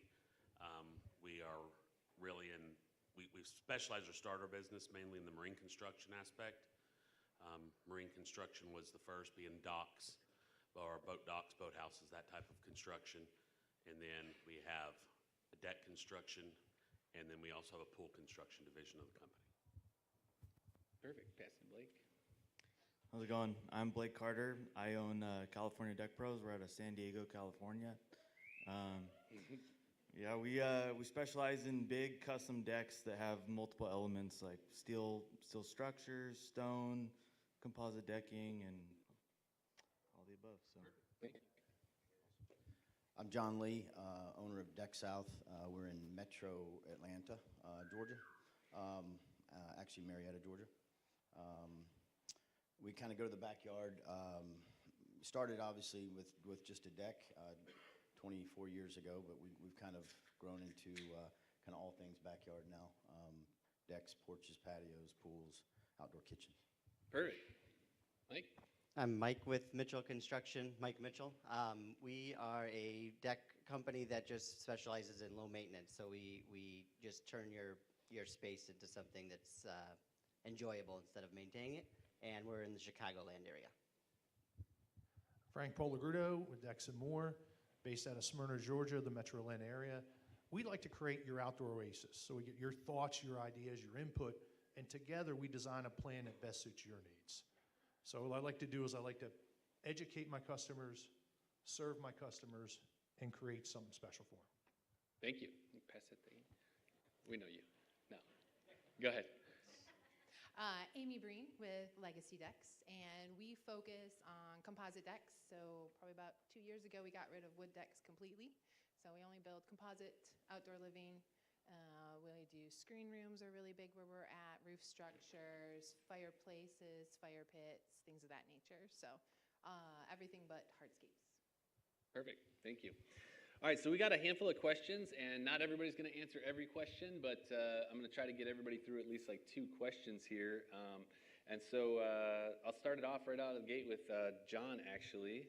John and Frank, I'm going to have you guys speak to, as it relates to employees, like what are you guys finding are good practices for finding and then retaining good help, good people? Let me go. God, that's it. So honestly, we've been blessed and lucky, I guess I could say. We've always networked from within the who we've got with us, whether it's, pulling somebody from their church, from their soccer team, from, just a friend, whatever, kind of bring them in that way. And that's how we've built our crews over the years. Probably should have a better system of hiring, but honestly, we haven't, knock on wood, we haven't needed to put that together yet. So as far as keeping them, I've just always tried to adhere to, the idea of leading from the back, leading from the rear and just Jocko Willink, Extreme Ownership. Yeah, so, and Simon Sinek just, actually in the middle of his book, Leaders Eat Last or something like that. But just trying to be a support, to allow them to do their job and instead of pulling them, kind of, supporting them from the back. So, we've got one employee that's been with us for 21 years, and I've been blessed to have his son come through, who's been on our job since he was 3, picking up nails. And now There's a recruiting plan. He's now he's 24, and he's encourage babies. Yeah, and he's he's a real big part of one of our crews. So, How many of you guys realize that you've got an awesome source just by networking with the people that are already good inside of your, or like ask your team, like, who do you know? Like, does anybody do that? Do they start the recruiting there? You just go right to Indeed. Okay, so like networking, that's great. Appreciate that. Frank? Okay, I'm very blessed. I tell you this, I'm an overnight success. It only took 20 years. That's right. And it took me the first 5 years to find my core crews. And this one guy, Lupe, is wonderful. He's trained all the other crews, and we kind of promote from within. And I don't view them as employees. I don't view them as my crews. It's their creative craftsmanship, and they're total team members. And just to give you, for instance, how the team works together, we had a job. It was way north in this suburb called Canton, and John knows of it. And this lady wanted to save some money. She bought some doors. I gave her all the specs, but she bought it at Lowe's. They made a mistake. And it was supposed to be a 32-inch door. It was a 36-inch door. My guys go, the lady was all upset and goes, "Ma'am, where'd you buy the door?" She goes, "Lowe's." "You got the receipt?" "Yes." He goes, "Give us a receipt." They ran down to Lowe's, swapped out the door, got her a $20 credit, installed the door in the same day, didn't even call me till the next day and told me about it. So that's the team effort that we're talking about. You pay them well, you take care of them, and they take care of your clients. Do you ever find yourself in a place where you're trying to recruit, and is there anything specific that you do or have done to get the guys you've got? I even asked, just like you said, in 2005, I was asked this one crew, it was Francisco. I go, "Who do you know that's good?" And he introduced me to Lupe. And then Lupe kind of just exploded the whole thing. You got this guy, this guy, this guy, and then it kind of, like I said, promoted from So within. networking, yeah. How many of you have, for me, I've almost been like an undercover recruiter in the past. Like, why don't I broadcast to my network that I'm looking for people and see who they bring to the table? But in the past, I know for me, I was, I guess what I would call an undercover recruiter, which is not a good place to be in. So, all right, thanks, guys. Next question is for Mike, and our Amy here is stand-in. It is, what do you wish you could go back in time and tell your younger self to learn, do, or invest as it relates to your business? So if you go back in time and like tell the younger Mike, well, I'll start with you. What would you tell younger Mike he should do differently? I would say specializing. We've done a lot of things through our business, all aspects of construction, and there's a lot of tools, there's a lot of things that are involved with all the different sections of construction. And once we specialized into just building decks, that made our crew's lives easier, that made our lives easier. And I wish I would have known that. That would have made life a lot easier for sure. Because you guys started out full construction. Yeah, we would. Family business. Yes, yeah, family business, and we built anything. Started out building Anything for room everybody. additions, homes. And Who is not niche specific in here? Who does more construction stuff? I know Southers, you guys do. Couple of you are not. Okay, couple non-niche people. So, all right, cool. So if only younger Mike could have known that. So to save some pain. What would we tell younger Amy? Okay, so this was the first thing that came to mind, is that I would have made you pay me. How many people have an unpaid spouse? Yeah. Who has an unpaid spouse?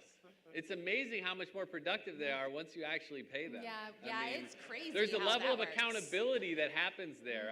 It's I'm great. much better employee paid. It's a double-edged sword. Yeah. So in the past, in this business, I'm paid. When we had our business before, I was an unpaid for 10 years. It was this, I don't know, as a martyr.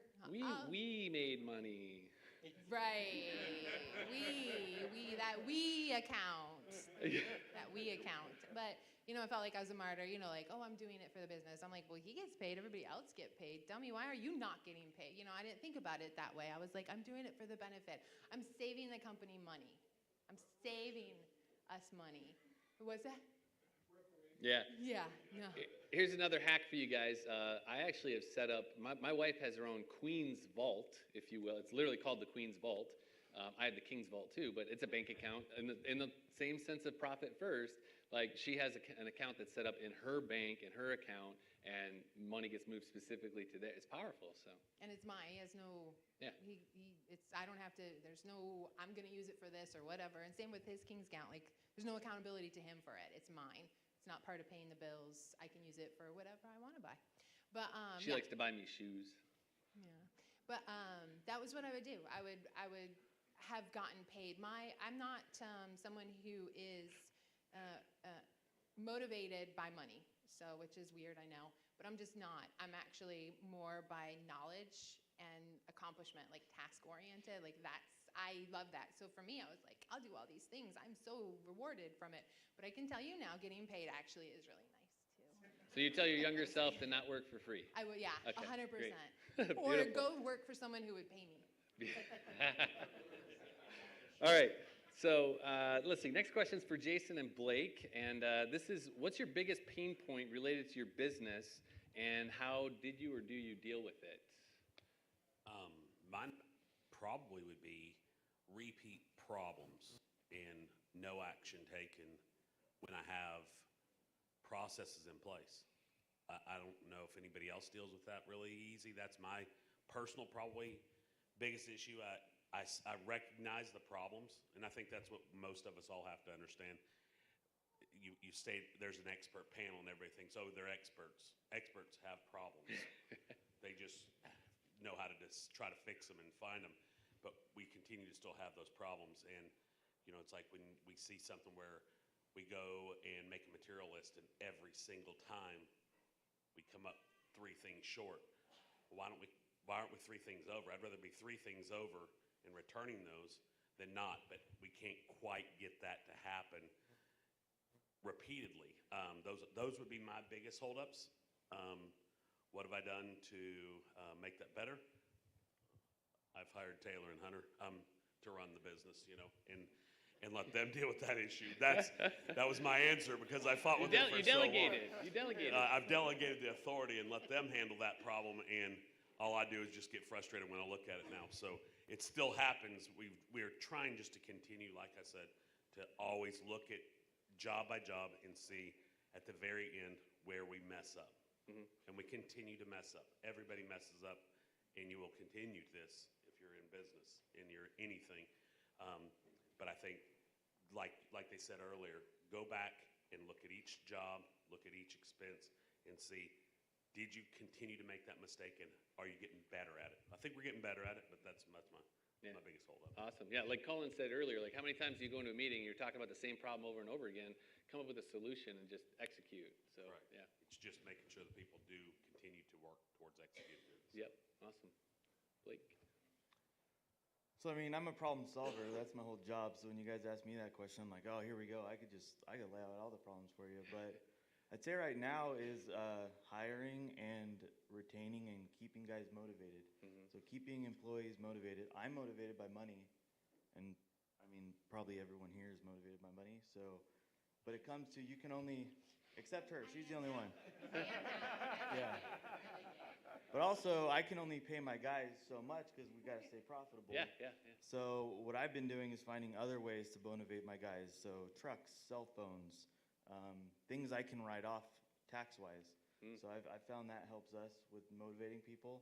Also, bonus structures. So we're figuring out our overhead. And okay, so my overhead, my salary, all our overhead for the year, whatever we're doing over that, we're going to give each guy X amount of dollars after we achieve that, which is great because they're motivated. And every time they go over that, I'm making more money too. Right. So that's been helpful. Awesome. For my team that heard him talking about trucks and phones and all that,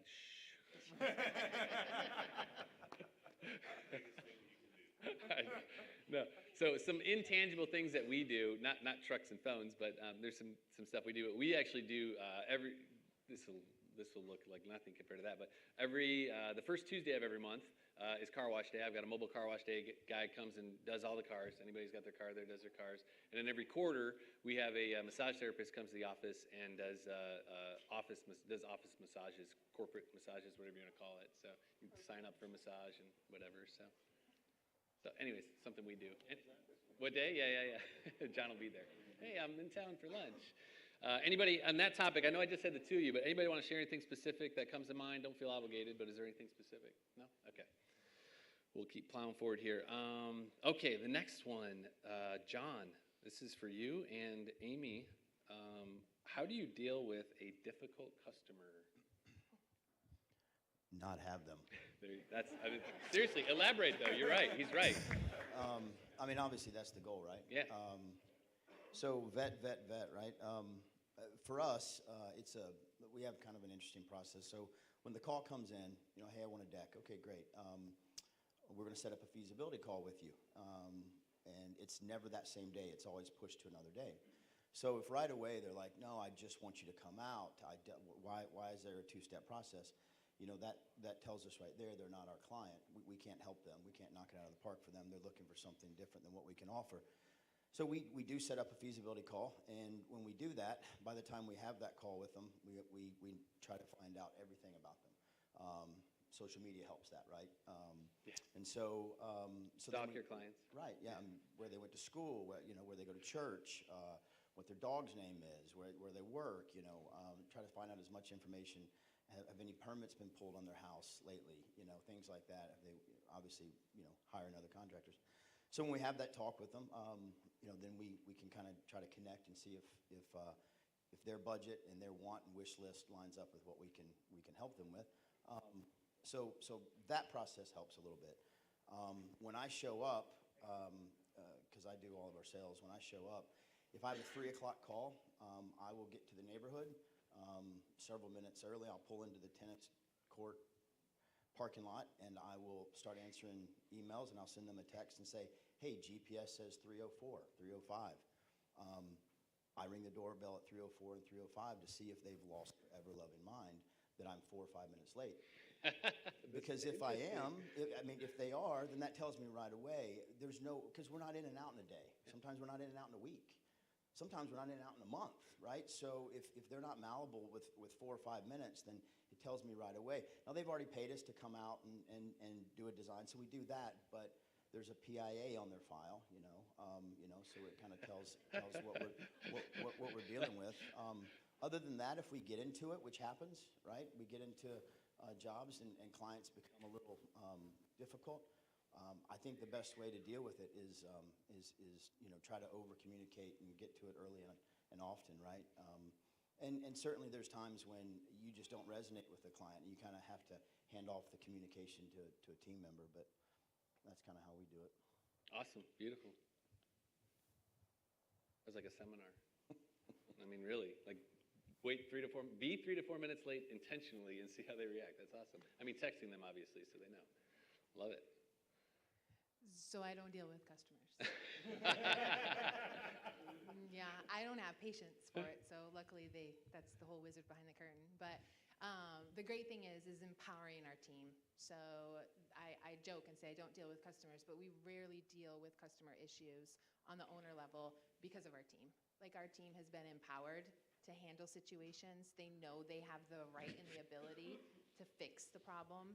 They know we fix problems. So if there's a problem, they're going to contact the customer, and they're going to listen, because 9 times out of 10, a customer just wants you to hear them. And sometimes, you're like, that is the dumbest reason why you're mad. I called you 17 times and told you this was going to happen, and they'll still say, you didn't let me know. And you're like, oh, what more could you do? And they may have had a bad day. They may have a bad life. You never know what they're going through. So just being there to listen to them, I understand. I got you. You're right. We fell short. Own it.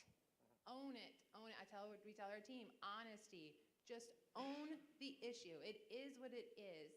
If you called them 17 times, I'm sorry I didn't call you the 18th. And be sincere, not, sarcastic. But could have called you 18. But anyways, just own it. You're right. I'm sorry. We fell short on that for you, and we're going to fix that. What can we do? And some people you just can't. Sometimes you do there's very few times that we've just written a check. We've said, okay, you know what? We know there's customers out there that they just want some money back. Like they just want to be heard. They feel like they didn't get what they paid for, even though they did. You'll tell them, hey, is the project what you wanted? Oh, it's beautiful. Does everything look great? Oh, it's great. It's so amazing. This deck is great. Oh, okay, so the problem, well, but you didn't perform how I expected. So, you know, I feel like I should get something back for that, or because of my inconvenience, whatever. And you write the check, and they go away happy, so. Yeah. But empowering your team is the number one that way problems don't linger. Because if your team has to wait for you to respond and handle it and give them the okay to do something about it, like that's gonna just, customers hate that. Like they wanna know they're the most important person in the room and be called back right away. So empower them to make the decision and take care of it. Beautiful.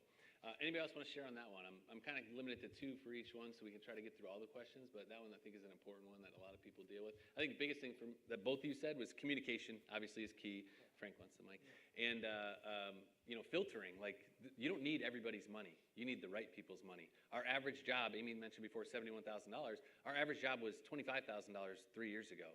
We do the same amount of jobs today that we did 3 years ago, but for 3 times the value. That's how we've grown our company, is better customers. So, but you're still going to have difficult ones. So, Thank you, Chris. And the main thing with us is like, it's okay to say no.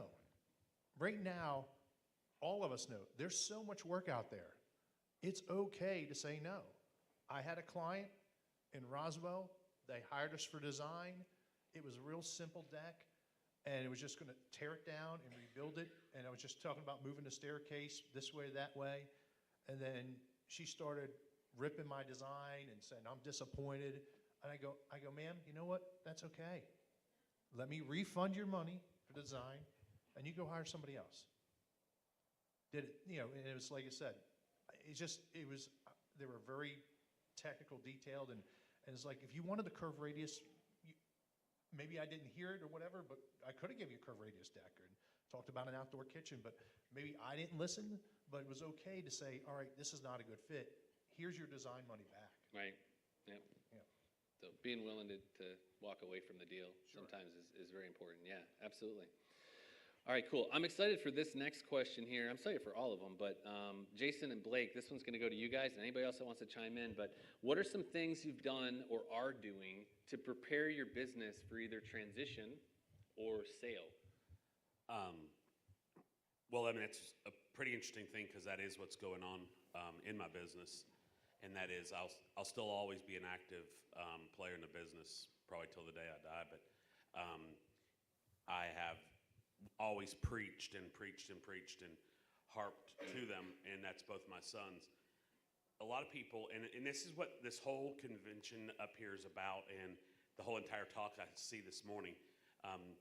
You have to realize that, guys, we're all in this for one reason, and that's to be in business. But business is about making money. We can all talk, oh, it's that important to us. It's damn important. And a lot of people say, well, I've got a business. I've got a construction business. No, you don't. You have a hobby. I got a business. And I'm not bragging about that. I'm saying that I can go away for weeks. I can go away for months. I can go away and do whatever. I'm going to get paid. I've got guys that have been put in certain roles that are there doing their jobs and their tasks based on that, and it continues to realize profits and realize it's making money. And when I summarize that into something else, any one of you guys could, let's just talk about a couple of them, a Starbucks or a Chick-fil-A franchise, buy one of them. They've already got a process in place. You go to Chick-fil-A, what do they wear? Red shirts, little chicken on the chest. What do they say when they're done? My pleasure. They don't say thank you. It's the same damn process every time, and that was what we have done in our business to try to make it and get it ready. Not only that, we've also tried to recognize what he was talking about there with all the steps and making it to where you realize profits, put things in accounts, do all that, because and it goes out a lot of these times when you're at the trade shows and everything else. We all know this. It's I do 600 decks. Oh, I do 50. My average job costs this. Great, but if you're not making a profit and you're not making a real profit, We all are on these elite forums on Facebook and social medias and everything else, and people will say, "Oh, you know, how do you have a job figure a cost?" Well, you take whatever your materials are and double it, and that's your cost. Well, what happens if you've got a skyscraper in New York you're working out of as a sales center? I'm telling you right now, you're still broke. I mean, you can't pay your rent. So you have to recognize what you have expenses, your operational cost, your labor, your wages, your taxes, everything, and put those into a summary and make that happen. So that's what we're doing right now, really more than anything, and make a process and never deviate from it. I mean, I think that's what you guys are doing, and that's what you said. So, how about you? So what I'm doing is I'm trying to keep personal and business separated, and what I mean by that is people aren't going to buy you, so when someone leaves your review, they would leave, Blake Carter did a really good deck for me. No, I don't want that. They're going to write California Deck Pros, build me an awesome deck, because at the end of the day, they can't buy me, they're going to buy my company.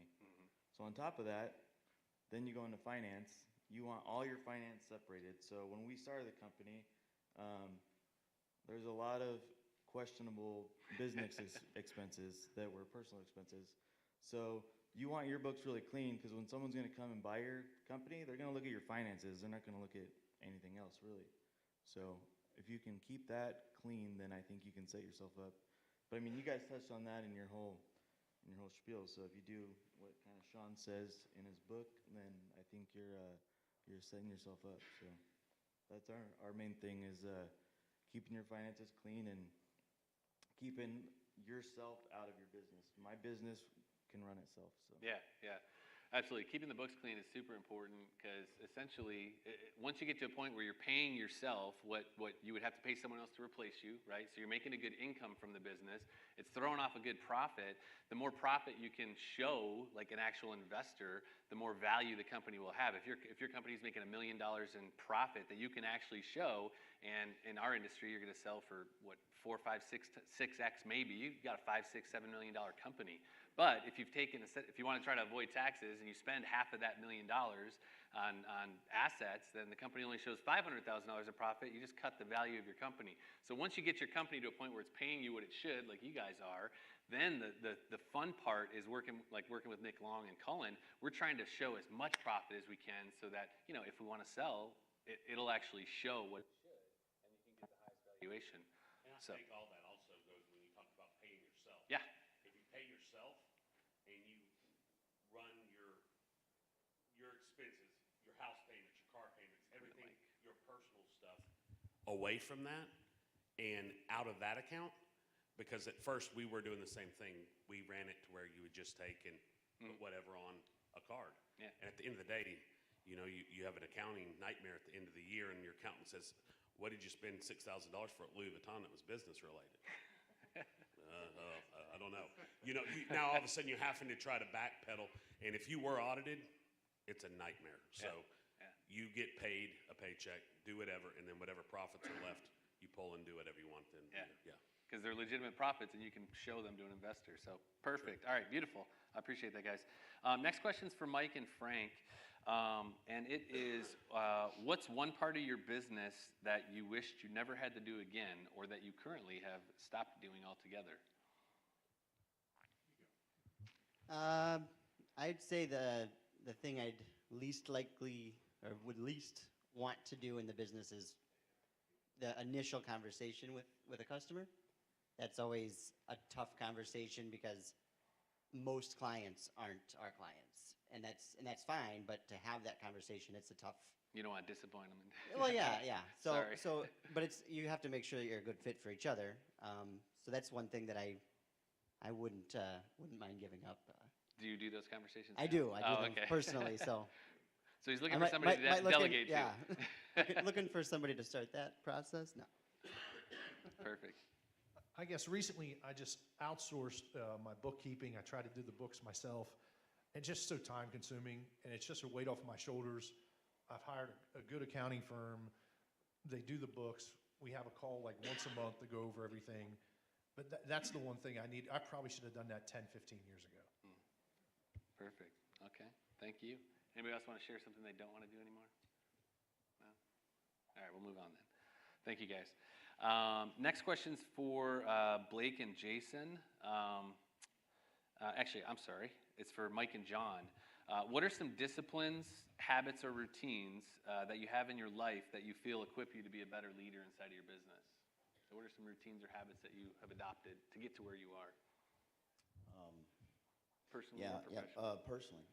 Yeah, for me, gosh, well, naturally, I think probably the best one would be, I'm not naturally a morning person. So over the last 5 years or so, or whatever, I've had to switch that up. And that's probably been the best thing for me. So that by, because I mean, across the room here, if everybody knows it, if we're not mobilized by 7 a.m. moving in a direction, you've lost the day, right? So you got to be making decisions early. So for me, it was getting clear in my head, hitting a workout in the morning, doing my reading, meditating, whatever, getting my head right long before the phone starts ringing at 6:30, So having to kind of switch that up and because again, naturally, through my 20s and 30s, I was never a morning person. So probably that and becoming a really big reader. I don't watch any TV, so it's read or podcast or something like that. Just trying to shove as much information in my noodle as I can, Who wants to hear what books John would recommend? Anybody? Yeah? Okay. Give me like one or two. Or 12. Probably the Atomic Habits by James Clear. It's probably my most favorite this year. And then I just started reading Simon Sinek's Leaders Eat Last. Is that good? That's a good one on chapter 3, so we'll see. But his, Why book, starts with why. That's one of my favorite. Yeah. So how long ago did you start doing those routines? You might have said that. Probably about five, 6 years ago. Yeah, in my early 40s, something like that. When I looked in the mirror and said, "I got to do something," And for me, it was literally just getting the head clear, right? Like being able to literally think through it early in the morning versus. I mean, you said it. The bike's on fire, right? You're drinking water out of a fire hydrant, and so there was just no ability to really make the right decision when everything is in reaction mode. Try to be in proaction mode, and for me, it was just about creating that time in the morning to try to separate that. Is there any account? I follow you on social. If you don't follow John on social, like you'll see him at 5 a.m. typically at the gym he works out at, and he posts it. And so, is there any accountability piece behind why you do that, or is that is it your gym? Is like, hey, you better post this stuff. So yeah. So anybody that knows me knows I've never been a big poster until recently, and so I was challenged that.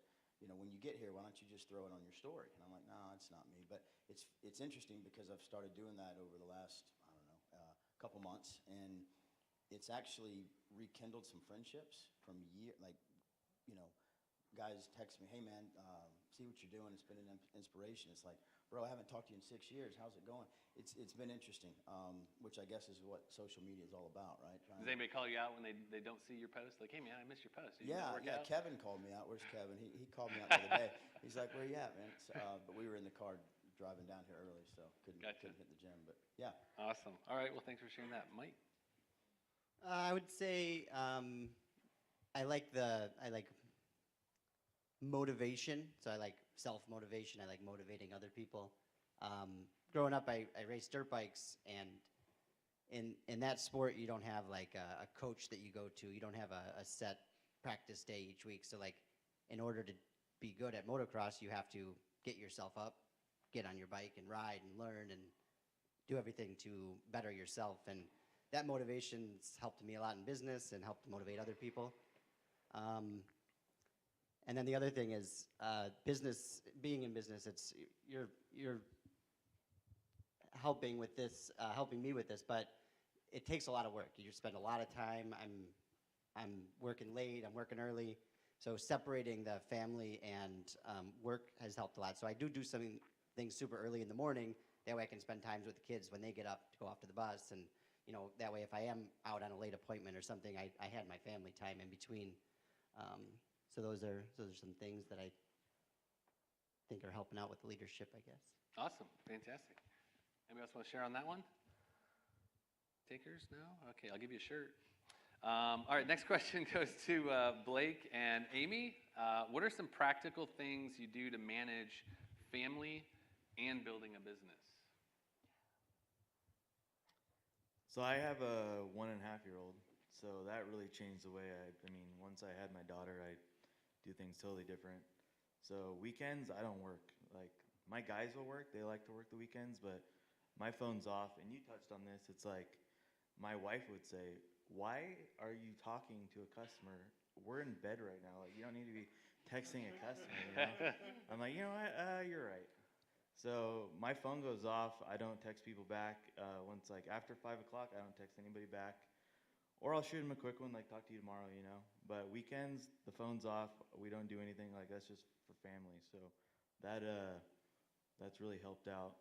And then I mean, you guys touched on it too, like the whole dating your wife and all that stuff. So I think that's really important. And I'm a workaholic, so I'm consumed by work. So having my daughters really changed the way that that I look at life, really. So yeah, well, and I think my team could attest to this too, and I'm going to steal it from Nick, my sales manager. That basically, like, you get to a point where you build a business that it's not.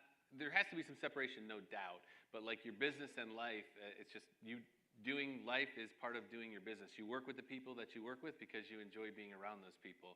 And so you get to this point where there's just a little bit of overlap inside of it. So you have to create those boundaries. The phone boundaries is a major one. I've done that for a long time where my phone at 6 o'clock automatically goes to privacy mode, which is now like an Apple thing apparently. I started that years ago.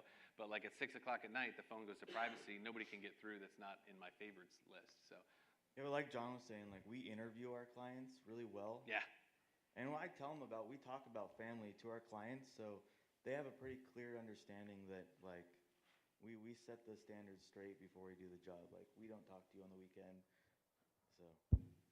You say it just like that. We're not going to talk to you.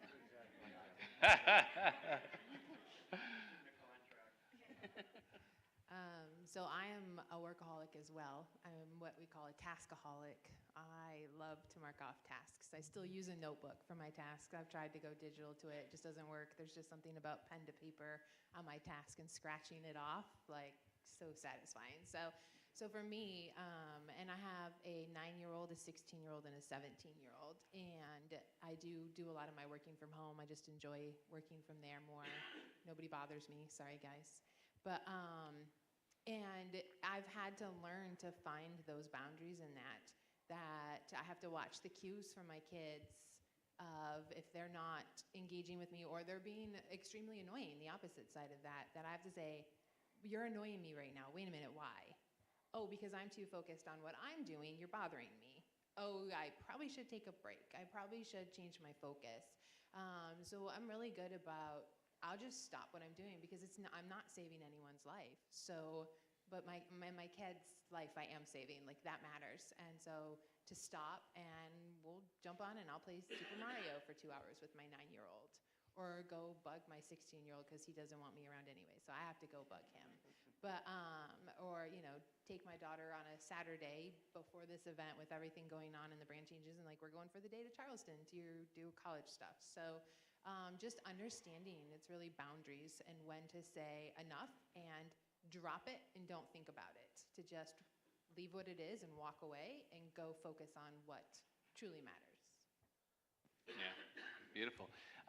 I think there's obviously there's a common theme. The people that are on the stage, and I know there's tons of you that could be up here as well. Like success leaves clues. Right? You're not going to get to this place without working on the businessman, like we talked about, businessman, businesswoman.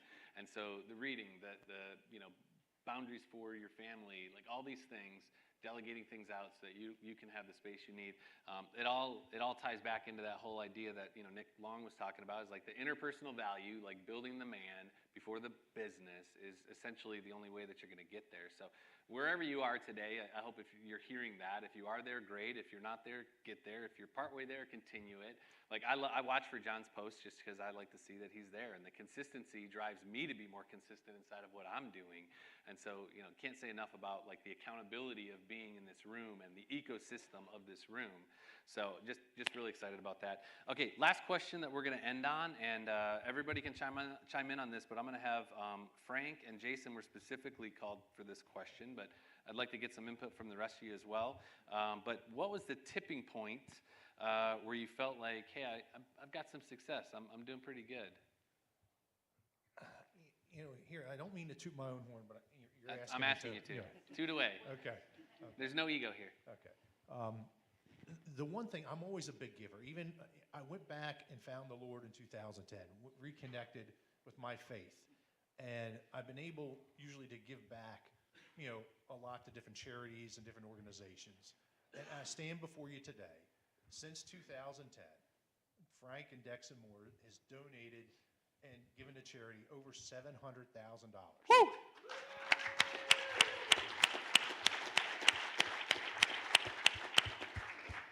And even this year, you know, I always try to do like a community project. There was a friend who I grew up with. Her name is Michelle, a very dear friend. She had breast cancer. She fought breast cancer. She won. She's cancer-free. And just a few weeks ago, we tore down her deck, built a new deck, stained it, lights, did a curved arbor. You know, it cost us several thousands of dollars. We did it for free. And that's something, like I said, I am successful. Now I guess I'm looking towards fulfillment. Yeah. Yes. Awesome. That's beautiful. Yeah. That's very true about the success part. When I found, I guess, the tipping point when I finally realized success is when I gave, it actually didn't even happen too long ago, is 2 years ago, I decided to, and it's hard because when you run and own a big, or a business, to turn it over, when you're in control. And I gave it to Taylor and Hunter, and I thought, man, I'm gonna give up my baby. You know what I'm saying? Even it's to my kids, it was what I always thought would be my legacy. How am I gonna, if they fail at it, I look bad. And I gave it to them and thought it couldn't get any better. And the end of the year, we surpassed every number, probably, I don't know, 20+%. And that was literally 2 years ago when it handed over, and it was to give up the reins or to empower other people to do it. They have to learn by screwing up, and it's their business to screw up. I'm going to watch over it and make sure it's not going to get screwed up and continue to help them and guide them as it goes. But that's when you find out that you have succeeded, and they continue to, and I said, well, that was a lucky year. You didn't beat me. You know, I thought my numbers could never be beat, and they beat it by 20%. I said, good luck, try that shit again. And guess what? Last year, we beat that number probably by, I'd have to really look at it, but I mean, I bet you we beat that number again by 20%.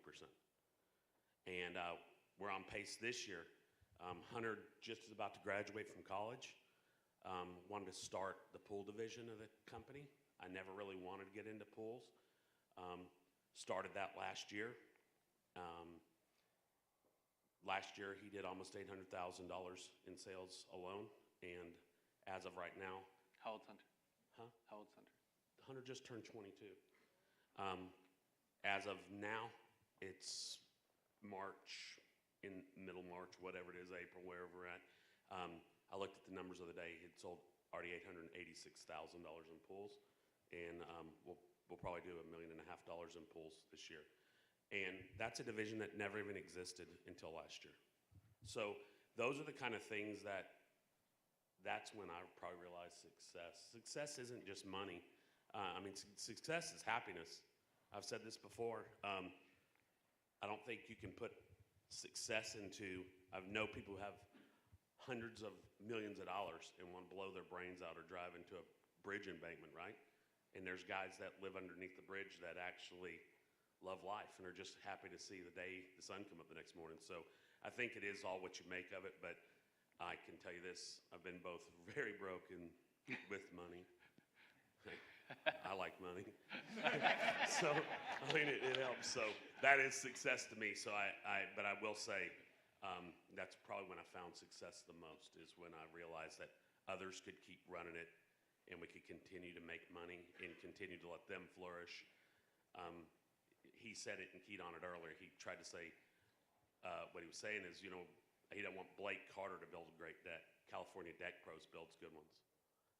Everybody says, oh, you build a great dock, or oh, you build the great decks, Jason. I don't. Dock and Deck does. And Dock and Deck is run by 2 other people, and will soon be 3 other people. And it's not me that's building it. We have put great people in great positions, and those people deserve all the credit. So, when we see these awards and stuff go down tonight, there's a lot of people that get to walk up on the stage and accept an award, but there's a fleet of people behind them that never do get that praise, and those are the ones really that should be credited for the awards, because the things that we do and the processes that we put in place make that happen. But that craftsmanship is really what we do. If you look at the description of what we do, we're dock, deck builders, pool builders, whatever it is, we're builders. And if you take that building aspect away, you kind of lose that. So, those guys deserve a ton of credit too. Yeah, absolutely. Yeah. Well, so that's going to kind of conclude the panel session, guys, but I want to encourage all you guys to be super intentional the rest of the time that you're here to get in conversations like this with anybody that's in the room. Like, utilize this time to be able to, like Nick Long said, some of you are already at this level. Well, there's always another level, right? So just take the opportunity to get into some conversations. Is that for me? No. All right, so some housekeeping stuff. Let's give a huge round of applause for the panelists, and you guys can head on down. Thank you. And before you take off out of here, guys, that's a wrap. You guys can head down. Thanks. I want to bring my team up front really quick, just so you guys can put a face to them. And then we're going to roll out of here. Yep. Legacy Decks people, come on down front. So the cocktail party, guys, starts at 6 o'clock, goes 6 to 7, and depending upon what the weather does, we'll determine whether it's outside or not. Correct, Mike? Okay, fantastic. So get to the party, get some networking in. And then the awards start at 7 o'clock and go till 10 o'clock. So we're going to reset this whole room. So once I stop talking, we need everybody to book out of here. But if there's anything I can do, I wanted to introduce my team real quick. Whoops. Jeremy Wilkins, he's also Deckmaster J on Instagram if you don't follow him. He's a builder for us, does amazing, beautiful stuff. Kyle Marsh is a salesman, been with us for 5 years. Cody has been with us for what? 2 years now, a year and a half. Superintendent, Nick Stevens, salesman, you met him earlier, 5 years, and Jonathan Bachman, 3 years. He's aged about 10 years because he's our head of operations. He used to have, take your hat off, he used to have a full head of hair before he started with us, but I wanted to introduce them just because, like, if you have any questions about, like, how we do what we do or how you can, find a team like this, if you don't have a team, like, pull these guys aside and talk to them because they'd love to share what their experience has been. And my beautiful wife, obviously, which you guys have already all met. So that's all I've got, guys. I really am humbled to have had the opportunity to do this. I hope you got some value. And thank you. Thanks, guys. Yeah, you can flip off. Yeah. Sorry, you put me on the spot. I'm like, names. I'm like, who?